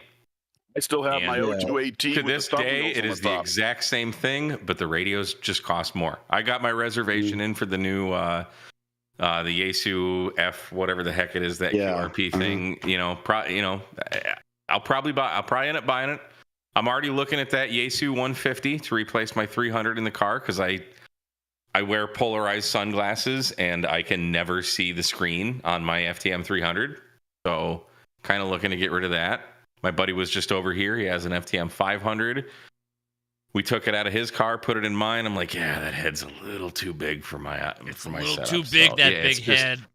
Mr. G, it is a disease, and we just love radios. I only have one mouth. Well, I only have one mouth, but I have many, many, many, many radios. Yeah, the thing is, it's not just radios. Like the last week or so, I've spent hundreds of dollars on ham radio, and I didn't buy a single radio. It was all coax and wire and just all kinds of parts for the shack. Yeah, exactly. Well, I mean, that's the unsung antenna hero. material. That's the unsung hero of the entire shack is the coax, right, Mike? Well, it's interesting you say that. Would you believe that just yesterday a package showed up on my door from Italy? Oh, what you say? Do you know who's in Italy? Messi and Poloni. Is that right, Mike? Messi and Poloni just happens to be in Italy. Fragile. They may or may not. They may or may not have been working. They may or may not have been working on a coax called Stealth Flex that the Ukraine military has been using for many months since they developed it, and that's why the Stealth Flex has not been available. Is it made out of transparent aluminum? Hams. Oh, what a hot! That was a Star Trek poll. I just heard transparent aluminum. No, is it made out of transparent aluminum? Not yet. Stealth Flex. It's got a green jacket, so it's like it's not even wife approved. Your wife won't even see it because it just kind of blends in see green with the grass. She can't see green. Well, it's not that she can't see green. Men are more colorblind than women are, but it's that it is designed to blend in with the grass. So Stefano and I have been talking. Just I think 2 days ago, he and I were emailing back and forth, and I'm telling him because Messi and Poloni made a video about the Stealth Flex that's not public yet, but he sent it to me and it's amazing. But I'm like, we need, and I told him this when I was in Italy, because guess what coax I brought with me to Italy? RG316. not Messi and Poloni. And I told him when we were doing the POTA activation in Italy. Yeah. Like, Messi and Poloni needs an RG316 in their catalog. Oh, so this is a tiny boy. Tiny stuff. Yeah. So think of, like, QRP guys, POTA, soda guys. Uh-huh. You're not carrying RG8X, Ultraflex 7, POTAFlex 7. You're carrying lightweight RG316. Oh, yeah. Like myself included. 25-foot length. Yeah. Done. Yeah. Yeah. So I'm telling them, like, we need this in the Messi and Poloni catalog. And imagine a stealth RG316, and I assume if Messi and Poloni makes it, it will be even better than RG316, which is already a fantastic cable for what it is.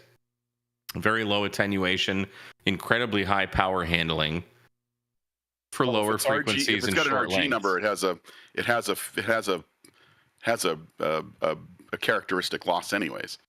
Everything has a loss, but No, I when understand that. I'm an you RF look at engineer what by trade. RG316 is for what it is, it's a silver conductor. It's very familiar. I forget the millimeter. Yeah, I mean, but RG316 not good at all for high frequencies like VHF, UHF. You know, higher frequencies. HF. But Yeah, on the not HF bands in short runs for what we do, QRP, you know, 20 50 feet max, right?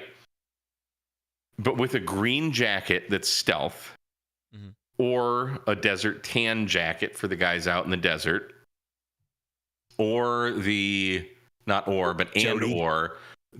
high vis yellow from the POTAFlex 7. I'm like, dude, Stefano, this needs to be the next product. And finally, after beating it into his head, he's like, okay, message received loud and clear. So the only problem I see with that is how are you going to find it when you're done using it? Well, you would unplug it from your radio and then just never let go of it. Hey, Josh, throw up Jody's last meme. Okay, here we go. Yeah, the big thing about RG316, especially when we were using it in large multi-beam arrays, was the fact that you could pump 2 kilowatts through it at low frequencies, and it's crazy how much power it handles. Yeah, it'll handle about 1,000 watts at 30 megahertz. Yeah. So it's yeah, even so when better you're at building lower. big, yeah, and that's continuous. When you're building big pulsed arrays with fast rise times, you'd be surprised how much juice in the kilowatt range you can actually get through that cable without any issue whatsoever. Right. But it's kind of overkill. Well, it's the perfect cable for QRP guys who are, you know, like, for example, my QMX radio is in a little, what the hell is it called? It's in a little zipper pouch. And I got a 20-foot run of RG316 in it that fits in the palm of my hand that I can run to my NFET Halfwave and get on the air. It's all about compact, portability, lightweight. RG174 is similar. It is exactly the same size. Yes, exactly. But it is exponentially less efficient. I mean, not exponentially, but it is. You mean efficient, or it has less efficient? It has more loss. It has a lot more loss than RG316. Yes. And again, we're only talking about the HF frequencies and short runs, but it's and everything is a compromise. Yes. But I would say probably 50% of the time when I'm operating portable, I'm using RG316 because of what I'm using in terms of the size and weight of the radio, the battery, the bag that I'm putting it in. You know, all of those things are a factor. And then you have a good antenna, which I call an NFET Halfwave a good antenna. Start the fight now.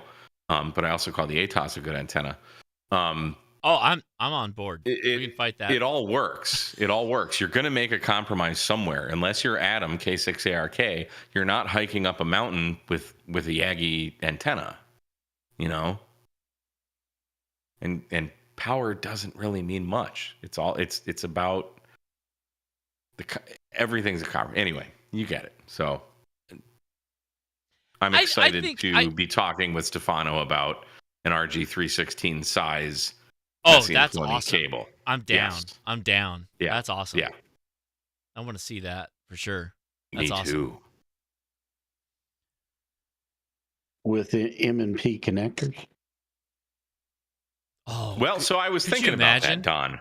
No, can you imagine a giant Evo connector with a BNC on that? No. But Mike, consider, what if they did that Evo treatment on a BNC? That could revolutionize the entire market. They have BNC Evos. No, They've got every connector you can imagine. Is it super chunky? The super chunky Oh yeah, BNC? Oh god, yeah. Oh, then they should just do that. Don't have a. Their thinnest cable's 5 millimeters. Their HyperFlex 5 or their Airborne 5, which I specifically told Stefano is way too big for what I'm talking about. So he gets it. But no, the connector, making an Evo connector. I mean, I'm sure it's possible. They just need to shrink everything down, and just like it is to make new Winlink software, you just gotta do it. Just gotta do it, man. Just gotta do it. Is it like a 3 millimeter then? I don't know the diameter of RG316 off the top of my head, but I would guess it's probably around 3 millimeter, 2.5 millimeter, something like that. Oh my god, it's so. It is a chungus. It's a chungus. Oh yeah, it's huge. It's a chungus and a half, man. Take a PL259 M&P. Yeah, insane. It's ginormous. It's so insane. Not made for RG316. Yeah, no, that's too much. That's way too big. That's a big boy. If I remember correctly, 316 and 174 are like 0.1. I think it's 0.1 inches, 0.11, 0.10, 0.110. Let's do this with SMA. Exactly. SMA will look like an N connector. Yeah. Okay. SMA to SO239 for satellite work. We're gonna have SMA to GRC. We're gonna have the best coax connection for your true SDX. Is what we're gonna do. We're gonna get you the best SMA connection possible. Nobody got that. Okay. That is an awesome radio, by the way. By the way, RG174 is per 100 foot at 400 megahertz is 6 dB less loss than RG316. 316's big thing is the power handling capacity, not so much the loss. I just measured the 316. It's roughly 2.4 millimeters. And what did you say about the attenuation of 174? It's 174. I'm looking at the RG174 at 100 feet at 400 megahertz. I'm just looking at the table here. Maybe I'm thinking of 114. Yeah, 174 is always been a lot. It's the big thing about 316. A lot of those PTFE or polyethylene, higher. That dielectric has a higher loss. But along with the loss comes the fact that you can use a blowtorch to put it on a connector and it won't melt or migrate. Okay, here we go. What is your favorite coax? Everybody here, everyone can get in on this. Everyone, what is your favorite coax? Heliax. 3 1/8. Messi and Plony Potaflex 6. Whatever I can get off of Amazon.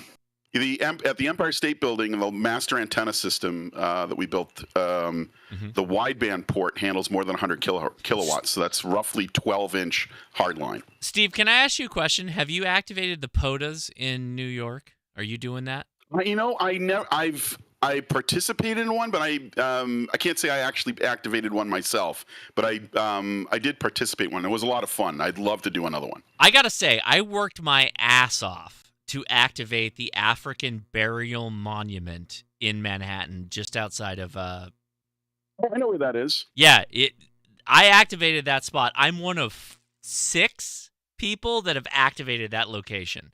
That kicked my ass. I was sitting there for multiple hours activating that thing. If you ever get to New York again, please look me up. I'd love to. We have some POTA guys that are just hardcore POTA guys. They gotta go in town and start activating those parks because they got multiple parks. They got the federal building. That federal building doesn't get a lot of activations. The African Monument. I'm 60 miles. My office is in the city, but I live 60 miles north. Oh, okay, gotcha. Okay, so okay, got it. But I'm telling you, man, that was crazy. That being in New York and it's like, oh no, this is a park. This one little square block that I got to work with, that's a park, and I'm gonna try and activate that. I'm like, this is crazy. Actually, I could do you one better. If you want to activate, we should talk offline. But if you ever want to activate on the parapet of maybe the Empire State Building, I can get you outside on the 86th floor. No, but I mean, it's got to be. I don't know. That's a park, though, right? You gotta. It's not a park. You but gotta if you wanna... have something. Yeah. I'm not Carlos out here. I can't jump off the thing. Right. That would be fun, though. Oh, it would be fun. Until I get arrested. But yes, I have some pictures. I'll put a couple of pictures in the chat. It's New York. I doubt anything would happen.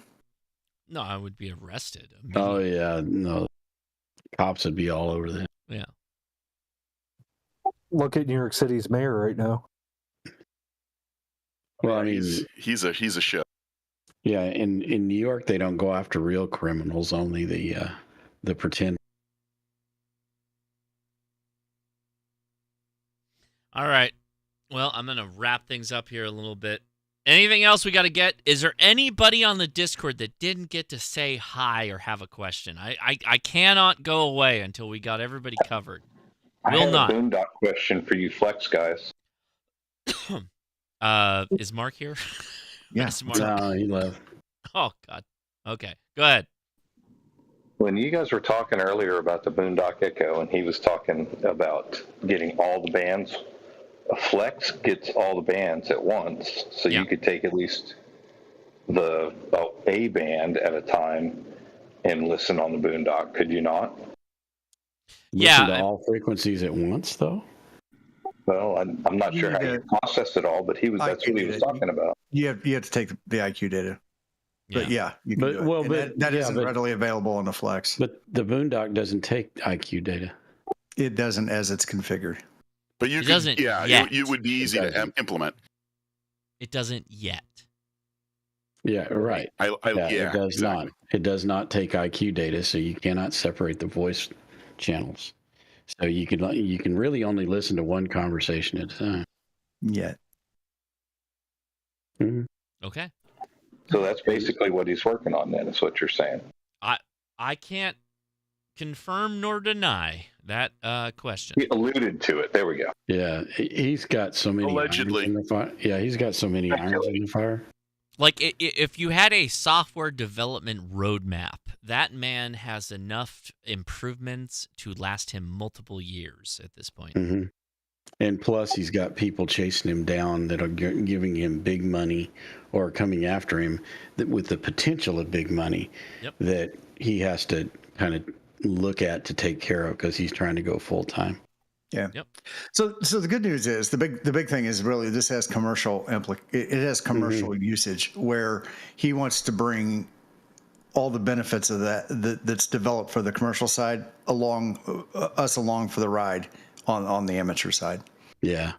And well, at least he can now. I'm kind of concerned that he's going to get so swamped with commercial orders he's not going to be able to. That's why I went ahead and got one, because I thought, well, he's got 11 left. I better jump on it now because it might be a while. And he even said it might be a while before he can get some more out there.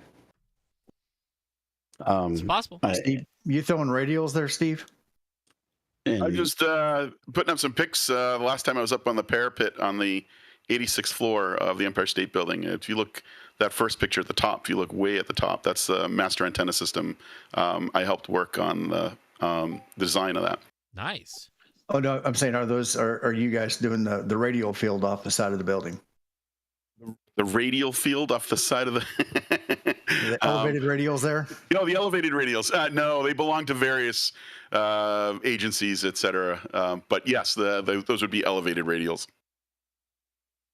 All right, my family is home, so this is your last chance. Anybody who did not get to ask a question, you better do it now. Otherwise, you got to hang out with all these guys, which is fine. I I have a question, but it's not a ham radio question. So Okay. So did you see what I dropped in the podcast channel? I did not. And you may be completely familiar with this. I don't know. Okay. But I saw this like 2025 coming attraction thing about a movie called Survivor. Have you heard of it? No, I haven't. Oh, okay. You got to watch that because it is disaster, and they are using radios now. They're marine radios, but I mean the clips they were showing in the trailer, which is what I dropped. They're using radio quite a bit to talk back and forth to each other. Now, whether it's accurate or not or anything, you can't tell from a video. But man, that seems like right up your alley for one of those things you watch on the podcast. Yeah. Well, I'm probably going to go watch a video with the wife after we wrap things up because they just got home. I hope they have food. Otherwise, they're going to go eat something out of the fridge. Morning. Everybody, I'm going to head out. Thank you so much. I thank you, everybody, for hanging out this whole time. Appreciate you. Man, I'm feeling good because I'm on my full Christmas break here, so I got to get busy with the YouTube making. So 73 to everybody on the Discord side. Thank you very much for watching. Next weekend, Christmas light antenna. Oh, yeah. I was wondering what happened to that. You're going to start the house on fire. 7th anniversary. 7 years I've been making a Christmas light antenna now. That's insane. That's crazy to me. So I'm excited to see what we have to look forward to this year, Josh. Yeah. I'm aiming for maximum performance. Maximum performance is what I'm aiming for. And have you got your amplifier working? Oh, yeah. Oh, yeah, buddy. Oh, okay, good. Oh, boy. All right. Yeah. We're good. I want to see every bulb blow all at once. I got a new amplifier, everyone. Well, now we know more about counterpoise because we've been talking to Ward tonight, so it'll be a little more efficient. I'm picking an antenna that doesn't require a counterpoise specifically for that reason. But yes, that will be a separate problem. I actually do need to do a dry run where I'm running a tuner off of the new amplifier to make sure it'll tune all this up. But that's my problem. That's not your problem. You didn't buy a new amplifier with a tuner built in? No, I bought the Power Genius. Oh, okay, yeah. So yeah, that's I want one of those. Yeah, the 2K that I got, it's it looks it acts a whole lot like that Power Genius. Hey buddy, it's got a tuner built into it. I think I could just put the Pro on the back end of this thing and it'll do the tuning things. It's got a 1001 range at legal limit, man. It's just it's one of the few. It's one of the few automatic tuners that can actually handle the power. Aside, ACOM has one that was specifically designed for the 2000, but that one is at least in the tuner not Genius? Disney dollars. Yeah, at least it isn't Disney dollars. Yeah, that's another like $2,000. I'm not gonna. Yeah, no, it's $3,000. Yeah, exactly. Yeah, the ACOM is ridiculously expensive. The reason it's $2,000 is because it'll handle the power output. The Pro is 1,000 watts, and that thing will do more than 1,000 watts. We're not going above 500. Come on, Josh. We're not. Yeah, the light bulbs can't handle it. The light bulbs can't handle it. There's no point in going. Come on. I was hoping you'd run both antennas at 1,000 watts out into that thing. Don, you know what? Don't tempt me for a future situation it's funny where you should say that. It was an experiment I did several years ago. I had 2 ACOMs and 2 different antennas, and we, with a high power splitter, actually tried to drive both antennas. It was fun. Well, Steve, if you have not seen the Christmas light episode, you really need to come next week. Yeah, it's different. Okay. It's different. Anyway, I'm going to go get ready for that tomorrow and for the rest of the week, and I hope you have an amazing Christmas. Please make sure that all your family puts those radios under the tree for you. Go ahead. Hey, who's the Hey Josh? Go ahead. Scott WG9I. I have been trying to talk here, not tonight, for months. You sound great, man. You made it. You made it. Well, you did it. I finally did make it. Okay. But I just wanted to have 30 seconds of your time to say thank you so much. A year ago, I was studying for my license, Since then, I've passed all 3 levels of testing. I've now got 5 radios. So maybe I'm an extreme case, maybe not. But and thanks to Mike K at MRD, Congrats, man. I got FT8 contacts a couple of weeks ago. So it's been a ride. But thanks so much, you guys. Congratulations. Enjoy your radio time. That's the best thing you can do right now. This is like the peak season for radio right now. Just no work. Wake up in the morning. Hey, everybody, do this tomorrow. Here's a little bit of homework. Wake up in the morning around your time. I don't know when the sun comes up, but about sunrise, if you wake up about that time, whenever you wake up, just turn your radio on to 10 meters. If you got a 10-meter antenna and you're not using it on the air, you gotta be right now. Point your antenna in whatever direction you want and just start listening. Start calling CQ, start calling CQDX. Get those contacts. I'm telling you it'll happen. This is the time. Everybody's chilling right now. They're not doing anything. Start making mad contacts. Do it. Forgive me if I'm more in love with 12 meters, but that's just me. No, that's wrong answer. Well, the problem is that in the 90s, I did the 10-meter thing. And so I didn't have a radio that had the 12 meters on it. And I don't know. I really enjoy it. So. Yep. All right. I got to run. Yeah. Anyway, Josh, I just posted a picture of the 12-inch line that runs through the Empire State Building. Crap! Yeah, that's 12-inch Andrews that's insane. Rigid line. What? This is AM station. AM. That's actually for the oral transmitter for I think for WABC. Dude, that's nuts. That's crazy. Roughly about 100 kilowatts. That's a big boy. Yeah, that's what Rolly does, right? All right, I got to go before Dawn and everybody starts diving in on this. I am going to say goodnight. Contagion. Contagion is the movie we're going to... Contagion is the movie we're going to watch. Have a good night. It's a pleasure. Thank you so much. Have a great Christmas, and we'll see you back next week. All right, so we're watching Contagion, hopefully, for the podcast tonight. Hopefully, if I can lock Leia down. Contagion is great. We'll see it. Hopefully, I like it. I like it a lot. She hasn't seen it before, so that's where we're gonna. There we go. Anyway, 7-3, everybody on the Discord. Take it easy. 73, Josh. All right. Oh man, what a wild. Went a little long tonight. Went a little long, but I had a lot of fun. Hopefully, we answered a lot of questions. That's the point of the after chat. Is everybody that has ham radio questions gets your question answered. No shrieking violets are allowed. You cannot be a wallflower. You have to step up and say, "Hey, I got a question," and we will answer it. At no time, hopefully, anyone experienced anything that could be considered shame for their thoughts about radio, because no way.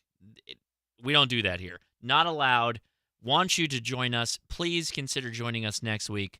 I want to see you if you got questions or just to hang out. Tell us your story. That's the best thing I could hope for.